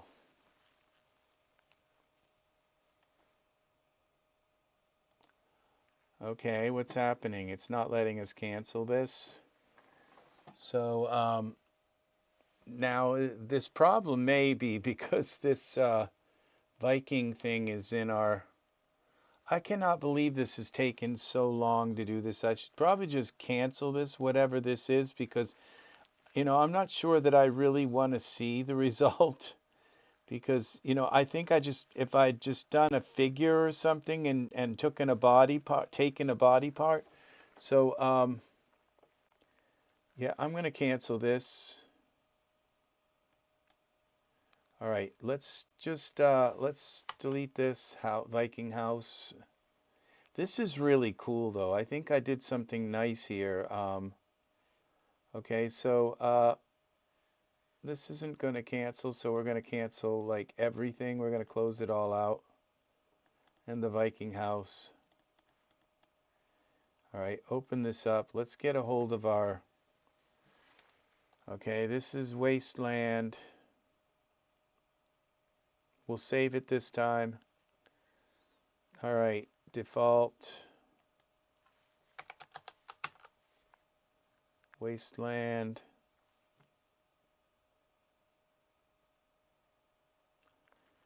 Come on, come on. There it is. All right, we're just gonna put the prop in. All right, that does it. The same thing. Okay, this is like really large to be doing this with, but since we have the map already for it. Okay, now it looks like there are some bumps here. What bothers me right now is the darned, see, it's like these look like they have some nice texture from a distance, but this looks just horrible. Now I bet there is a part of the land that has more texture. I bet there's a staging area, and this is not it. I don't think this is the staging area.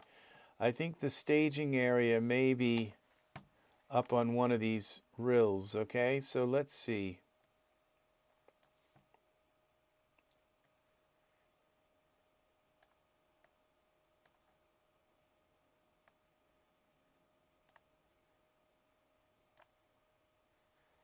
Now I've got this darn window thing again.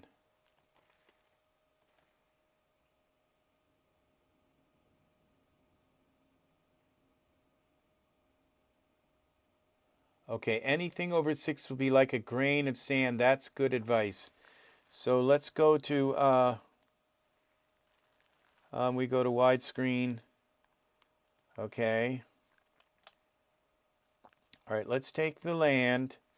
Okay, we're going to save this file. Save as, scene, Wasteland. Bump, Wasteland displacement.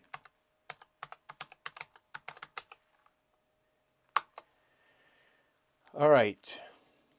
Now, if you look at this, what we're trying to do here, if you look at this, see, it looks like there's cracks here, okay? They're illusions. They're not really cracks.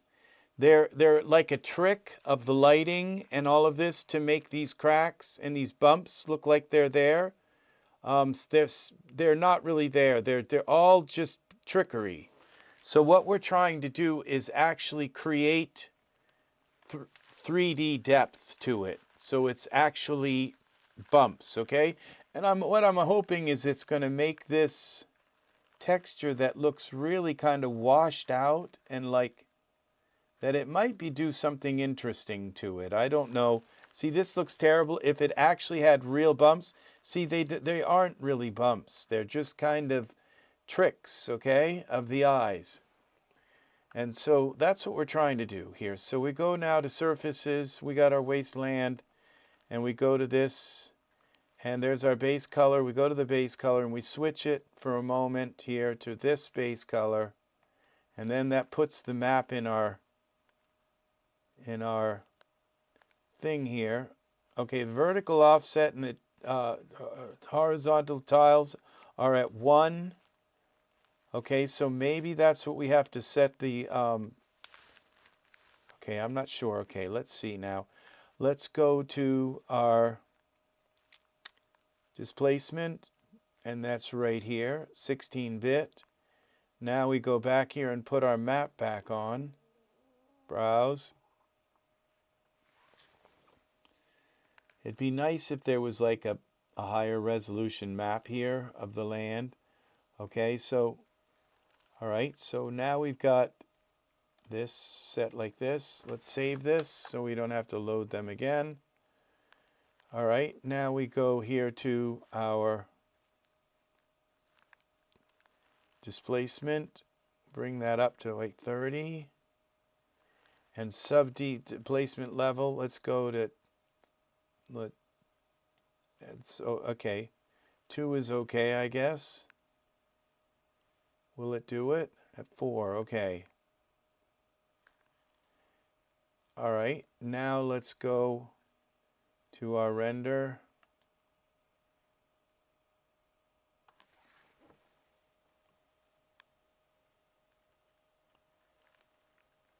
Okay, let's make that render bigger.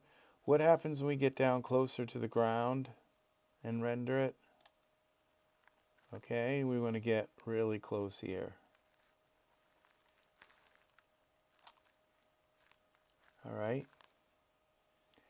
And now we're at 16 by 9, so we just got to go here.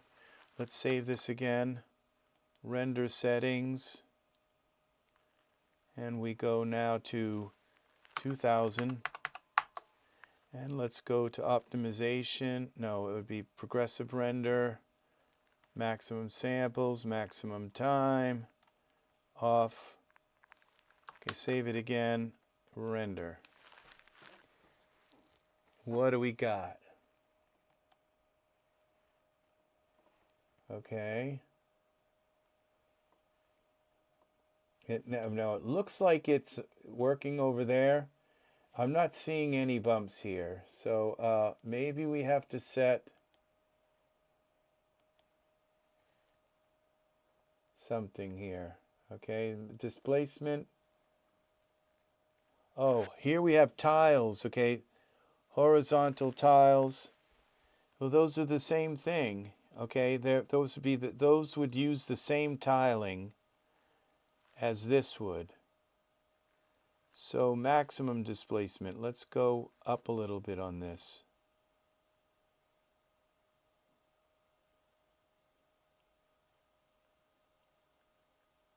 .43.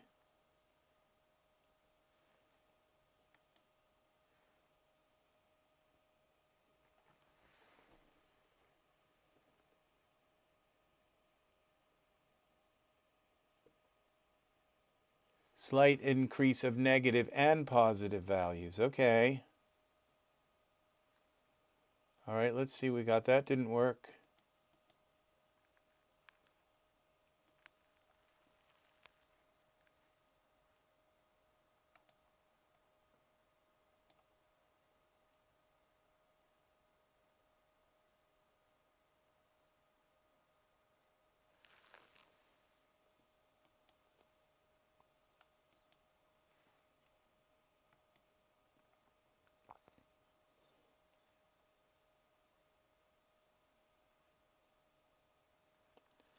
No,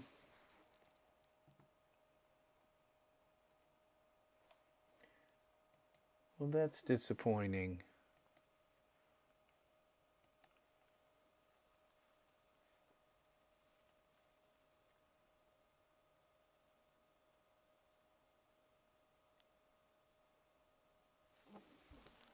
Okay,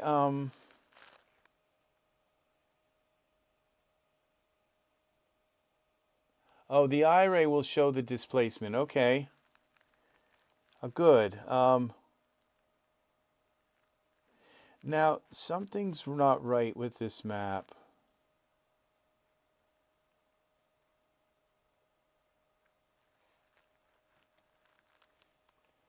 Okay, because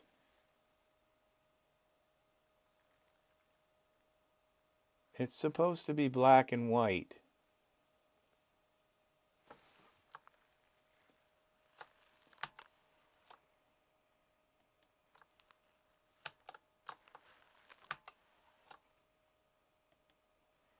Well,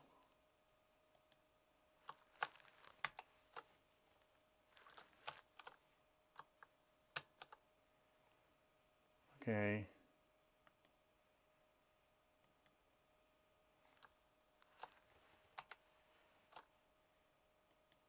All right, select all.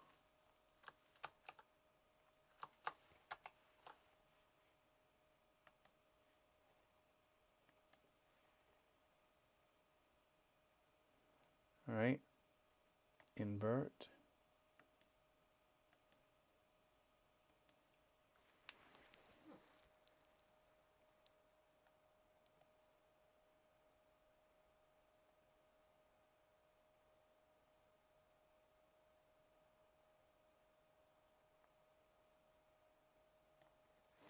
this should work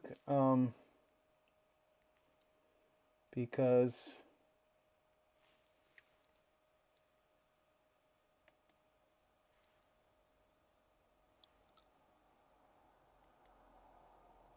levels. Let's go to, okay, our levels.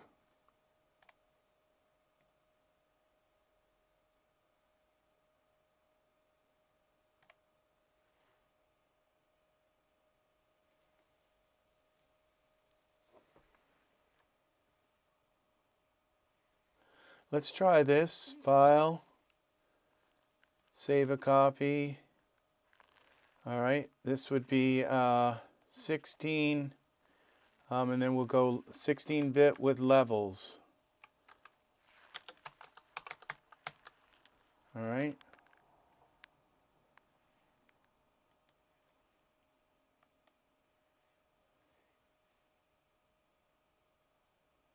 All right, WA land, let's try this now. Browse, levels.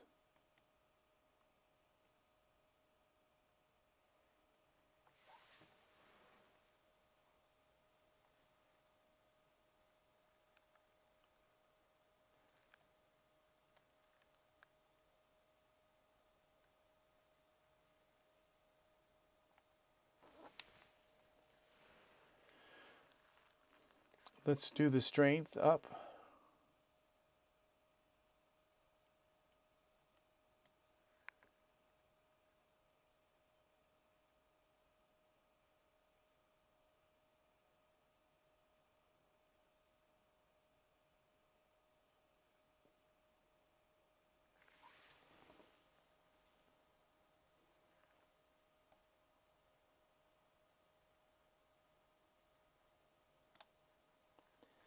No, there's like nothing.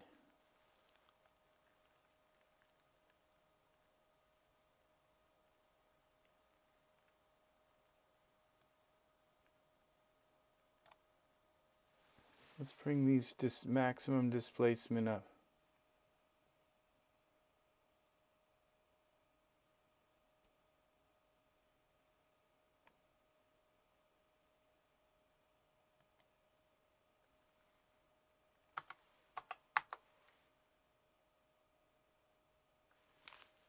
Oh, that's not doing it. Oh, okay. So we got something happening here. Look at this now.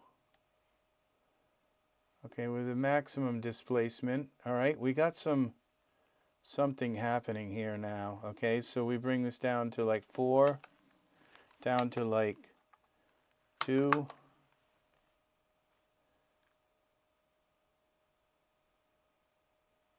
All right. This is working, so go 5.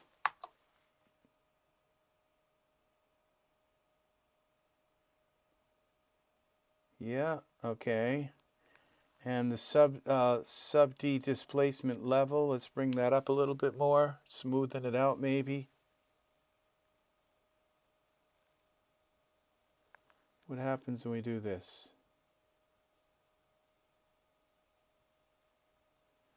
I think that's about the most I want to bring that up is 5. Okay, so we bring this down to 4.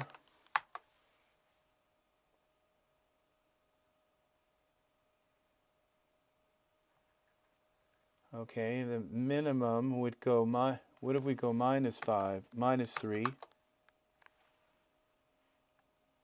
It lets us take it into the minus.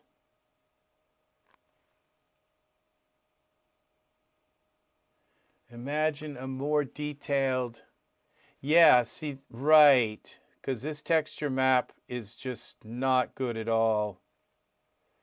Yeah, so exactly. All right, well, what if we,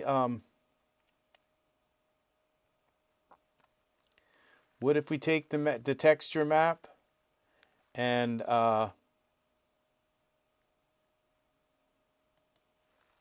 we go 5 and 5. 5. Vertical tiles, horizontal tiles.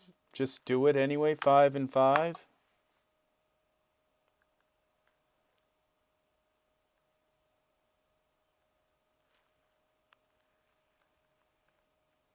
Okay.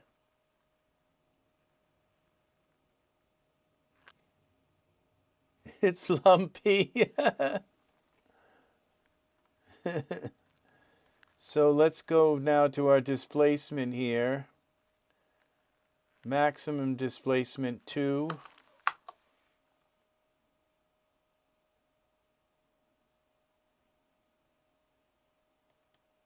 Minimum displacement 2. Let's try 2 and okay. That kind of fixed it in a way. And let's go for our vertical tiles. Let's go 6 and 6.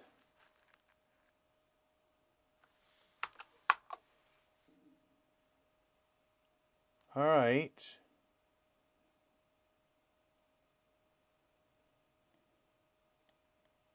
Now when we come down to the ground, look what we have. We've got something that looks at least, yeah, we lost our erosion texture, okay? But it's still here in a way. It's just smaller. Let's go 8 and 8. See, that's even better. Look at this. And now we can take this displacement up to 3.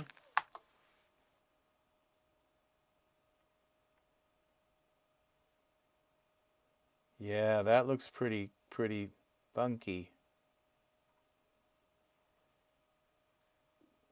It's weird that it looks like the displacement is actually following these textures a bit, because they're still overlaid in the right places. So we go displacement minimum. Let's go 0, see what that does.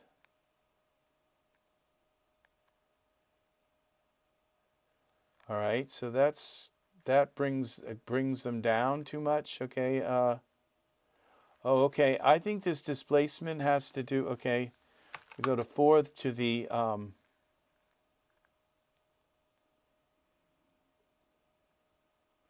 okay, 3. Okay, and this one go to 4.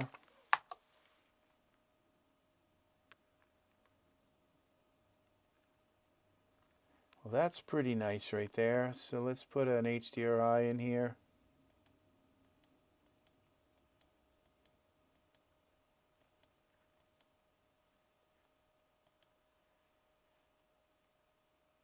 Wow. We got to turn on the weight, draw a dome. Well, look at that. Suddenly we have something that looks very very nice. The texture doesn't look terribly washed away, and we can rotate this dome to kind of bring it out where we want it to be. Okay, I'm still seeing granulation in the texture. So we take this texture and just do it more here. Where is it? I lost it. Okay, the land. Here. No, surfaces. 15 and 15. Okay.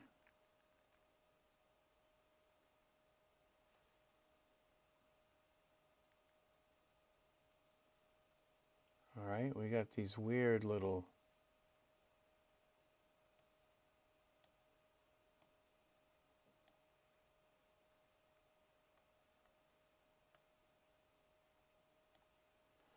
okay, so we take these. Now, is there sub D on this land? Edit, object, geometry. Give it some sub D.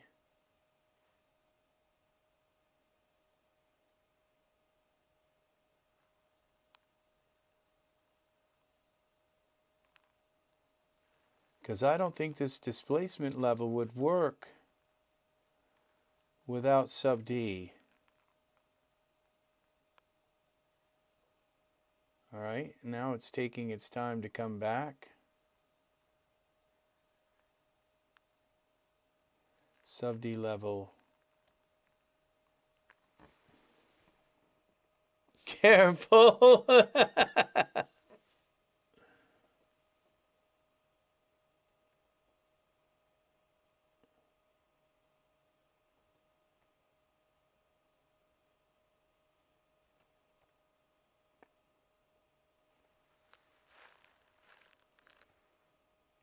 I'm not sure that this is going to come back.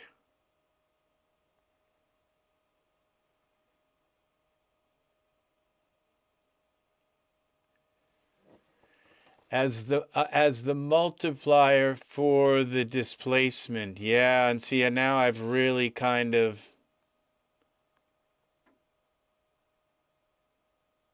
overloaded it again. Is it going to come back? Is the question.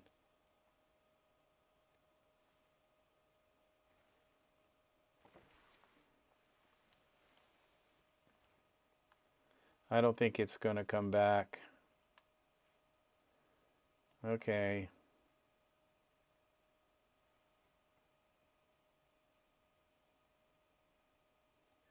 So a geo sub of 2 will double the displacement. Okay, sub D level displacement. Okay. All right, we got to close this. So that's probably what the problem was. What we've had for a problem is we've had no displaced. There's just been no sub D on the land. There's no sub D. Okay, so we go File, New, Wasteland Displacement, no. Okay. We come back here. Okay, I think what I did was I jumped back into... All right, well, I guess this is good. All right, up a little bit.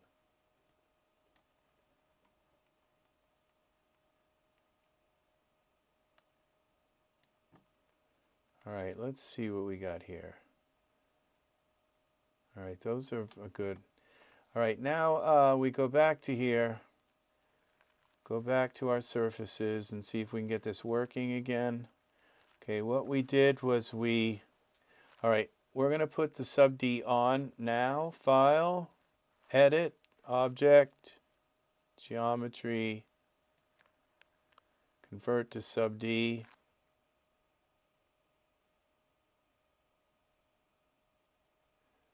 Okay.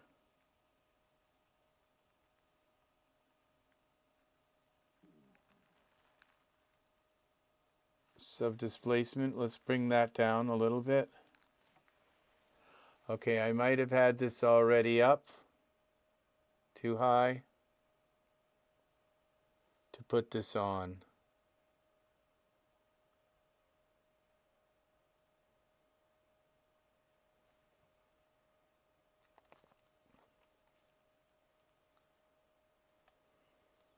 Okay, I think we got to close this again.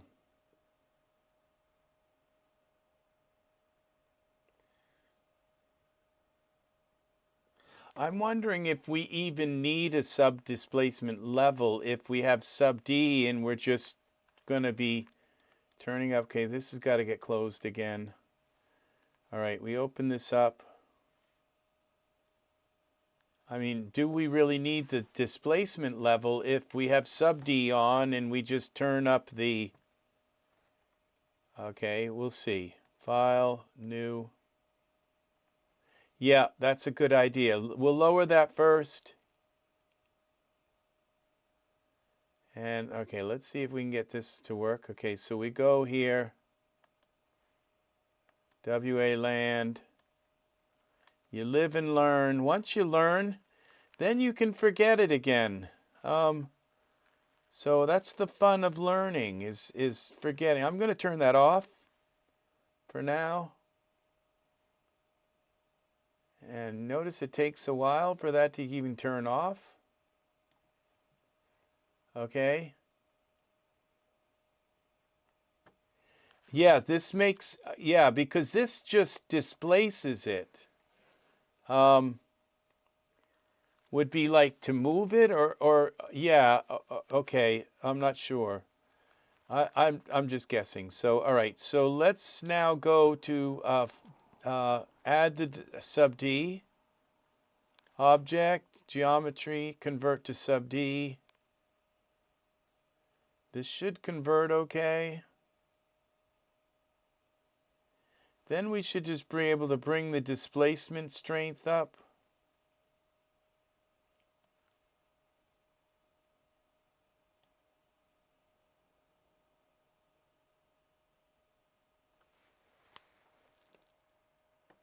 And I think this 0.1 and 0.1 minus 0.1 and plus 1, that just gives us little teeny bumps.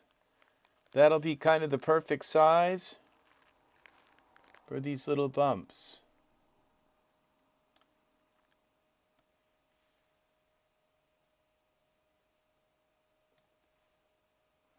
Well, I'm not seeing any little bumps.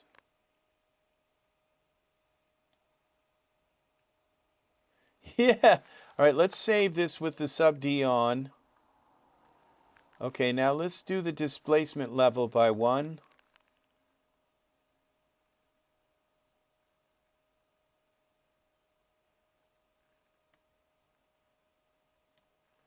Okay, I think these need one of the maximum subs got to come up so that their bumps are a little bigger. Just big enough.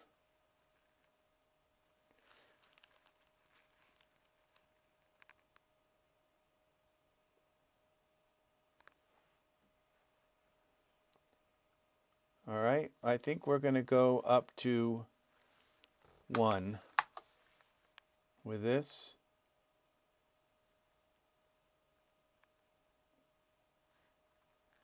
Oh, and this isn't the black and white map. Remember I switched it, browse?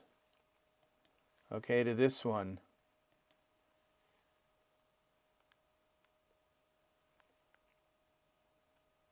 It should only go up on the white spot, the spots, I think. Okay, so now we're going to go up to 2.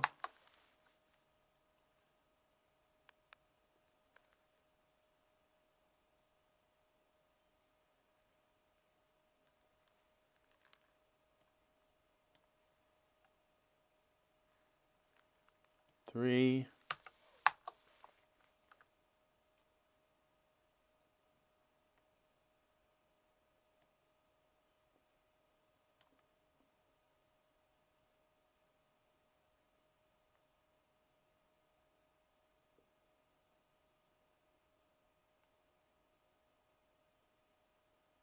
Okay.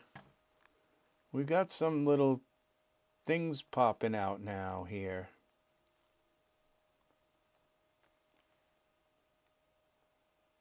So I'd say 3 is maybe too much, but if we come up here like this, they are popping out now.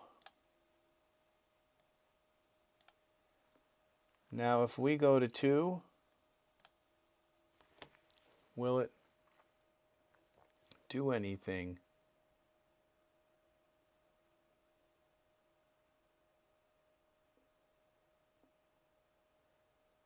This is where it crashes. It just says, uh-uh.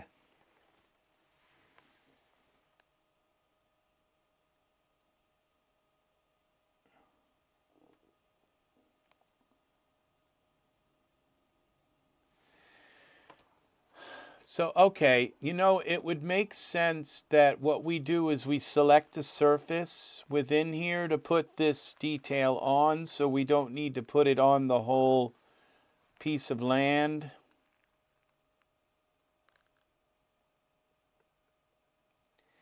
And then just use any kind of like bump thing that would create bumps and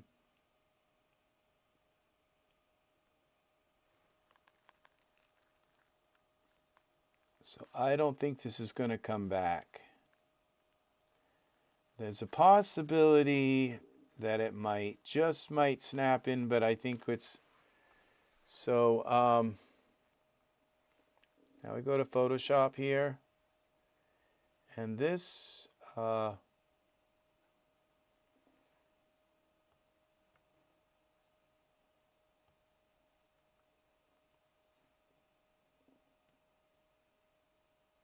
Look at that.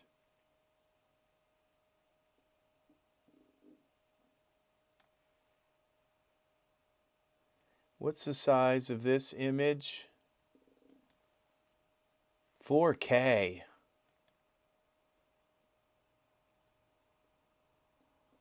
All right.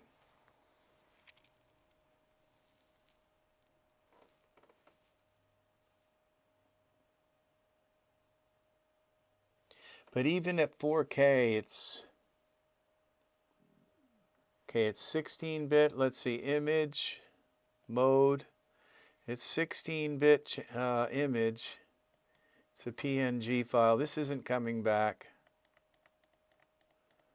All right. So we close this. I have an idea how to do this.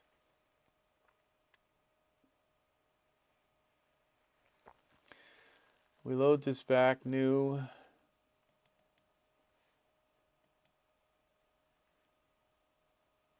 Okay.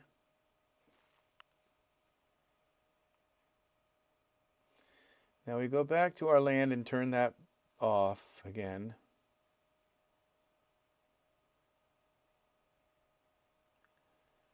All right, surfaces here. Now we had that working without sub D turned on. So we're going to try this without sub D turned on. So we're going to go now to here. Okay, we're going to turn sub D displacement level is off. Okay. And then what we're going to do is we're going to take this off of here. So it goes none. All right. And then we're going to zoom out of this land a little bit, like here. All right. And I'm going to use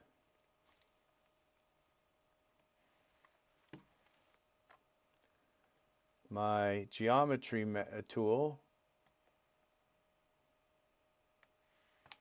Yeah, I did check these. These polys are pretty good on this, okay? They're not huge, but this isn't a shabby piece of land. See that? There's a lot of polys. So just anyway, okay, so all right, so we go to texture shaded. We'll go here. And now what I'm going to do is I'm going to go to Geometry Editor, Tool Settings, and we're going to go here. What is it?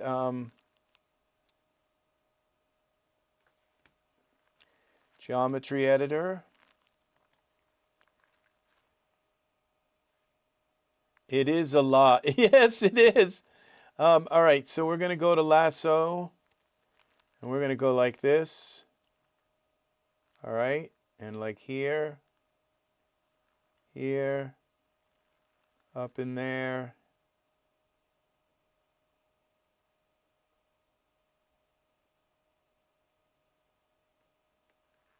Okay. We're going to come in here. All right. Like that. Like that.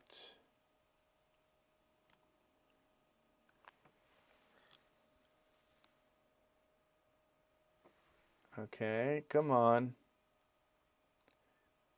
There, we're going to go, what, control? I think control adds. We're going to add that.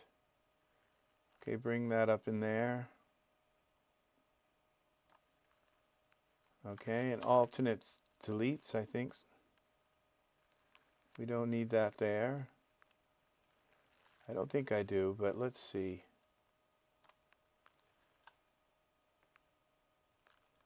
Okay, we're going to bring this down like that and move it in.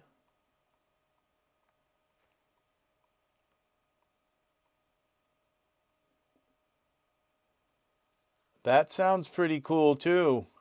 The skin crinkle sounds fun. All right, now we're going to go Control. We're going to bring this over just a little bit like that.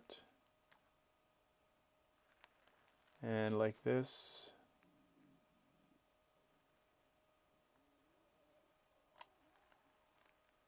And like that. Okay. Now we bring this down like that. Up a little bit and like down a little more. Up a little. Oh shoot, edit, undo. All right, like this. And like this. Okay, that should give us, all right, I want that a little bit higher. Okay, that gives us enough sky.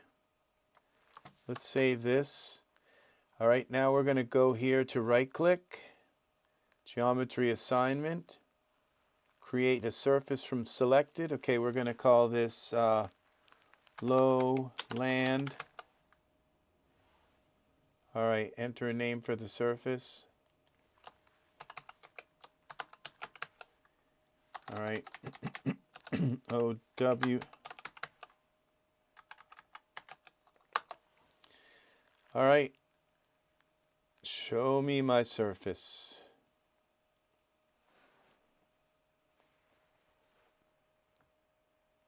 Okay, lowland. There's that. Now it's going to turn white. And then what we have to do is go here to our land surface here. Default matte, copy. All right, paste it here. All right. Then we go, now we can select this lowland and we can put that to displacement map. And it's not going to be there, so we have to go up here to our base color, browse. We'll put that one there. Okay. And then we go here to, we can go down here, lowland.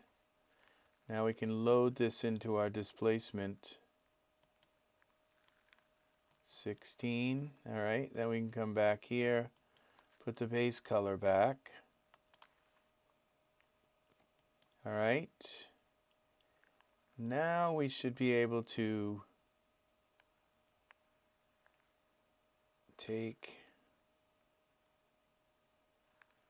save this. Now we're only adding the bumps to this smaller upfront kind of area. Okay? So, because if we select the default map, there's no displacement. It's just on the lowland area that we're going to be messing with. So what happens if we, now if I put sub D on this surface, it'll put it on the whole thing. So I'm not going to do that. So, but we're going to try this now to bring the displacement map up. Okay, and let's go into tool settings and just get out of here so that we can look at this. Let's go to Iray.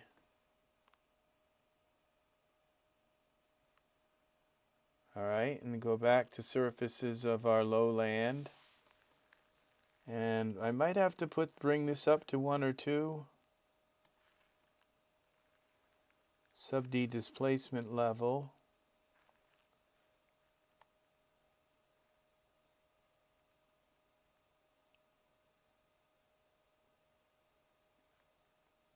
Now I saved it.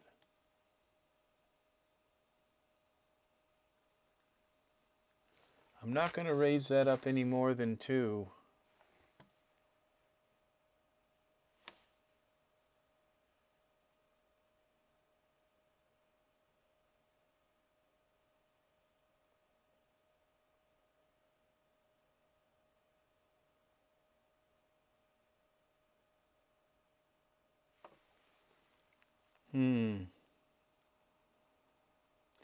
This map may be just so huge. this 4K displacement at 16-bit.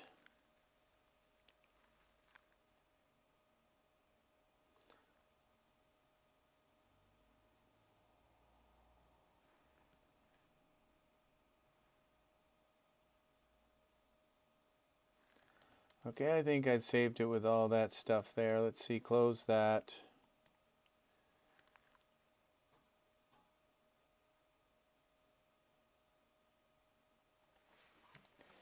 And we go back in here, File, New, bring this back, Create, no, let's see, we do still have, I think we have our land. We're going to have our surfaces, WA land. Yeah, we have our lowland surface. And I think I saved it with the displacement map. I did. So the most that's going to let us bring that up. So let's just try bringing this up.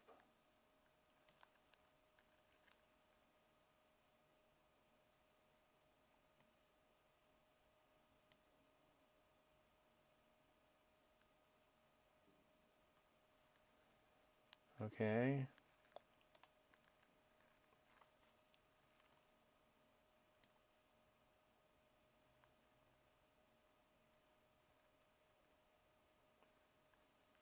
All right, we're going to bring this up to 3.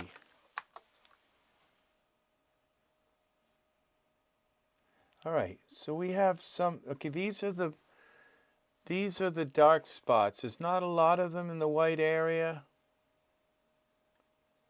And I think the most, okay, let's go to like 7. And this should get really tall. These should get really tall. You're right, you can't really see them in. And what if we bring this up to like 3?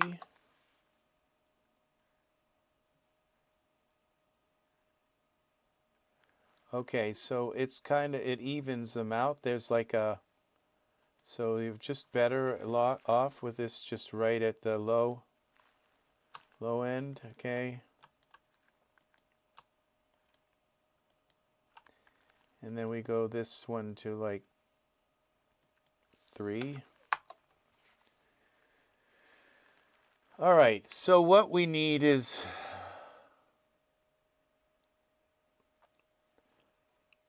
I think you nailed it when you said, oh, what if we, okay, see, there's no way to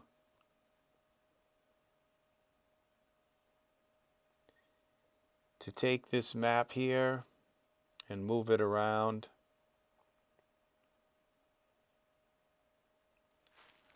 Unless I invert it or do something weird and then save it.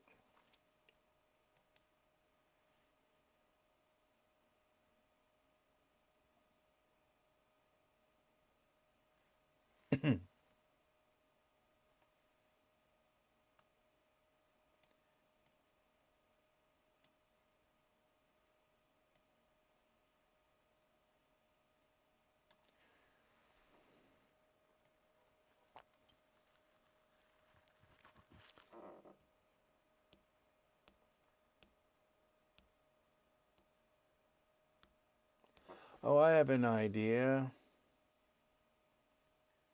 We might be able to, yeah, the offset, the tiling, we could just tile this one area because we've only got that selected here. So we could tile just this, like go to like 5 and vertical tiles, 5.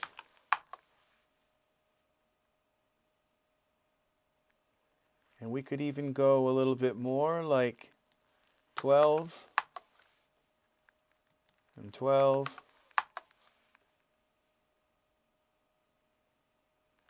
And then just bring these down to like 2 or 1. We could even bring it more. Okay, that's how we do this. So we go maximum displacement. We'll go to 1. And then we go to 20. and 20 here. And there we go. There's our displacement map. And that takes just this area here and brings it in, but leaves that kind of alone.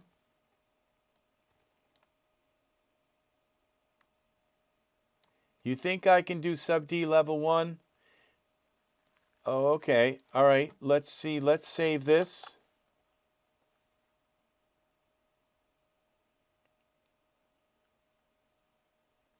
You mean this displacement, a level 1?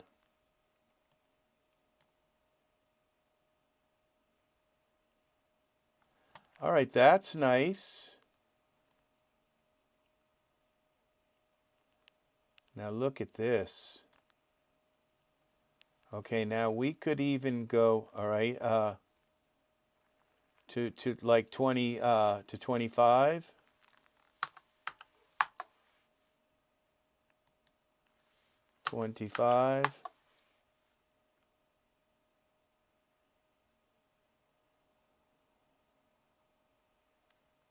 Let's go to 40.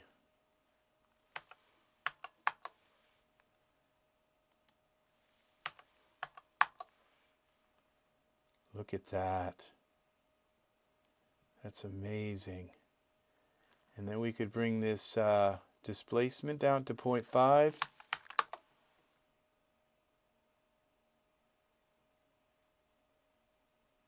There we go. That really fits in there nicely.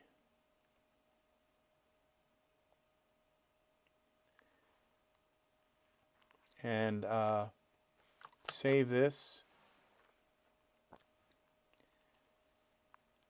So suddenly our ground doesn't look, our close-up ground doesn't look all pixelated. We've got a nice texture here. Plus we have some actual, and we could go even with this 0.5. We could go 0.7. Just make them pop up a little bit more. Yeah, look at that. Wow. Very nice, Brett. We wouldn't have learned about this if it wasn't for your suggestion, your awesome suggestion. Yeah, this is beautiful. Yeah, we got it. We got some massive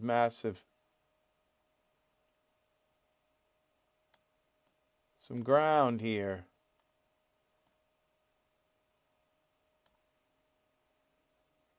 Let's put a sky in here now.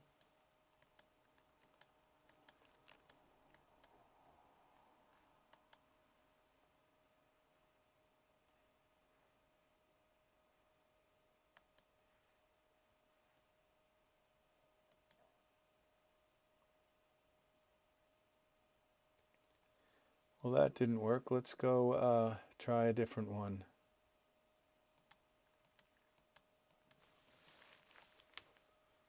This one. Okay, let's move this around a little bit.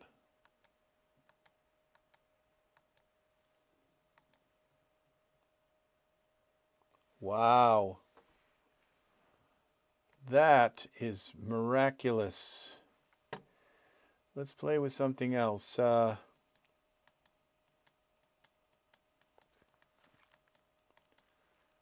Okay, we tried one of these. The bear sky. Wow, look at that. Now, I'm not liking the sub D here. Okay. This isn't, so, and I don't know if I dare. Okay, we're going to save this. If we dare go up one to number 2 on the sub D. Surfaces.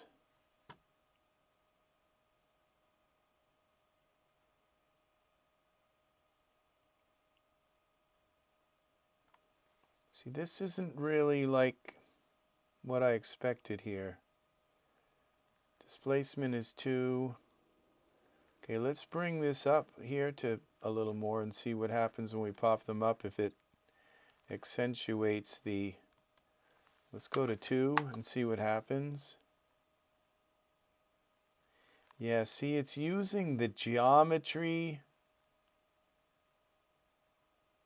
in the ground.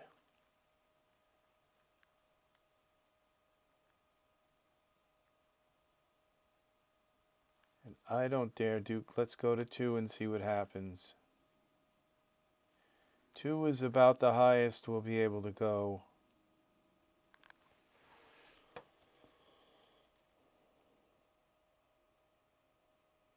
I know I saved it, so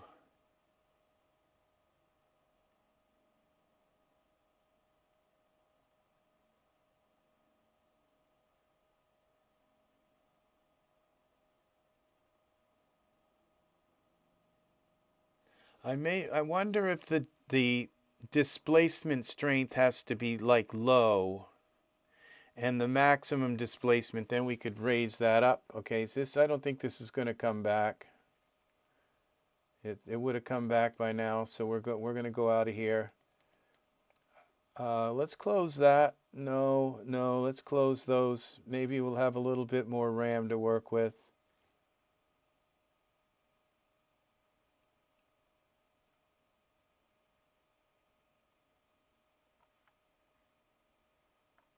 The tone mapping tab. Yeah, but that's global. That's not going to be,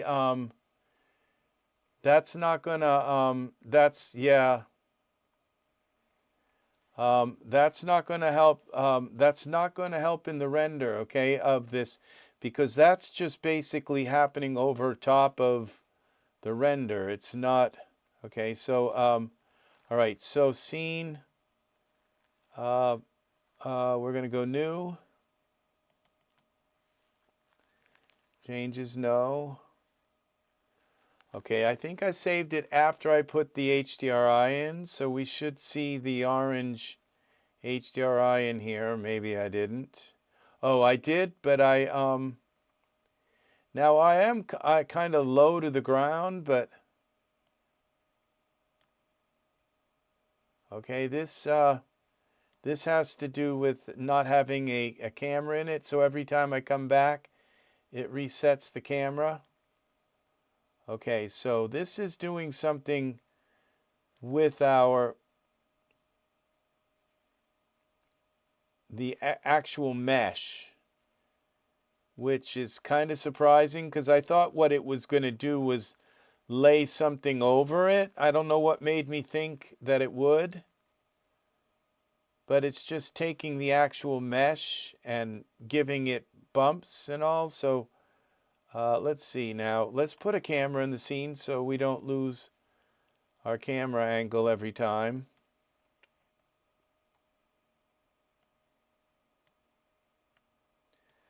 Now, okay.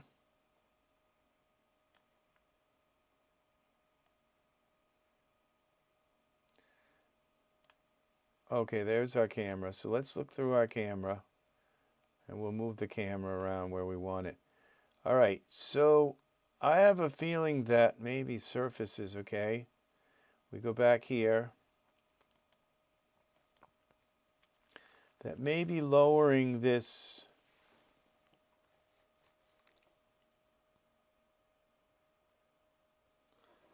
all right, we've lost our display. Oh, we have to select the lowlands. Okay, there's our displacement strength.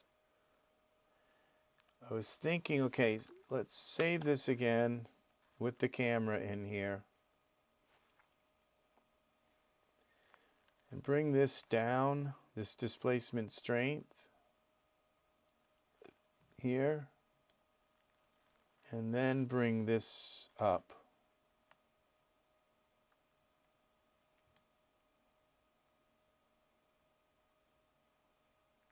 Let's go to 5.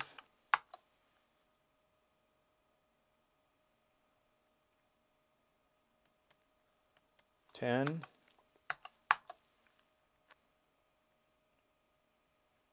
Too many tiles.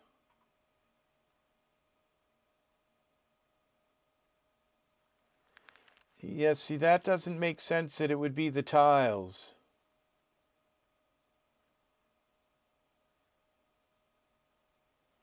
Because all that's doing is tiling the texture.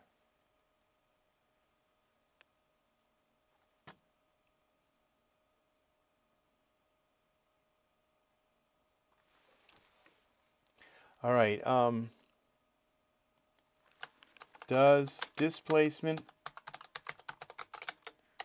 is displacement CEM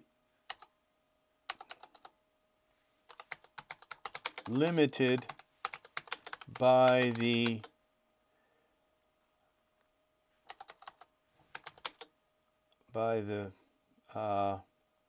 density of the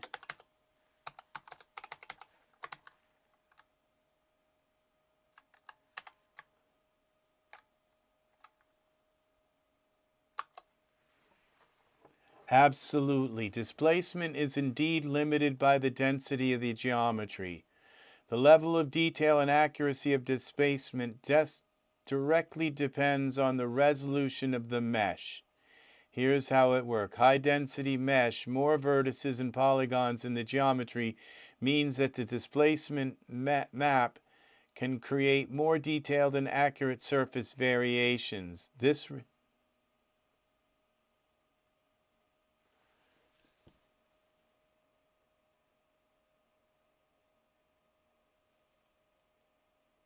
No, I don't believe that's the case, okay? Because the texture, okay, the texture is, see, I made it finer, okay? I made the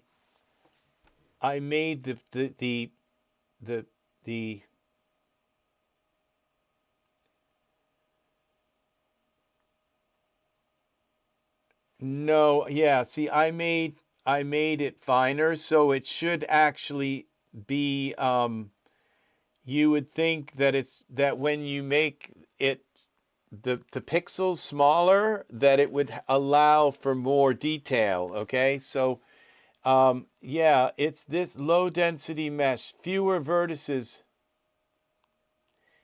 Yeah, so no, I don't believe that it did diminish the returns, because now if you look at this, okay, all right, see, look at the quality of the ground when I get really close, okay? You see, it does look, now these bumps,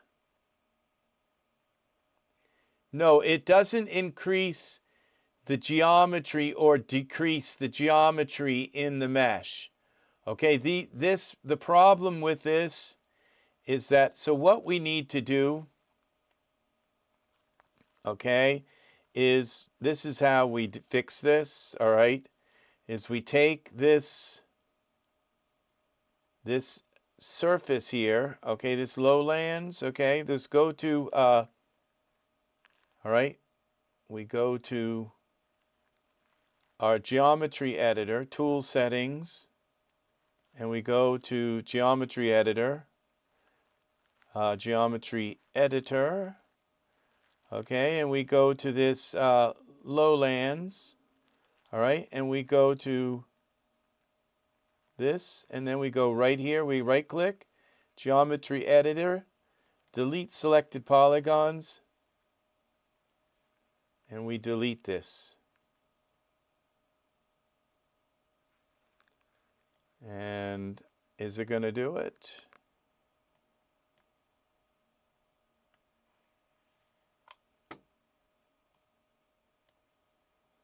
Well, it doesn't seem to be deleting. Let's see.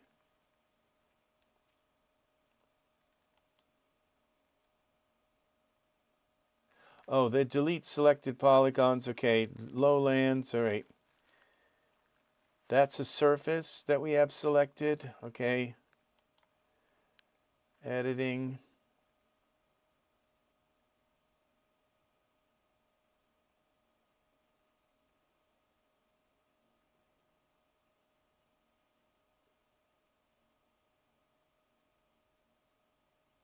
Okay, here we go. Selected lowlands. Okay, there we go.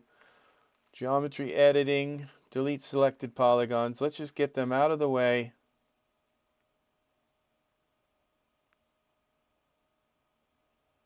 There, they're gone. Now what we do is we put a mesh, a plane here. Create.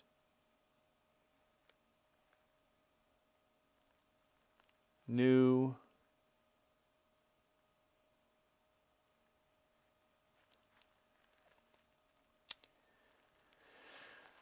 Oh, here it is. Plane. And we're going to go size. We're going to go 5 meters by divisions. And we're going to go 300. Accept. Okay, where's our plane? Perspective. There's our plane. All right, and we're going to go to wireframe. Okay, that does look small enough, but I don't think it is. So we're going to go to the plane, and now we're going to go create again, and we're going to go 400. Enter. There's our plane. So now we're going to take this plane and we're going to move it over here.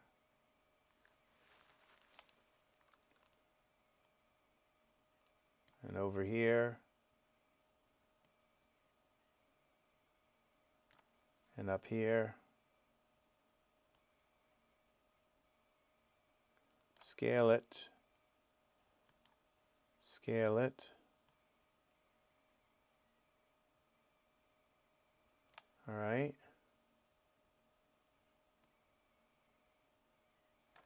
Let's go to our camera. All right, we're going to bring this up and in some more.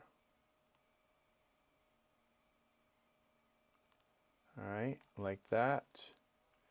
We're going to scale this back so it's even smaller. Over. And then we've got to come in here.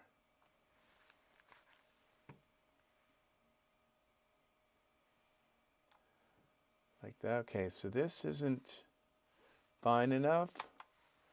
So we got to go one more, 600 or 700. 700. All right, now let's go back to our plane. Bring this in. That. Over like this. Okay, scale it. Now that's a little better.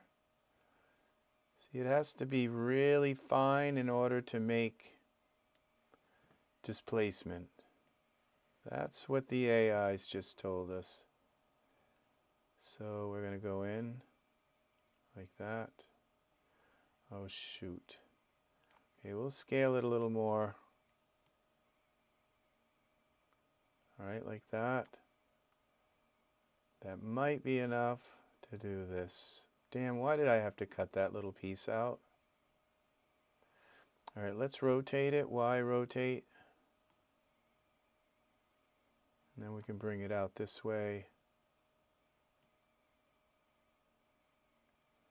Now I think our camera should cover this. Yeah. It does it to the surface, okay? See this? No, sub D puts, yeah,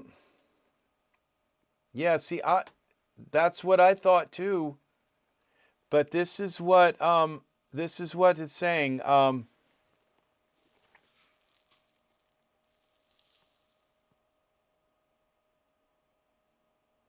To get the most out of displacement, you'll often need to increase the subdivision level of your geometry. This adds more detail and vertices, allowing the displacement maps to create finer, more precise surface variations. However, keep in mind that higher subdivision levels can also increase rendering times and memory usage. If you're working, so yeah, that's what. All right, so the thing is that the sub D level, it may be still trying to put the sub D level on all of this geometry. Okay, so this is why taking this and making a separate piece of geometry, then we don't need the sub D level. Okay, we're gonna make this smaller.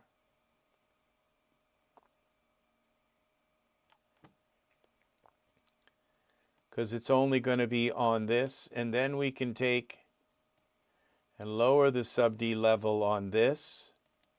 Okay, this is our land. We go in here to the WA land, and what's our surface level? What's all this stuff? Okay, so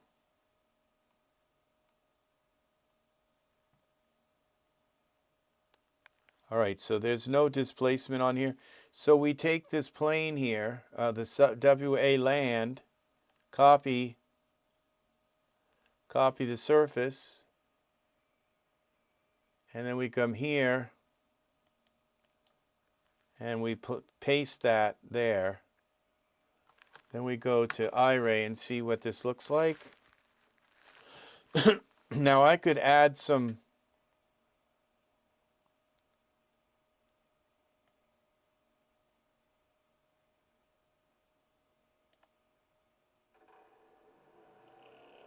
all right, now it looks like we already have something happening here, but I believe this is happening with the normal map, okay? So now let's do the displacement thing. So on the plane,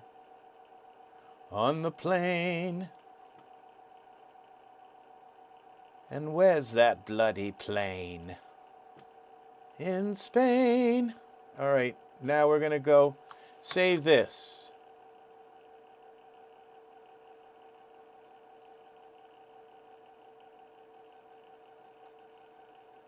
And now we take our base map color. We're going to switch this browse to this map. Open that. So we have it here. Okay, then we come here and put that on our displacement. That's our 16-bit level. All right, then we come here and put this back on that. All right, now we should be able to bring this up to like 4. All right, we got some, let's go to 2.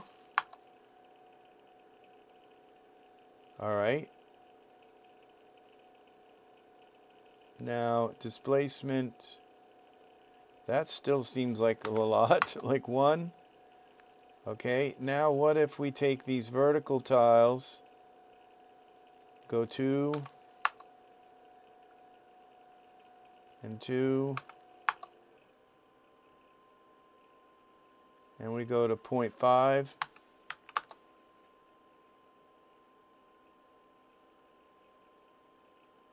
0.1. All right.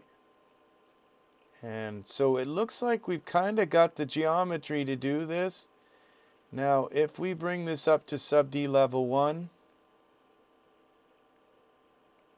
and go this up to 0.4. All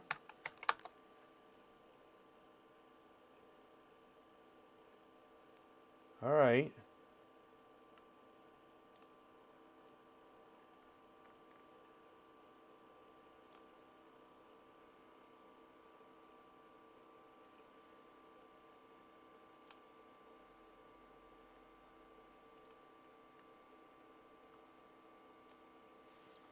Okay, we go to 1.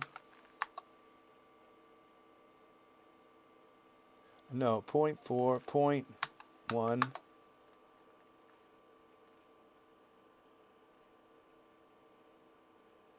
Okay. And now maybe we can even bring this up to 4. And that's vertical tiles, horizontal tiles, 4.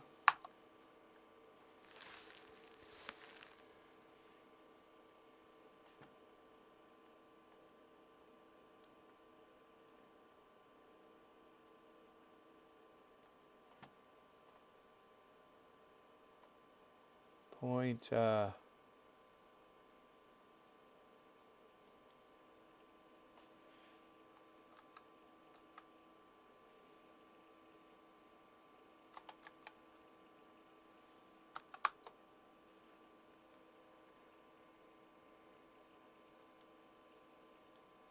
6.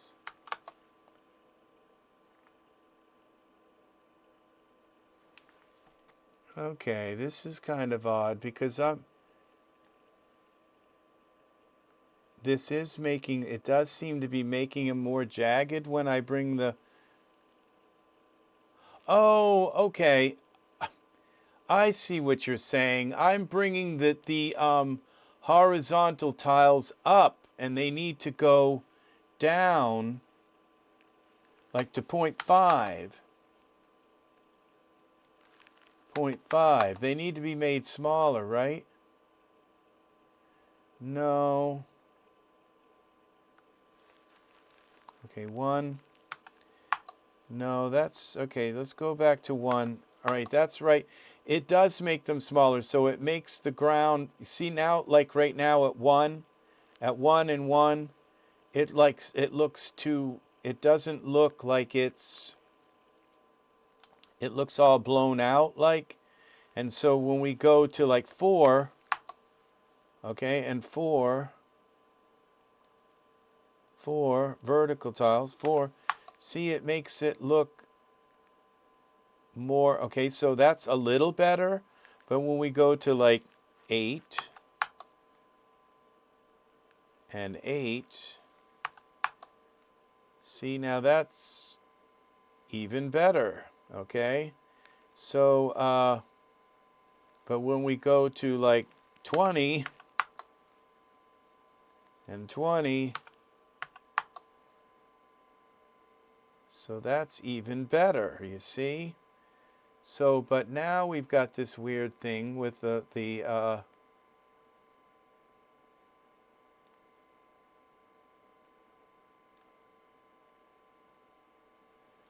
now, and that's what makes me wonder, okay.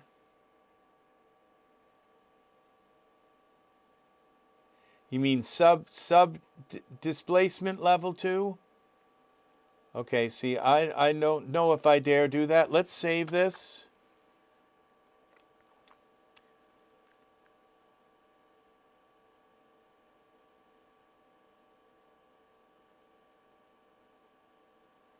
All right, what happens when we go down to level 0? Okay, okay, so it just seems as though, because these look like the same size,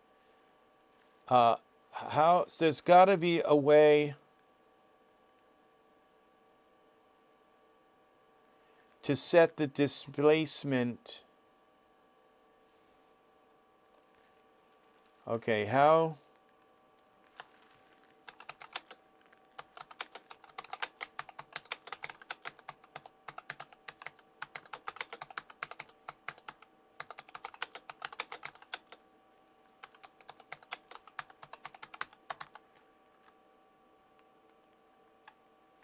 How do you tile the displacement independent of the base tiling?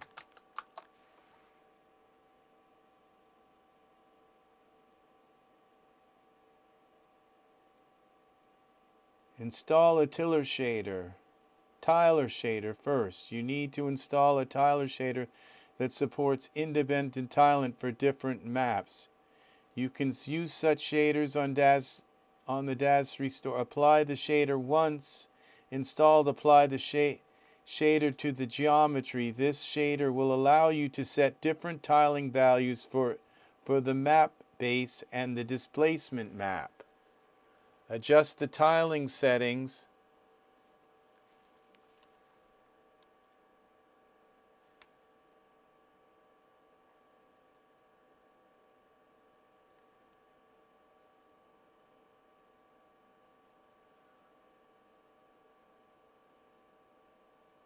Tiling shader.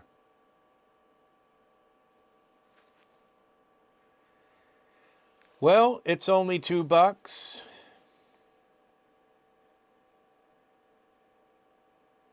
There's one of them. And this is the other one.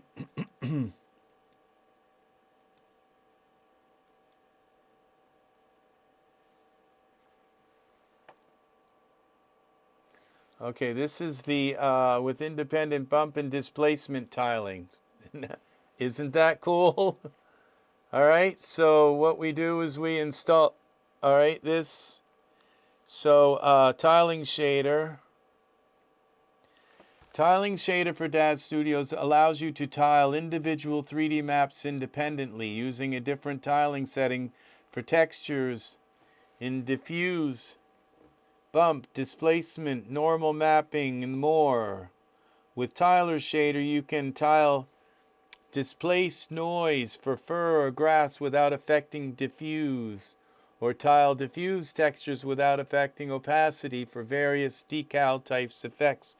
Also included are 8 ground plane props with texture tiled. All right, well, I have a feeling I'm going to need this. See, the thing is, I think this is for Iray. Let's go back.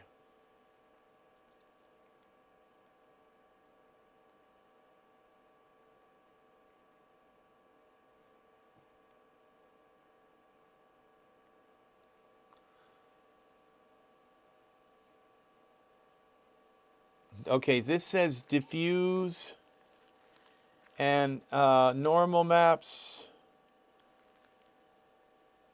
So this is for 3D Light.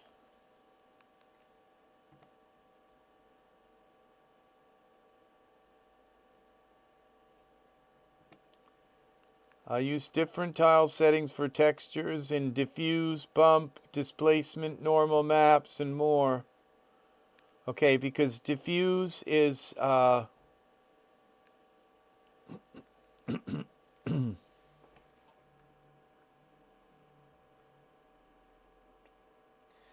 is there a Tiler shader for Iray?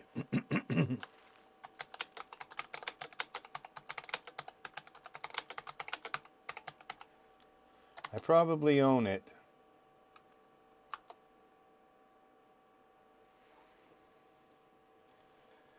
Okay, PBR Tiler shader. And this one's $18. Oh no!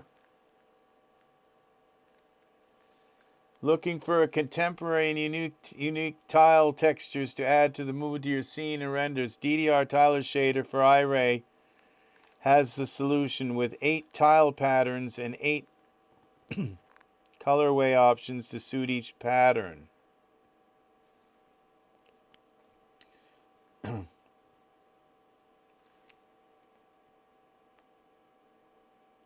Whether if you need to render a detailed close-up or apply the shader to background elements, this tile pack is the perfect shader. All 64 shaders come with a 4K resolution for beautiful close-ups. So, all right, let's see what these are. Okay, these are tile shaders.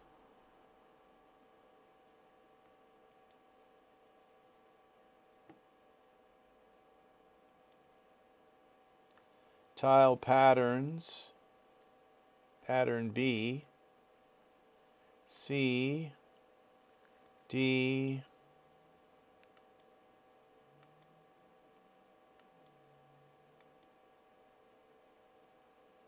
Okay, I don't think this is what we were looking. Okay, normal, ultra,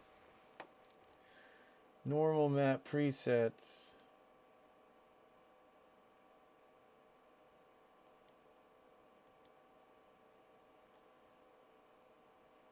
I don't think that's a tile or shader. I think that the AI is wrong about that.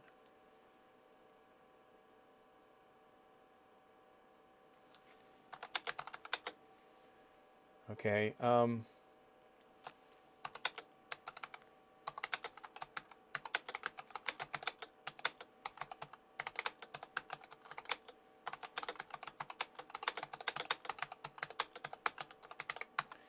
I don't think that is a tile or shader. I think that it is a tile shader.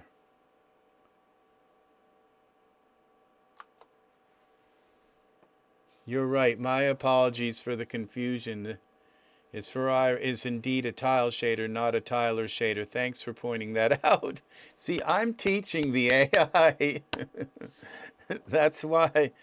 Would you like me to that allows independence for the base and displacement maps for Iray? Yes, please. Thanks.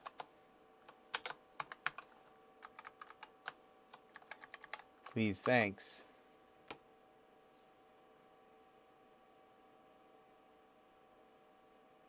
DD, porcelain, hexagon, tile. I think they just did the same thing. Yeah. There is, I don't think there, these are tile shaders. I don't think the,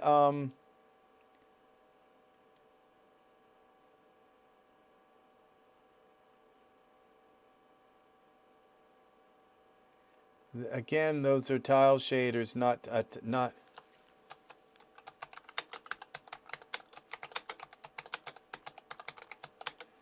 Those are tile shade. Again, they're tile shaders.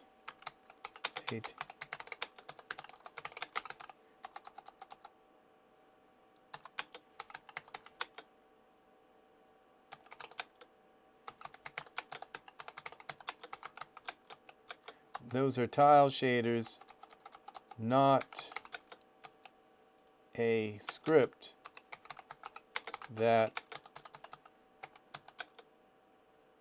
independent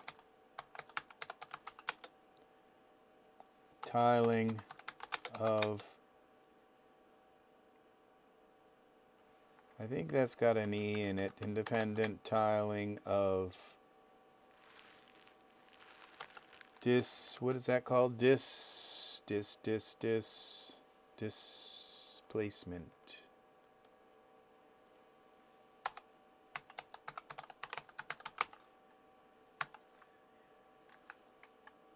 Not a tile or shader. They are tile.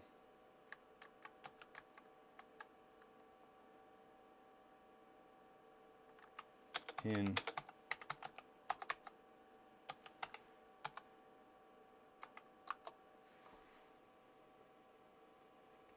You're absolutely right. Let me find the proper tile or shader that allows independent tiling for displacement. One option you might want to consider is the tile or shader for Iray. Okay.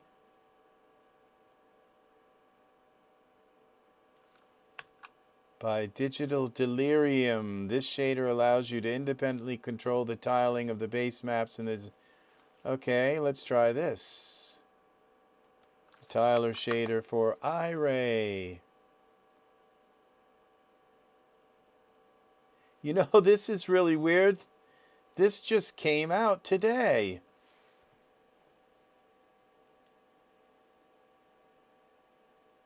Ultimate tiling control.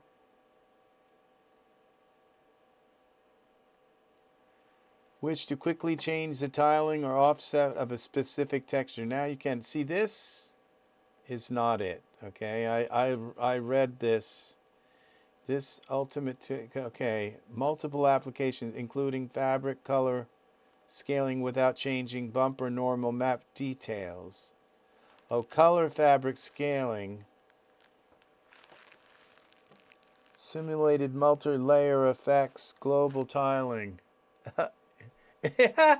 You're watching this. We're see, because all right, base color. Oh, all right. This is the ultimate tiler scale. This is global, metallicity, glossy roughness, and normal map, okay?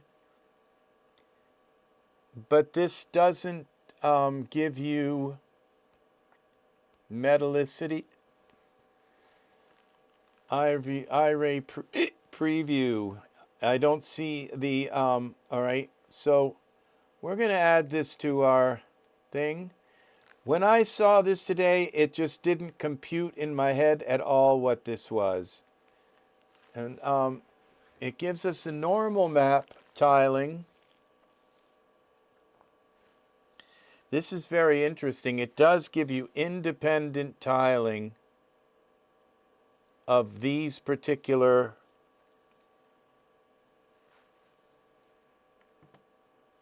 no more tedious changes to individual texture map tiling and offset. How can you change individual ones when there is none? It's all global. This is the global one. All right, so, okay, we're going to add that to our thing, but there's apparently another one.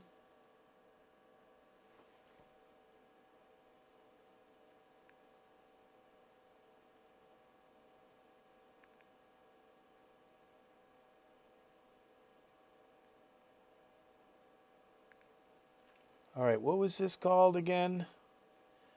Tiler shader for Iray. Let's go to Google. Here it is.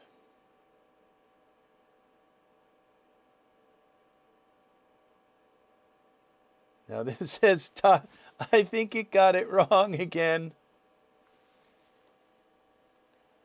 Okay, just displacement presets. Low, medium, high, sub D.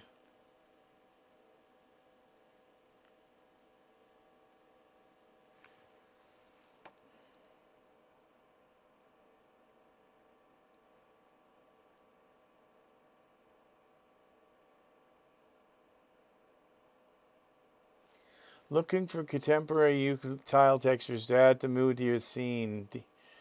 Tile shaders for Iray. So he has the solution with 8 tile patterns and 8 colorway. This isn't it. This is just another floor pattern.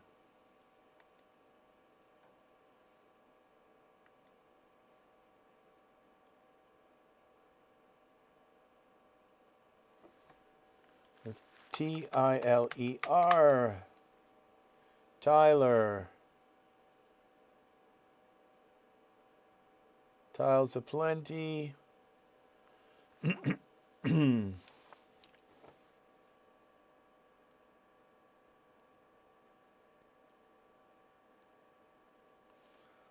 Okay.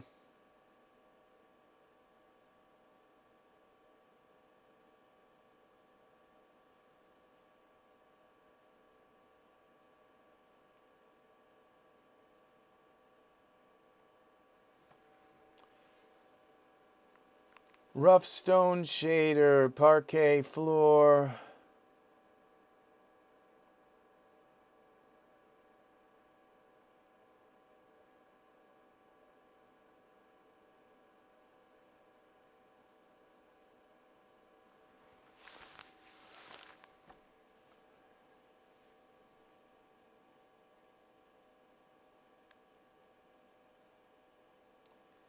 Okay,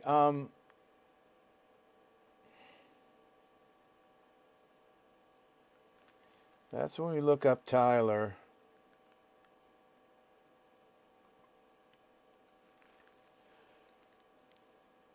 Concrete shaders.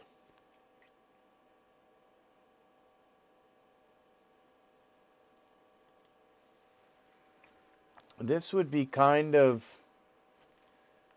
the closest thing. This is so odd that we're looking to do this, and that this is in the store. And this is for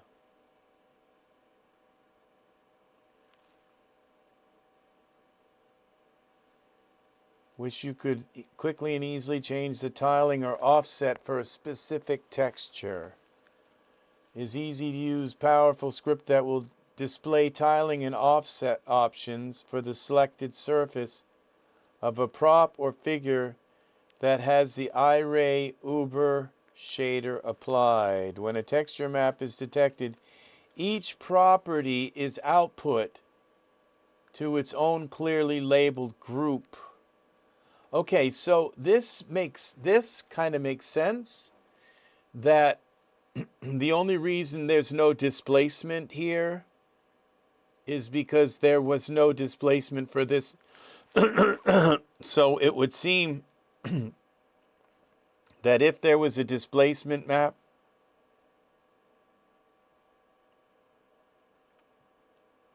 non-default values will be highlighted as shown in the examples above.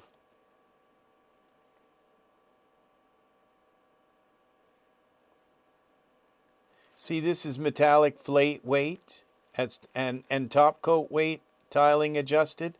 See, they're not listed here. Oh, there's metallic, but top coat isn't here.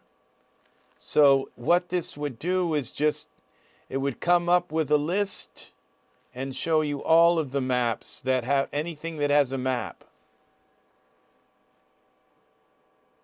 So this right here is something very important. Add to cart.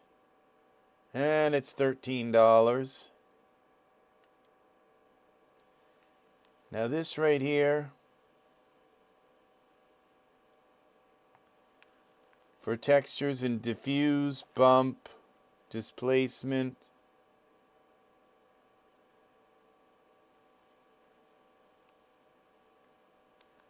dimension theory,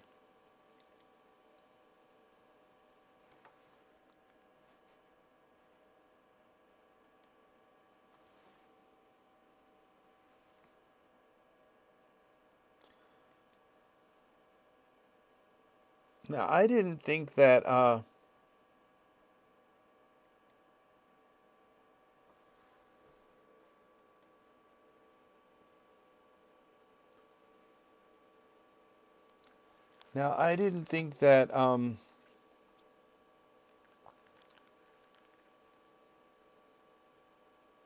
but see, this says diffuse, and that diffuse is definitely, 3D Light.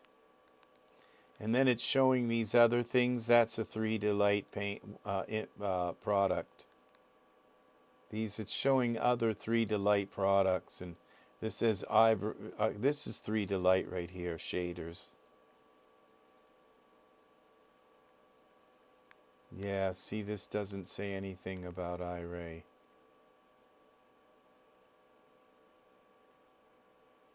And you go into here and it's going to say one texture map.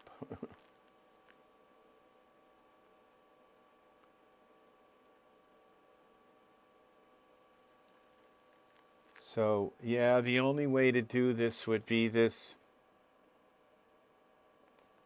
right here.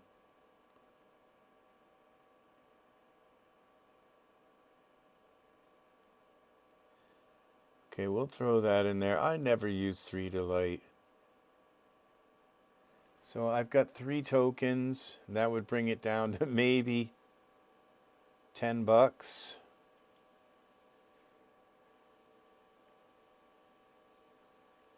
See, I'm not sure. You know, the thing is, I think this would be really fun to play with because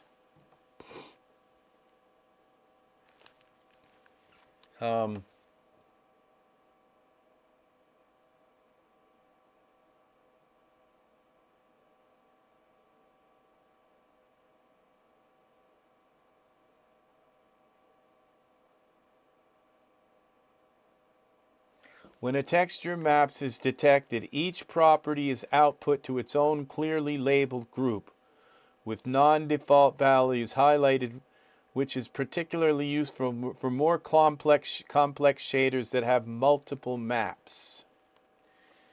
Wow, this is so strange that just came out today. This came out today.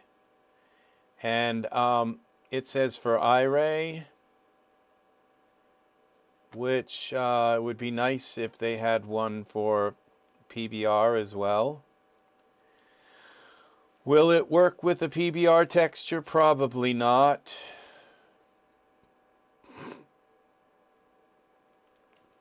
All right, I will, I'll buy this. So we're going to apply my 3 tokens. That should bring it down to, well, $11. All right, so I've got to go we're going to play around with this. Okay, that's what my tutorial is about, is showing you stuff, guys, stuff. So I'm going to do the be right back so I can put in my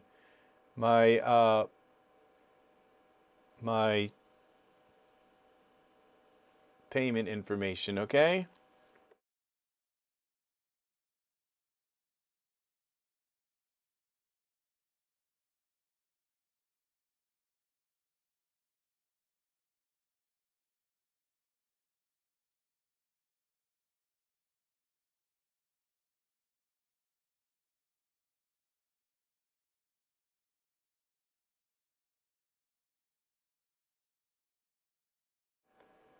Okay, your order was successful.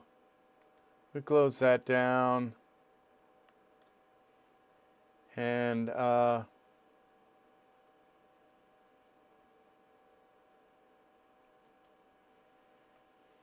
we're going to give,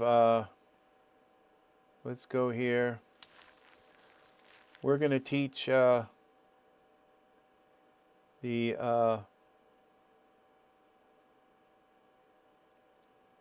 teach the AI about this.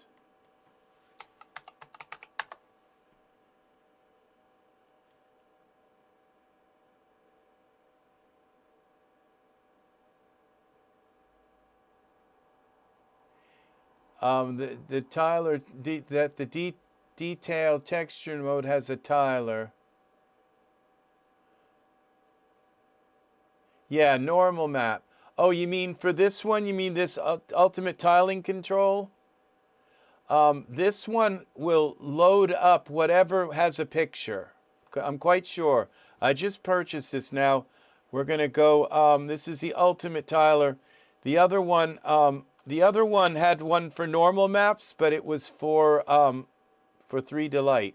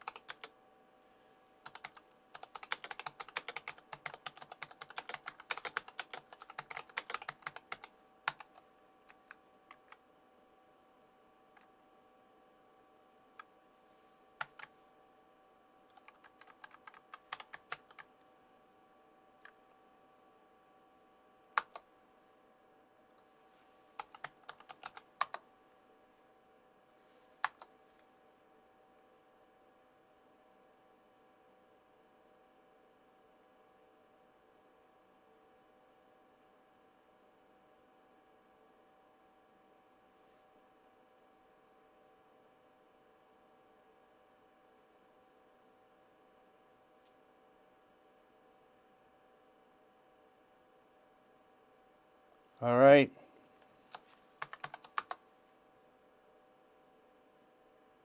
Yeah, it was a help.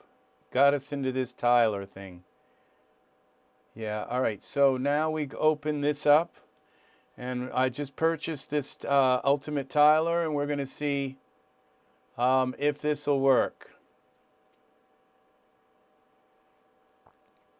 I can use this for a million things, especially if I start working with these. You know, that's the thing, is that it should work with, you know, sub D, you know, like you said, if you set the sub D. So we're going to see if this displacement works. Ultimate tiling control. Now I might, okay, oops, I should have closed this down. Some things don't work right when you, all right, it's done anyway. And we open this up.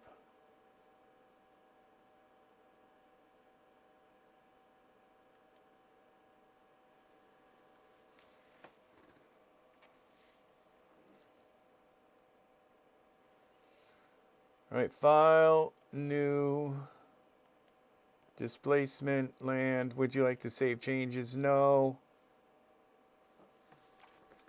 Now I would assume we have to select the plane. Yep. And then open this tiler thing.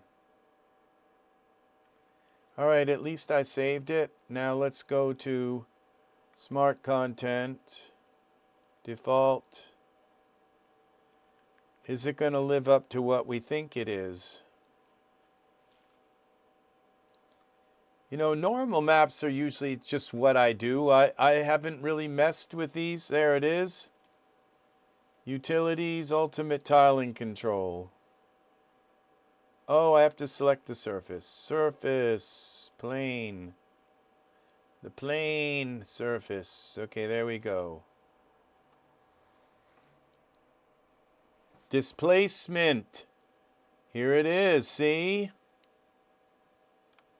Vertical tiles. Okay, let's do it. Let's do it.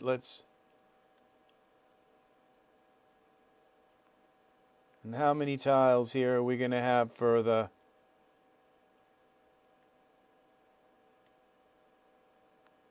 Okay, we got 21 and 21. Let's go to 6 and 6. I usually like to do them evenly. 6. Well, what happened? And 6.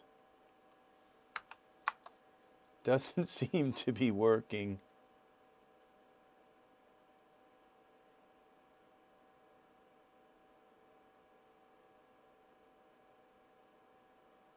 All right. Let's go 20. And 20. Now I'm wondering, it just keeps closing. I'm wondering if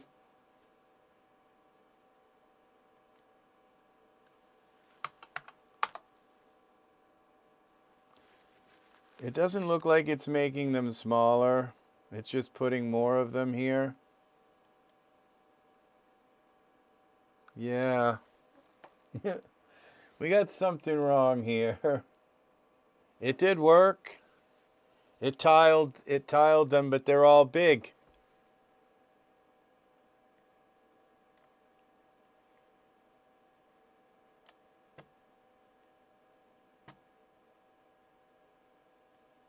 All right, let's take a look at our texture and see if this added tiling to everything. Okay, vertical tiles. No, the only way to do it, yeah, it tiled them. Just not the right way. Okay, maximum displacement, sub D, level, let's go to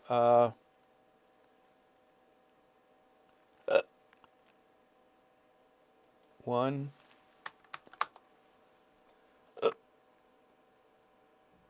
All right, look what that did.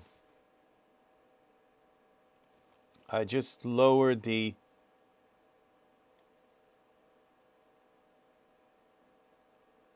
height of them. That's probably what I should have done in the first place. Okay, now that just made them probably just so small that now the only thing that's showing is the normal map.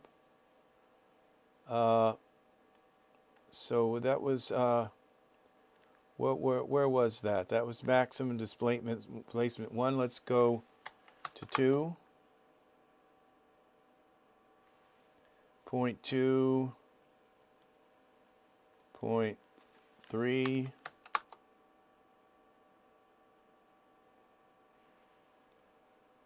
Okay, now that's kind of coming up. So I don't think that's the all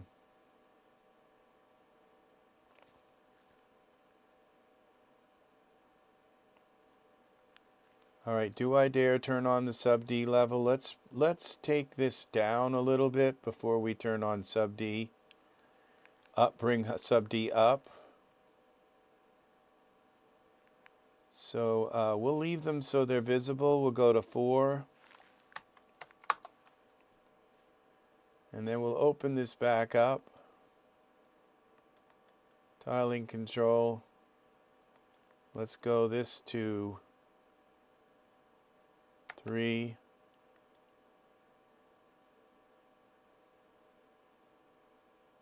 This one to 3.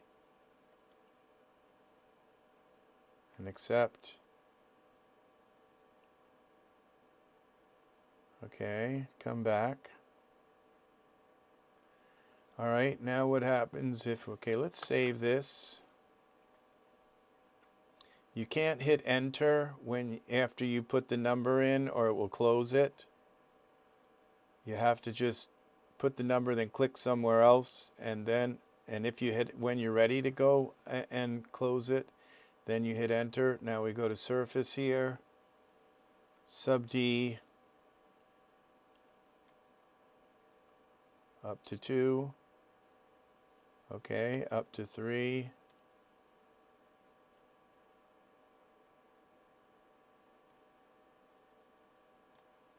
okay, I may not have sub D on this, and that's why it might not work, so we turn this off.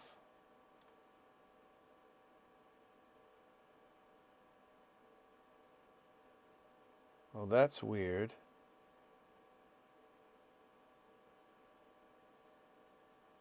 All right, let's go to maximum displacement. Let's go up to 2 to 4. Let's go to 2. Go to 0.5 to 0.1. Okay. Let's go here and now edit. Object. Convert to sub D.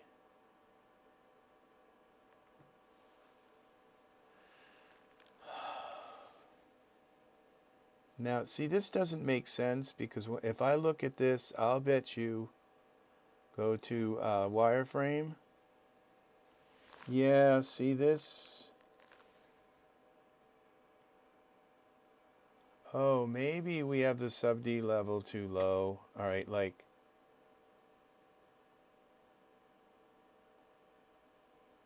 So we go up here to parameters.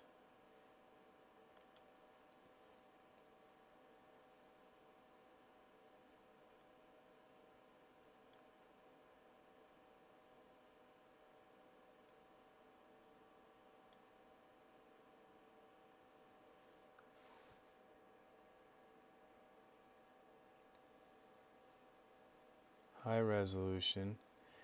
Now I thought I made this so much more finer than this. Okay, I think it's still adding the sub D. No, I guess not.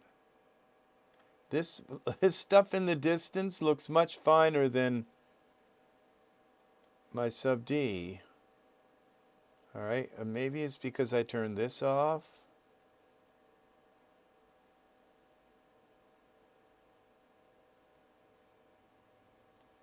One.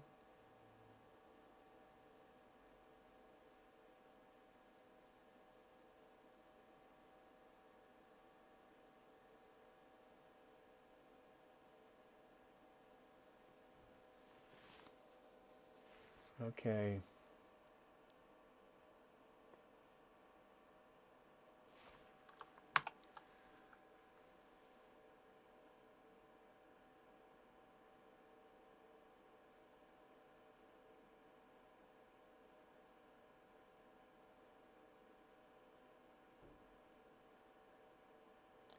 Well, they're smaller. So, go to 2.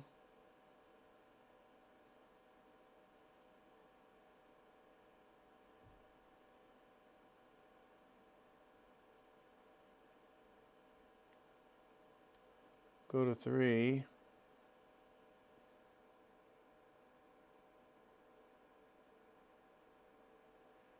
Yeah, that's what I just did up in the parameters. And it's all the way up to level 2. I guess the highest the plane will go is to sub D2. Now I just might have maxed this out too much. I don't think it likes to go up to sub D4, all right? So it's not going to let me take it back.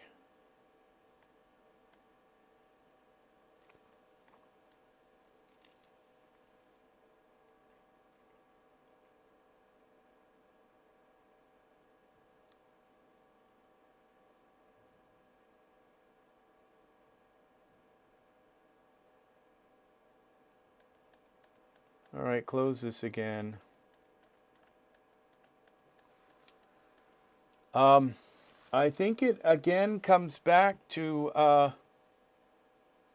the depth of the geometry.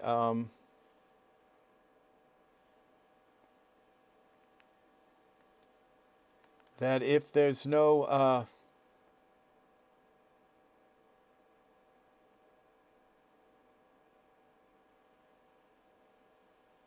all right, now we go back to our scene, new. Open this, no. Let's see what we've got here. I really like that tool. This tool of because it just gives me some ideas, some big ideas about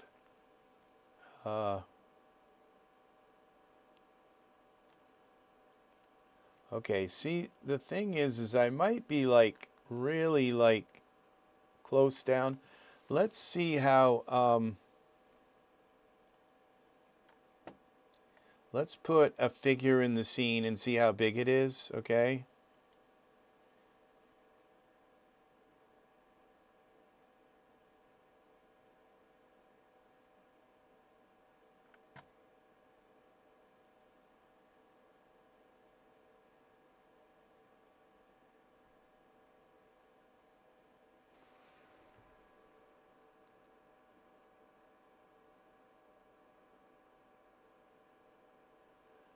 Okay, because this just right here, this can't be right.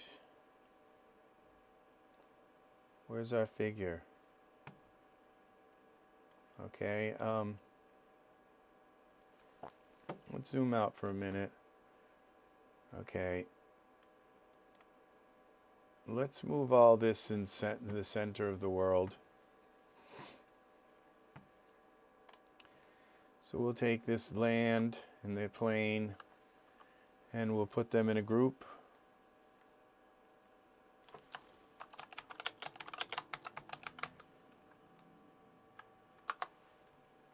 All right, and then we can go to Iray into texture shaded mode. First, I'm going to bring this in a little bit and over just to cover those two little holes. All right, and then can we bring it down some? Yeah, and over. Okay, I think that works.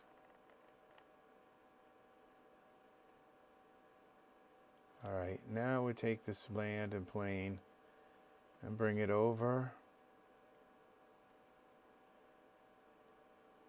and down.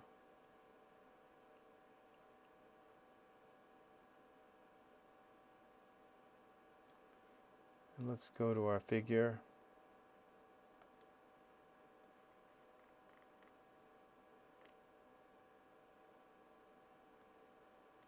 this is horrible. Okay, so we got to bring this up.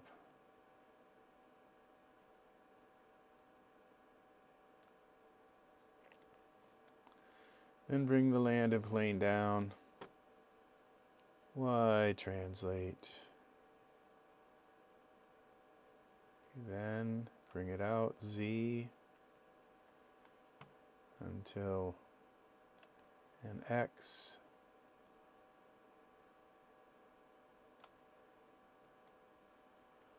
Y rotate.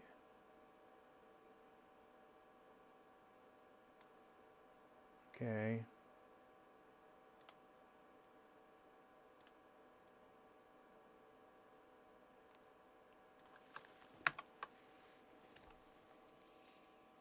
How big are these little dots? See, they're actually very tiny, so that's the big flaw that I've been doing here, okay, is I've been down like sniffing into them with the camera, like micro. And so what we do, first thing we do is we take all this repetition off. So we go back to the plane, we select the surface, and then we go back here to our products.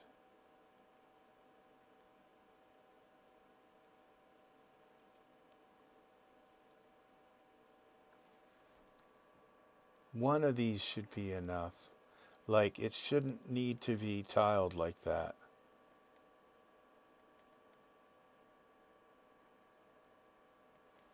Go 1,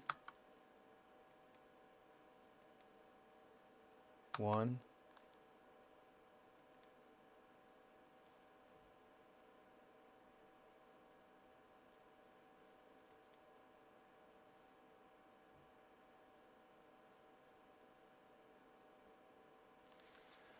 Okay, I have a feeling that I've messed this up. Oh, this might have to do now with the sub D here. Surfaces. Let's save this. Put some pants on our figure.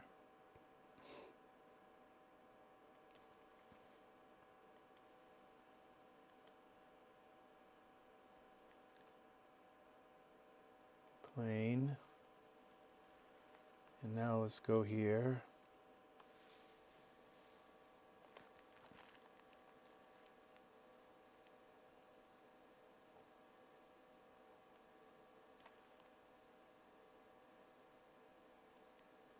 A horizontal offset, 1 and 1. Okay.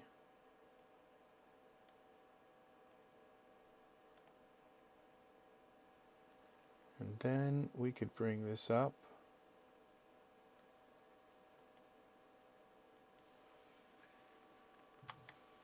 Eight.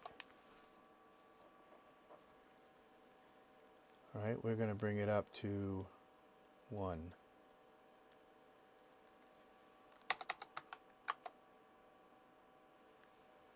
All right, see, that's looking right now.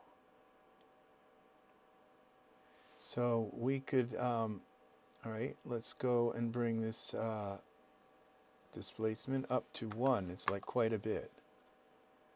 All right, now that's quite a bit. So we'll go 0.3. All right, that looks almost okay. 0.2. And then go 0.1. All right, this is an actual, these are actual bumps here. Okay, so we go here, put this guy in the middle. All right, we turn our land. Turn our figures so they're facing us. That looks almost pretty cool there.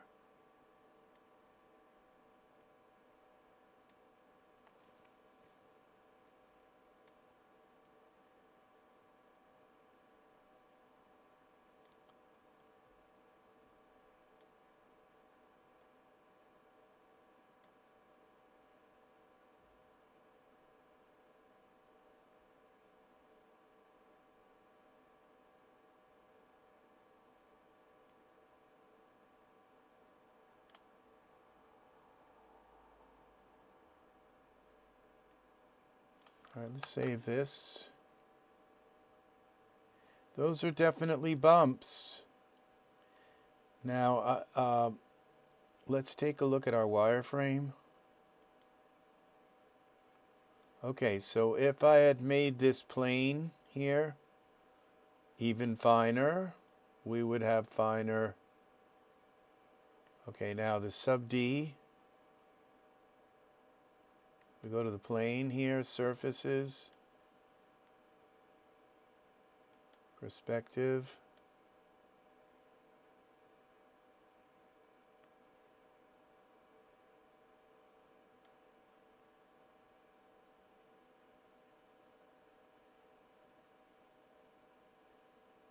Okay. Now we go to our plane,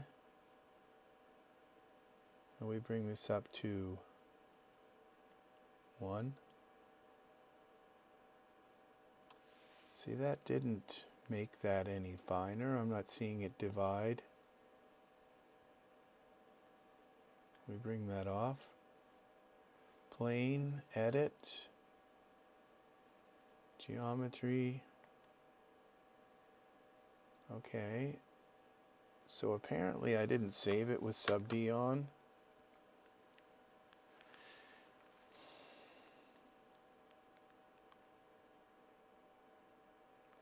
So now we go back here.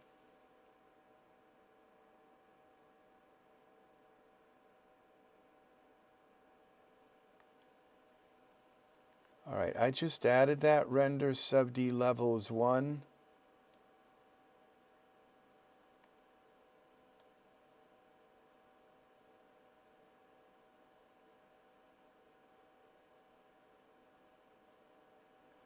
Okay, now I thought this was supposed to add, like, show some visual thing of sub D.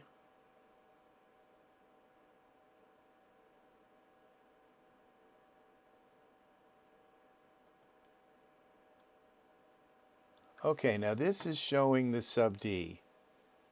Because if I bring this down, yeah, see how that just changed to 4? It's dividing by 4. Now we bring this up. We bring the sub D level up. Now it's got smaller divisions. Okay.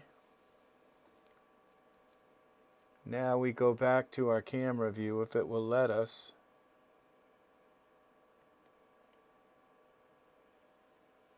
And now, if we go back to our surface here and bring this up here, this maximum up to like 5, it should be a little smoother. Okay. Yes, that's what we're going. You read my mind.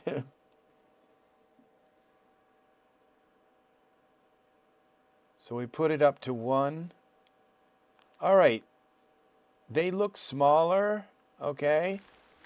They're just too high. They're higher than what we would need, but they do look smaller.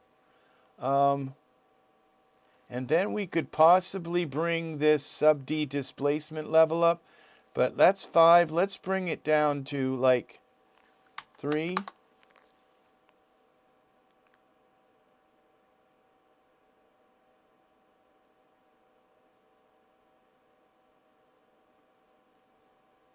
That's pretty nice right there. But even we could go down even to 2, but let's see what happens when we just bring this up 1.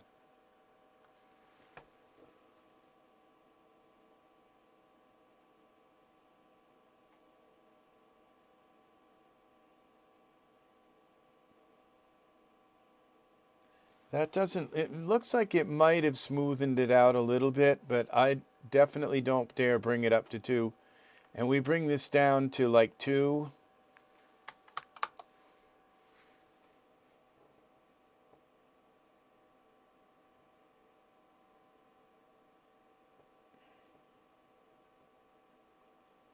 Okay, so now what we can do here is we can open this tiling control and we can just tile the base color. So we bring that to like 20 and bring the base color here to 20. 20. Accept. I hit enter, so it should close. Yeah. So that independently did the base color without messing with the other tiles.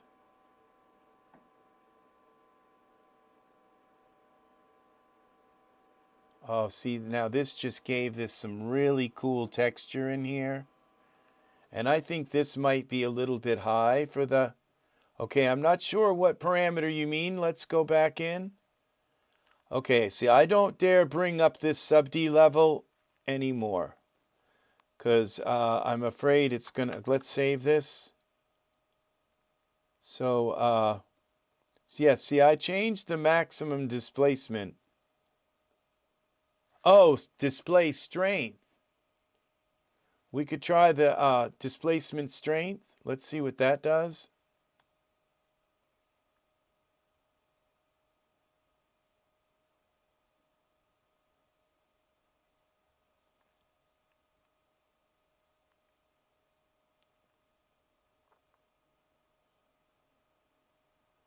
It kind of made it more, made them more prominent.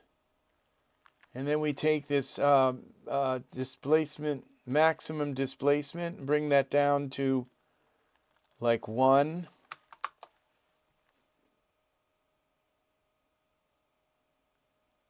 Oh, the geo setting in parameters. I didn't know there was one. Let me see. Yeah, see, I don't see a geo.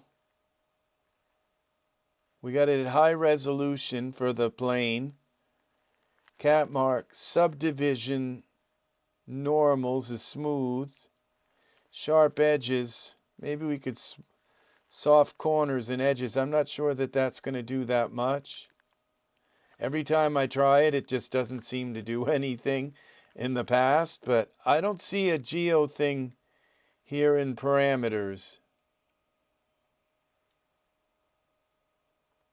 It does look a little smoother. I think these could even be smaller, but this is pretty cool what we've got here.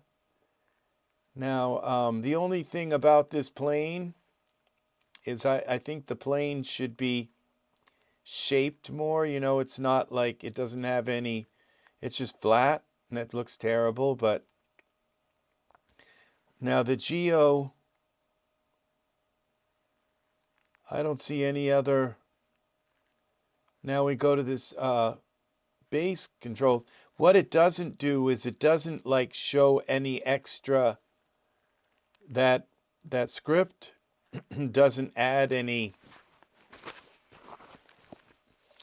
extra tiles. So the only tiles we have are these. So it's kind of like a, you can only access it through those, through the tiles. Displacement strength is pretty high, so could, can you alter the max and minimum of any parameter dial? I think I'm going to take this down a little bit to put like 0.0, oops, 0.0 like 8.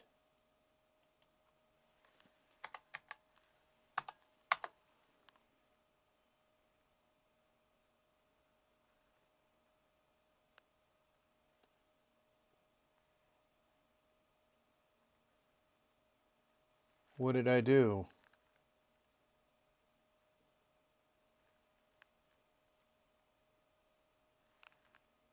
Oh, I think it might be coming through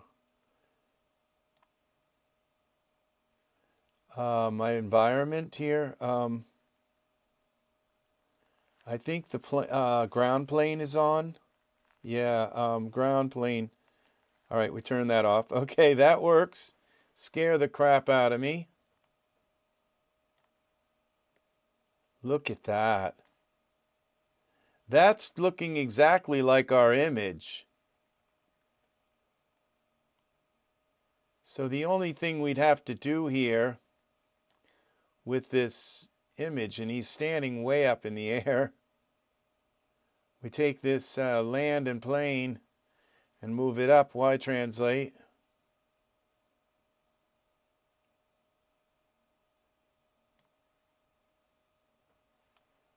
Okay. Click the gear next to the sub D in the parameter window. Oh, you mean to add more? To add more sub D? Yeah, see, I don't think it's gonna, yeah, you see, I'm finding that this detail is enough. Because, you know, unless I want to get way down into the ground like this, you know, and like way, way, way, way down into the ground like that, and even further, I'm finding that this isn't bad right here. If I wanted these smaller, I'd have to go into the geometry. And there are some little teeny ones. But, okay, Y translate minus.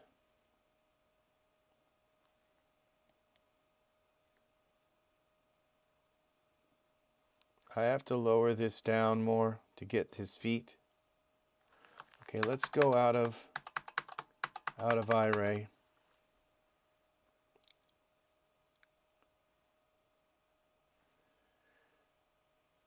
Okay, all right, we're out of Iray. Let's bring this down. Yeah, see, I think that these are about as high. Okay, now what I'd like to do is take this plane here and go into Tool Settings, Geometry Sculptor, this, and then go to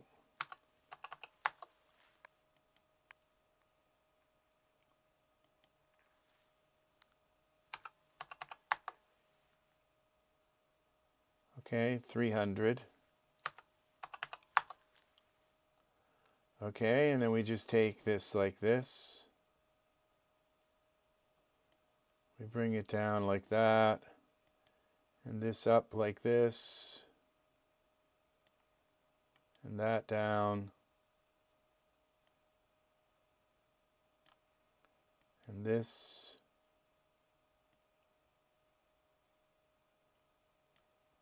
And this.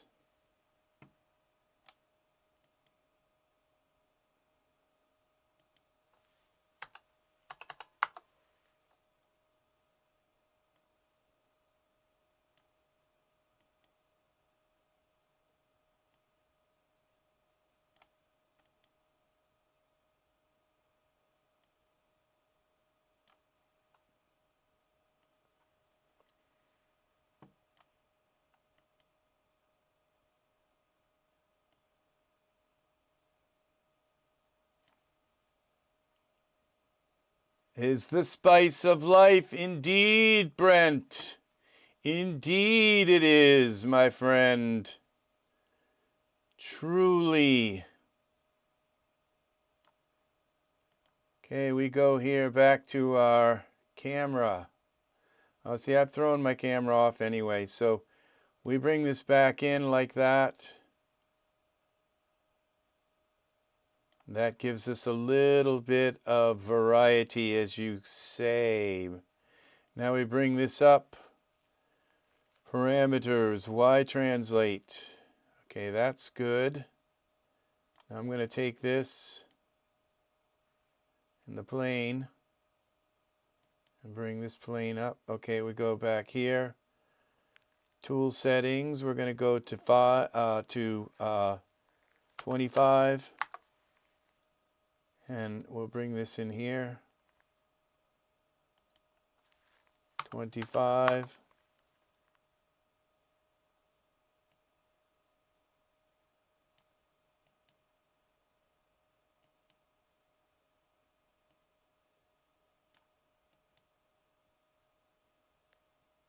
Okay, that might work.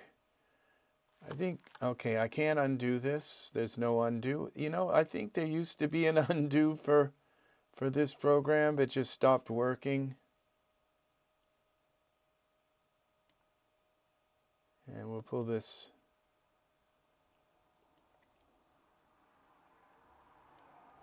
All right, let's see if that works. To Iray. Let's see what it looks like in Iray.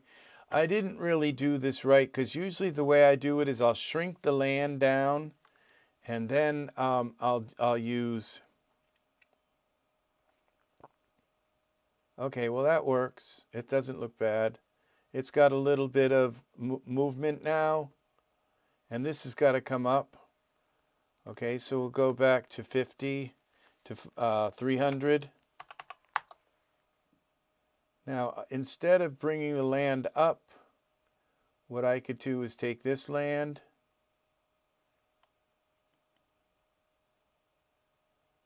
bring it down.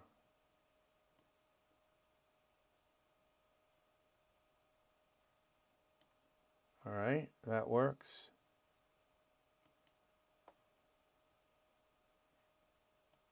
All right, and now we come out of here. And there we go.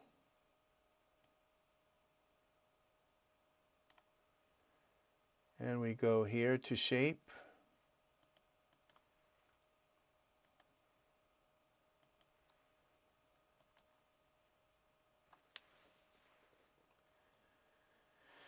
So it took a while, but we got this, and this may even be a little bit higher than we need as well, you know, so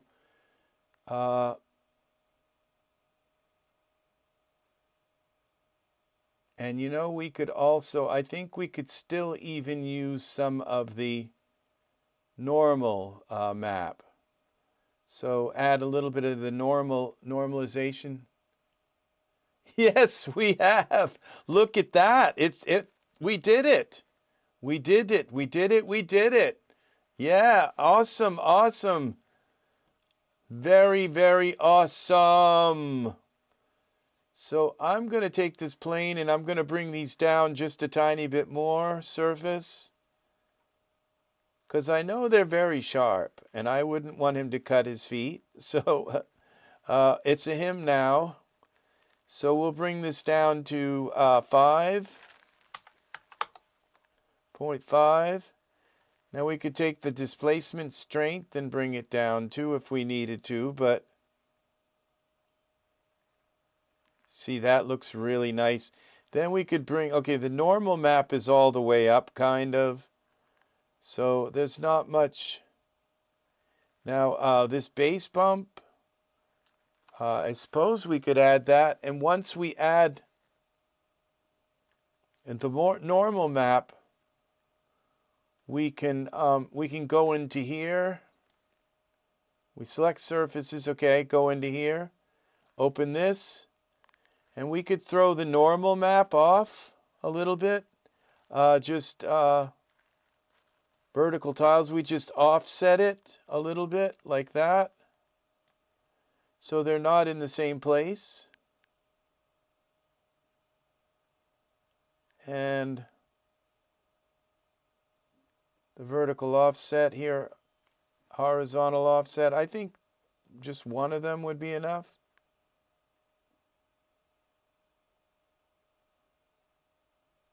Yeah, just set the offset off a little bit.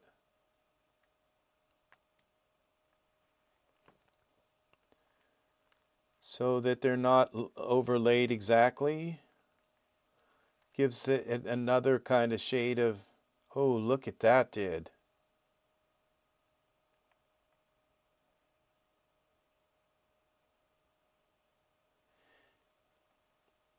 I wonder what this would look like if we just turned the normal map off for a moment. But I'm not sure how to do that other than to just take the map out. So, but that looks pretty cool. Let's give him some skin.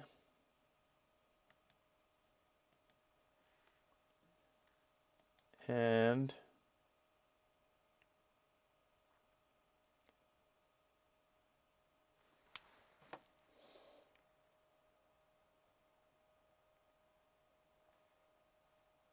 you know, it's I'm so used to fake, you know, bumps that I just keep believing that they're not really there, but they are.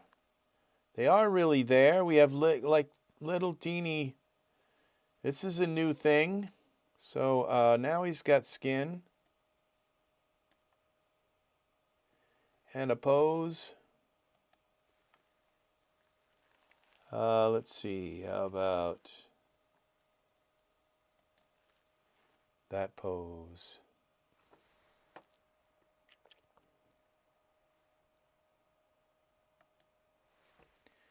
Parameters, we're kind of down here.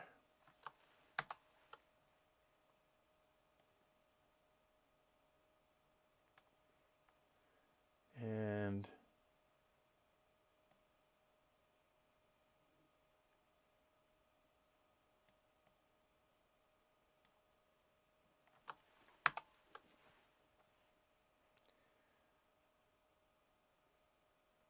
I really messed that up. I need smoothing in there.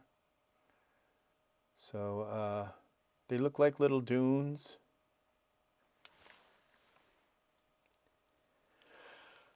Okay, and we'll put some kind of clothes on him, some kind of maybe a toga or something.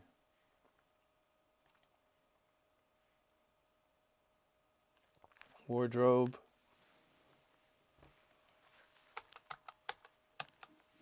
Toga for Genesis 8 male.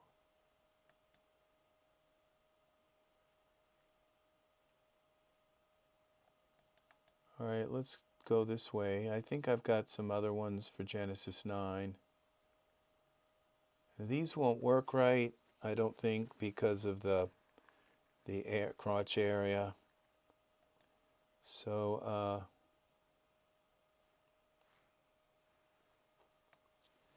what's the loin? Loin cloth for Genesis 9.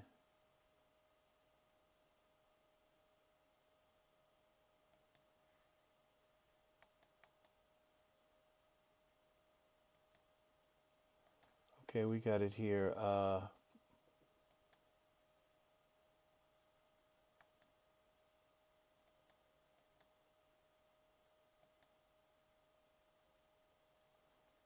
Materials, poses, wardrobe. Okay.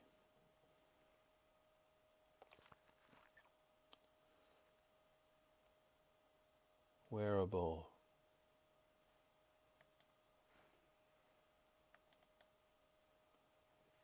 All right. What did I pick the wrong one? Yeah. Cancel, cancel. All right, let's get rid of these. Gotta pick the 9 ones. Info 8. There it is. 9. Okay, now we can get rid of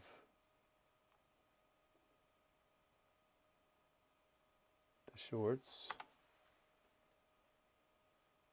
And we'll give him some hair.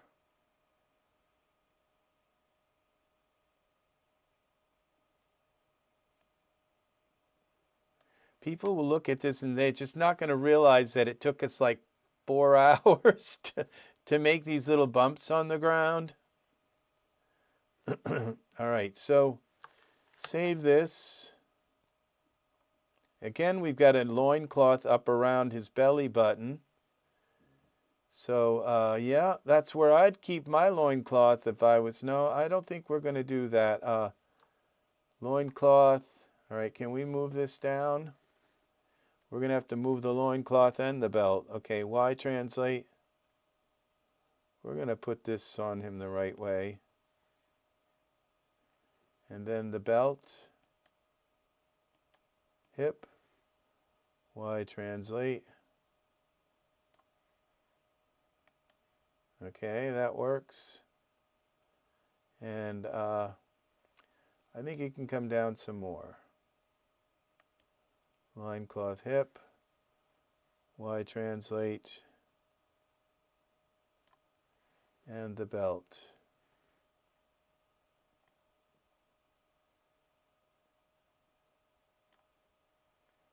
Okay. And then we do something with the hair, from hair.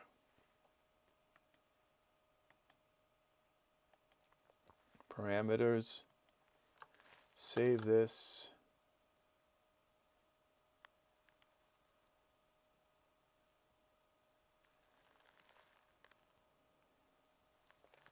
And we go to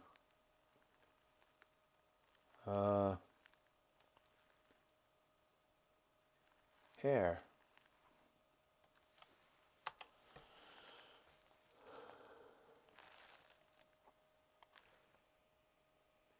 You like that? Awesome, awesome, awesome, awesome. Is this hair too? Oh, this is just facial hair. Let's see how that looks on him.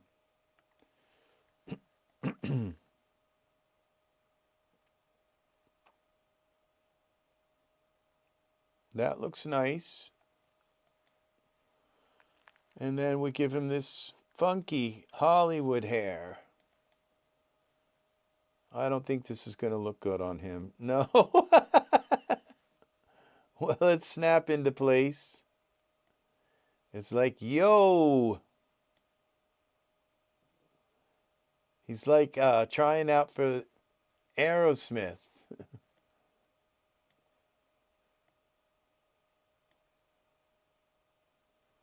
So just playing around, Z.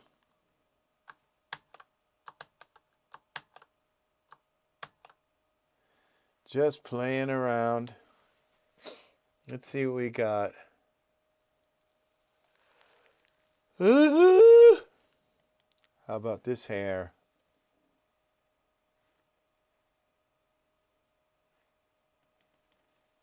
Okay, Genesis 9.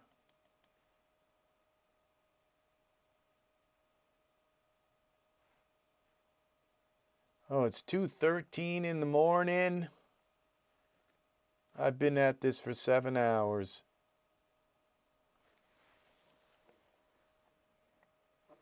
That looks good. It's just the wrong color. But we'll fix that. Genesis 9, smoky. Okay, we gotta select his hair.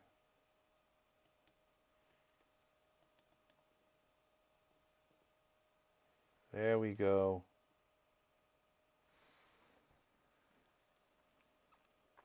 That's not too bad.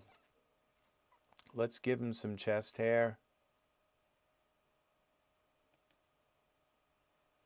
Oops, we got to go back.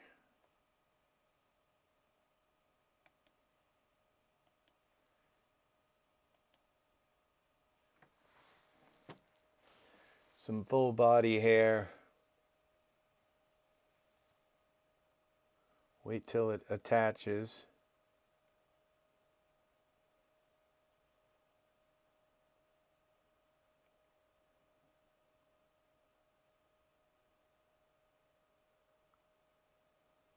Come on. Anytime now. All right, save this. And let's give him, okay, now that hair, I mean, it looks okay, but once again, it's just the part isn't right. And I could push it down with Mesh Grabber. I just don't want to mess with it. It looks okay, but then it just doesn't. If it's, you know, I'm really particular about hair and stuff. It's got to look right, or it's just, now this one might work.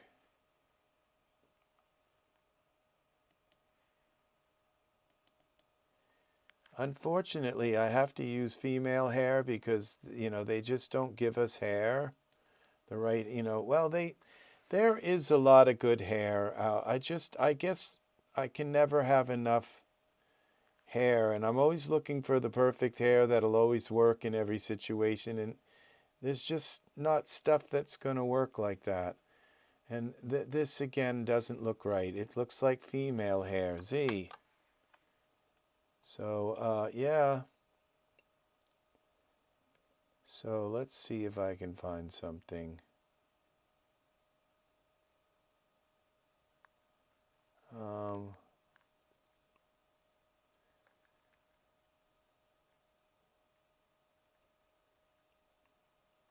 This might work. Warrior hair.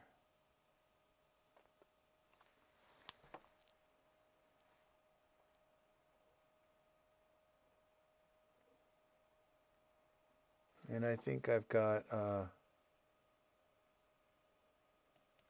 different colors. I mean, like liver color again. We're back to these weird colors. Okay, Genesis 8, Genesis 9. Mushroom. Okay, I guess it doesn't matter just as long.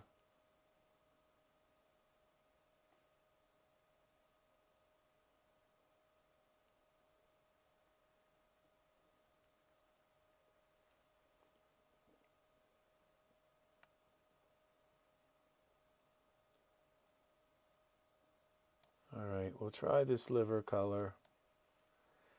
And then we've got a, well, that kind of works. All right, does it work though? Has he got like a little bow in the front? Something's weird in the front. Okay.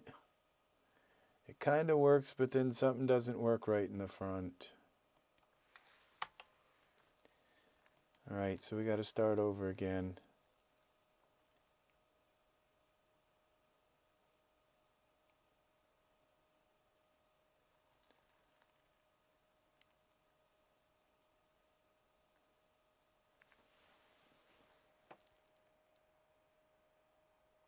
This will work.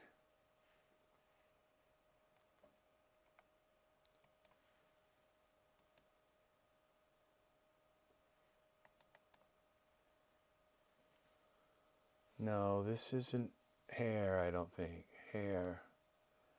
No, he's using Danny's hair.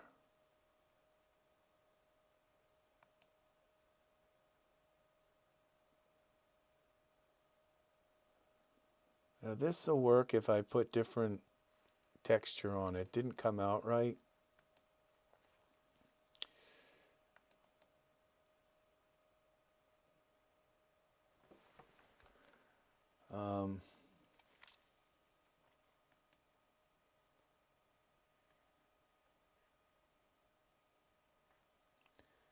So we got, I think I just bought some dual lobe hair. And I think this will work with dual lobe. I'm not sure. 9 hair. It kind of works with him, but when I render it, I'm not sure that it will. Tool settings, render settings, where's that here? 2000 is good.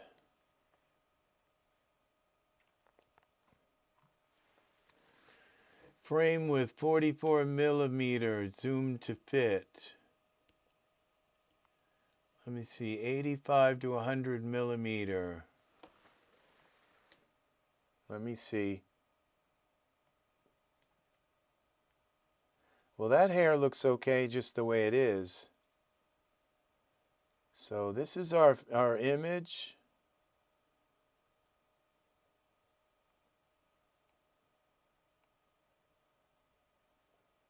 Yeah, that's nice.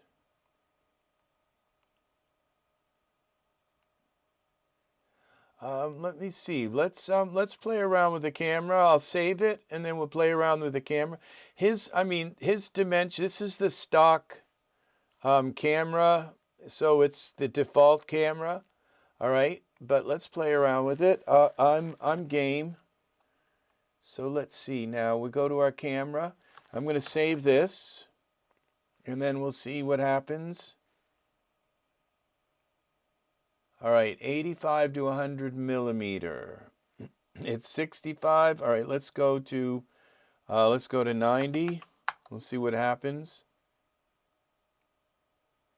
And then we go to you said frame width 44 for okay,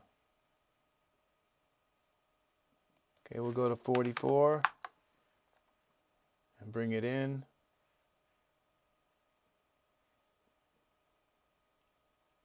Okay. A little bit more. Let's see what this looks like. I'm game.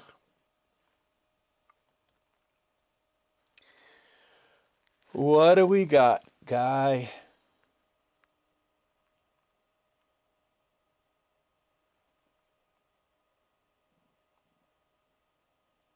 Yeah, he looks pretty good there. Yeah.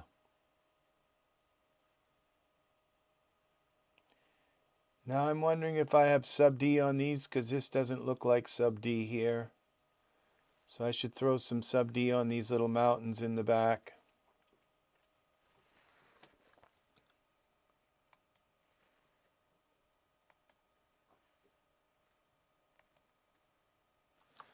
Save this, we'll save it, we'll render it that way. Very good. And we go to the land, file, edit, object. All right, they already have sub D, but what is it? What's it said to? We'll go up to 2. The sub D level on that.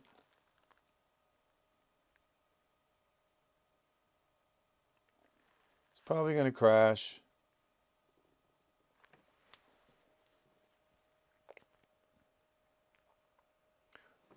$60 hours on a render just in setup. Wow. Well, this. I didn't intend that this was going to be a scene, because I just figured that,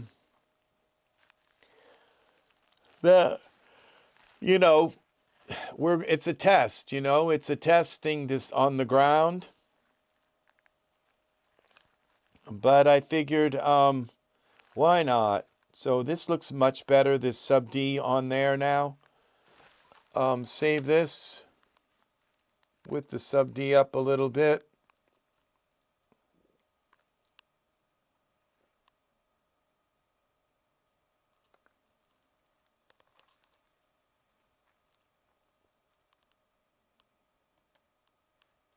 Yeah, I think this is a good render.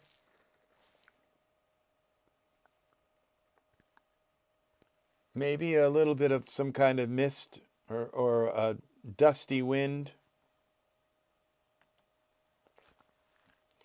would be kind of nice. See what, some kind of atmosphere. Just a little bit of atmosphere to...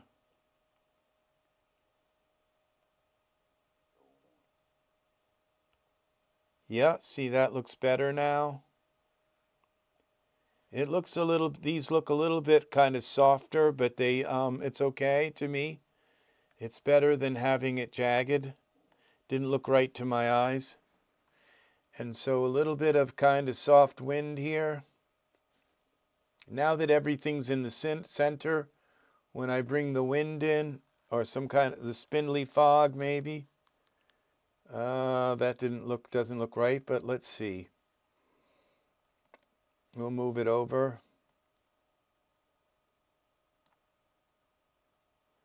And then we're just going to take the light.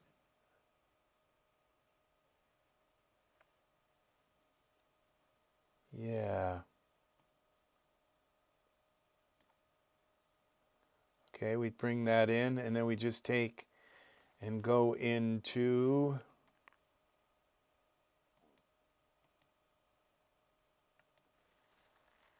and our surfaces here, and we're going to take the absorption, scattering offset, bring this,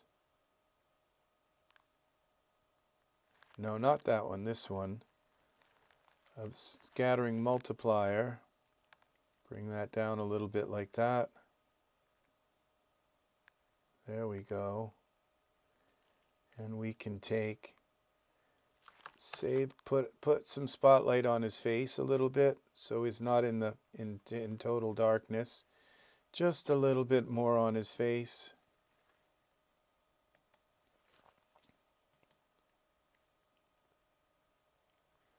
Okay, spotlight. Bring it back. 9. Control 9 to get us out of all right, bring this over a little bit like this.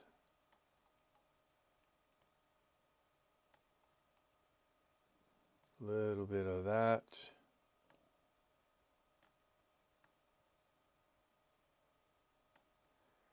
And then we come, where's my light? Where's my mouse? Did my mouse just die? Nope, the computer crashed. Well, luckily I have it. I don't know what caused that.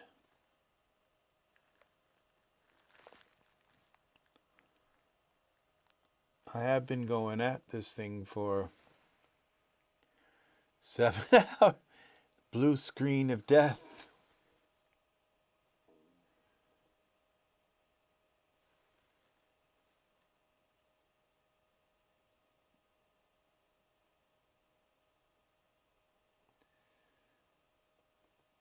I did save it after we got the camera angle.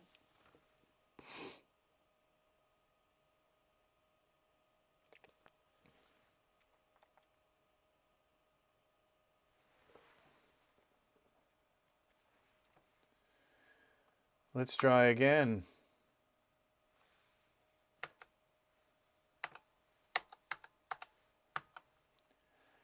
All right.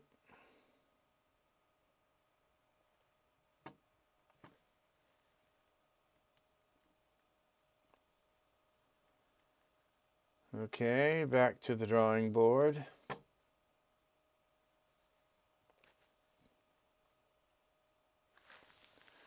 We're going to have a little bit of sip of this.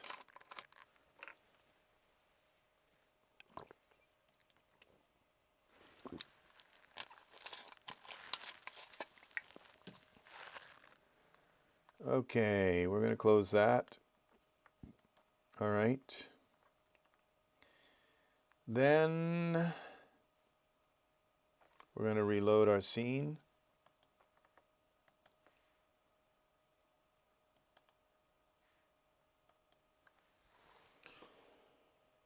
Okay.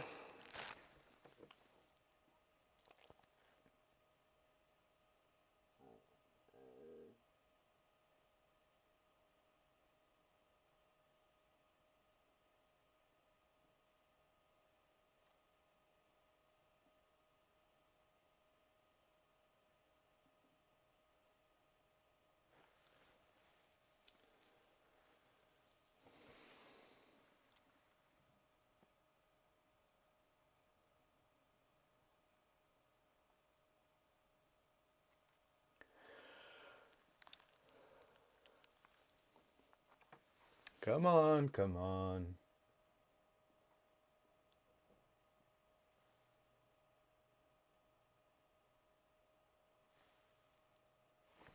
Well, while we wait, let's see what's new in the DAZ store. Okay.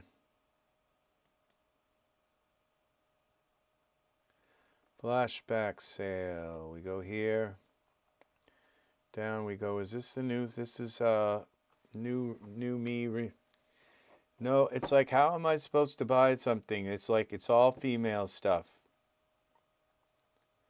So it's like, okay, well, thanks, Daz. See how this, like, okay, bodysuit, okay, for Genesis 9. It's like, really? Why did you even put him in here? Because you know you made this actually for Genesis 9 female.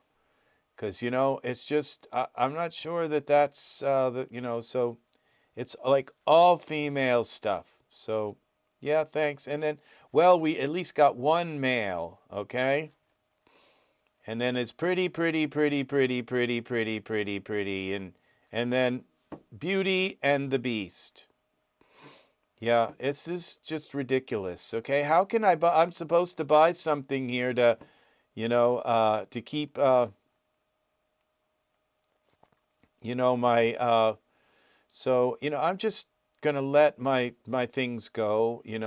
Like I've got these darn. I don't know. Maybe that's over now. I don't know. I don't see anything there. So, yeah, that's So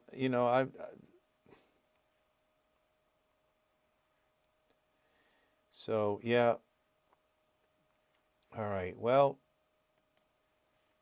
that's another disgusting day in the DAZ store. I don't know of any other way to call it but disgusting. It's just disgusting to me. Sexism is disgusting. I voted for Kamala Harris, I just, it's just so disgusting to me that that there's so much sexism there in the DAZ store. So, well, I didn't buy anything. None of that interests me at all. So, not at all. So, all right. And I have to work with like subpar male items because when they finally do make them, they're usually like repurposed from female items just because they got to sell something male. So why don't they just stop selling male items altogether? Just like, really. Why not just lay it right out, okay? So, yeah. The DAZ store, it's just disgusting. It's disgusting rank sexism. So that's what it is. And I love DAZ Studio. I love a lot of the male items, that have been made, but it's just another 10 years of, like all the way back to Victoria, where nothing was made for Michael IV, and it was all Victoria, and the same people that are running it now, So that was an entire decade with Michael IV that nothing got made for the male figures. And then we go to Genesis 8, it's the same thing. 8.1, it's the same thing. Genesis 9, it's the same thing. It's just disgusting. Disgustingly rotten people that just don't make. The reason why the male stuff doesn't sell is because they don't make good male stuff. It's horrible. Why didn't the woolly mammoth sell? Because it's not really very good male stuff. And this figure, I had to make him, okay? They didn't give me him, okay? I had to create this beautiful male. Because the males they give me aren't really, most of them I don't even want to buy. They're just so hideous. So yeah, I had to create my own handsome male because obviously they don't know what one is. So yeah, that's the thing. So here we go. Now we go to Spotlight.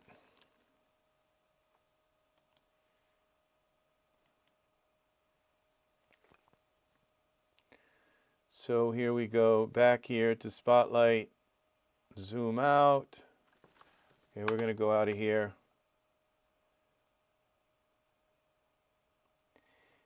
I believe it was just all that geometry in the darn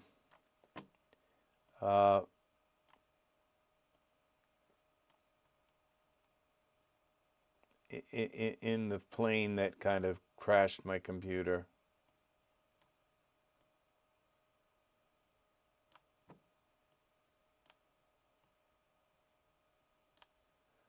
All right, back to the camera. Save this again.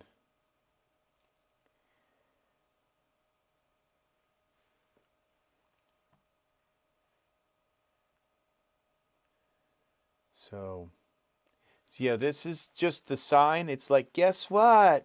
2025 is going to be the same disgusting crap, the same disgusting sexism. Yay!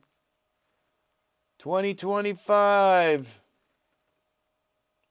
Another year, another decade of DAS 3D sexism. Yep. You know, I just wish somebody would come in and buy Daz Studio and fire all the people running the store. Okay? That's my opinion. I am sick of it. I'm sick to death of it. So, yeah. The reason why the male stuff doesn't sell, because, well, woolly mammoths, you know, they're just not that hot. You know? That's why. So, all right, Spotlight.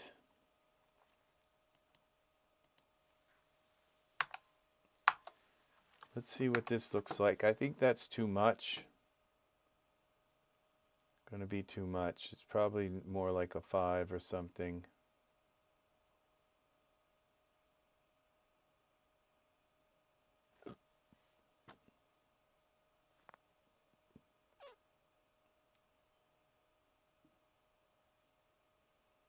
Yeah. 3.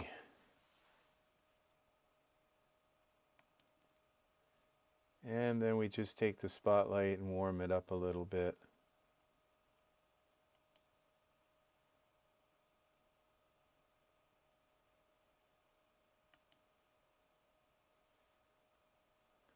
I think that's still a little bright. 2.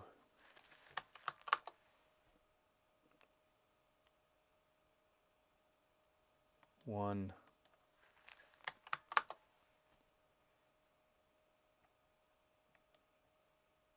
Yeah, there we go.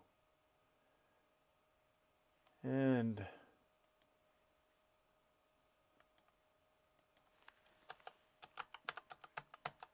sandals.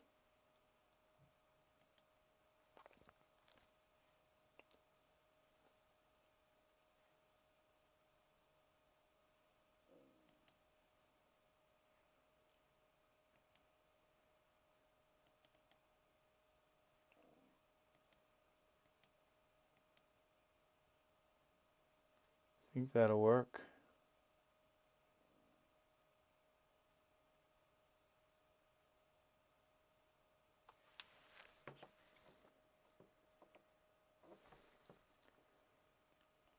And then we go, they look okay.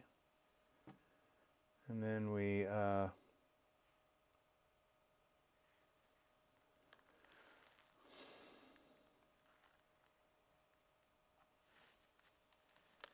and I think I'll take your advice on the camera. We'll do some depth of the field.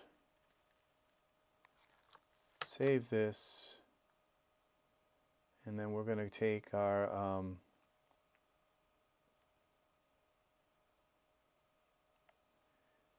look at it from perspective view. Where's our camera? 9. Okay, let's see what we got here. That's all off. Focal distance. Right about there. Let's see.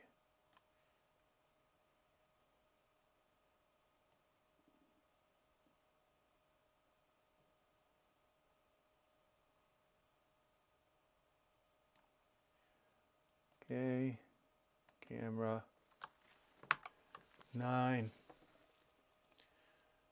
Let's see what we got here.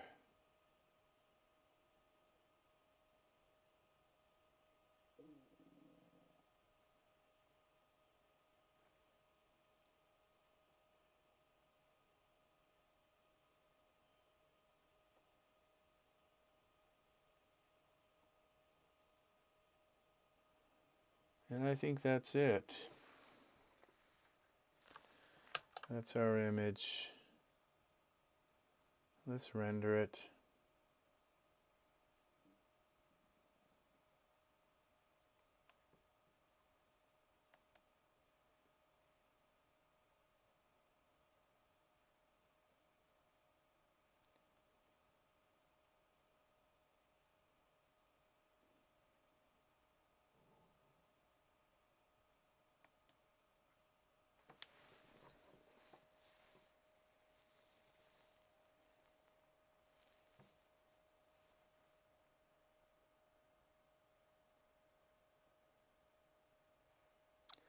Yeah, I think this foot's got to bend up a little bit. It's kind of sunk in the ground.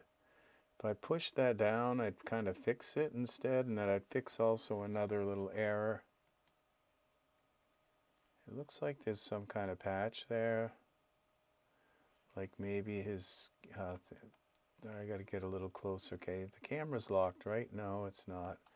Z, okay, let's lock the camera. What's going on here with his chest? Is it like where it's going through his skin or something?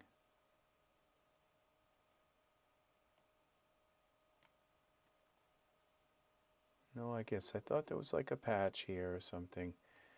His chest hairs are probably a little bit long, but from a distance you really can't tell. Okay, so this little mound here or whatever that is, we'll select this. 9. Control L. Okay, let's go to Tools.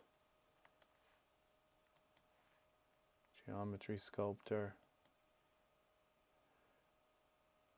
Plane. Where's the plane?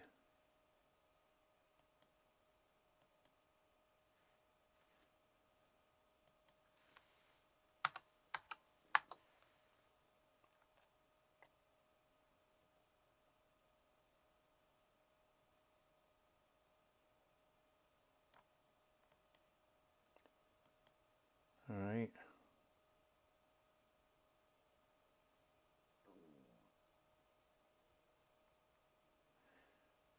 I think that's enough perspective.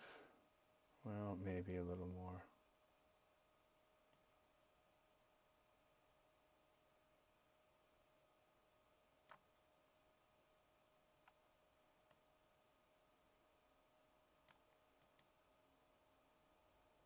Okay, and we go back to camera.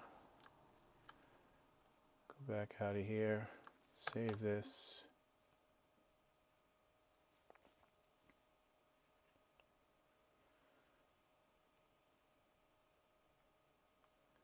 And we go to the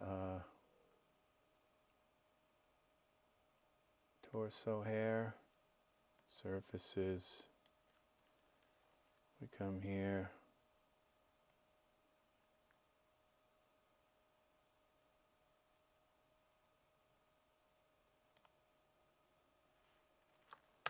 Save it again.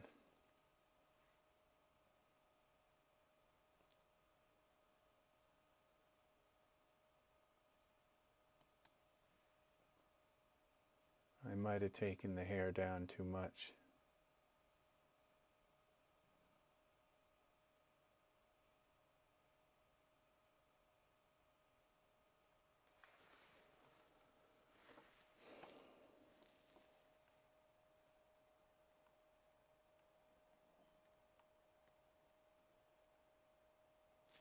You know, it's not that I don't think it's good artwork, and it's not that I don't think that, you know, that I hate women's things or I hate women's clothes or like that. It's not that. It's just the fairness of it, okay? That when they finally put out male stuff, it sucks. And, you know, it's like, okay, we got a woolly mammoth, all right? So I'm sure it's a very nice woolly mammoth, but, you know, it's like, I've got enough of them, you know, and I just, you know, and it's like I wouldn't have a problem with woolly mammoths when they come out if there was just a balance with the male stuff, and you know, so it just kind of gets me to the point where it just pisses me off. All right, that's the way it is, and that's the way it's going to be. So it's just there's not going to be any so this looks okay. So I guess we're all set with that. So, all right, I want to thank you for watching, people. Thanks for checking in and being part of the show. And I will see you again in the next EZ3DTV tutorial. This doesn't look right because I remember I had to yank. You know, togas, that's where people wear them up above their belly button. Really? Is that really where men wear their togas? So, but you know, this is the thing. This is just this complete lack of any, you know, and it's like when you're going to buy a toga and the toga comes up above their belly button. Maybe that's why they didn't sell very well, you know? So it's just, you know, think about it. So, all right, this is going to do it for me. I've been at it for 8 hours since I've sat down in this seat. I haven't been up for 8 hours from this chair. So, yeah, it's been fun. I thank you, Brent, and Angus was here. And let's see, we had Art here tonight. And, oh my gosh, we had Chris Cox here. Very good. Serenity's Gate. Thank you, people, for being here. And my gosh, Brent, you have been here for a long time. Again, Angus here and Serenity's Gate, and Art was here. And we also had Paul here. So I'm not sure how long Paul was able to stay, but thank you, people, for being here, being part of the show. And it's been really, really awesome having you here, Brent. So take care, people. I will see you in the next EZ3DTV tutorial. We're going to play the splash screen, and then I will be back to say goodbye.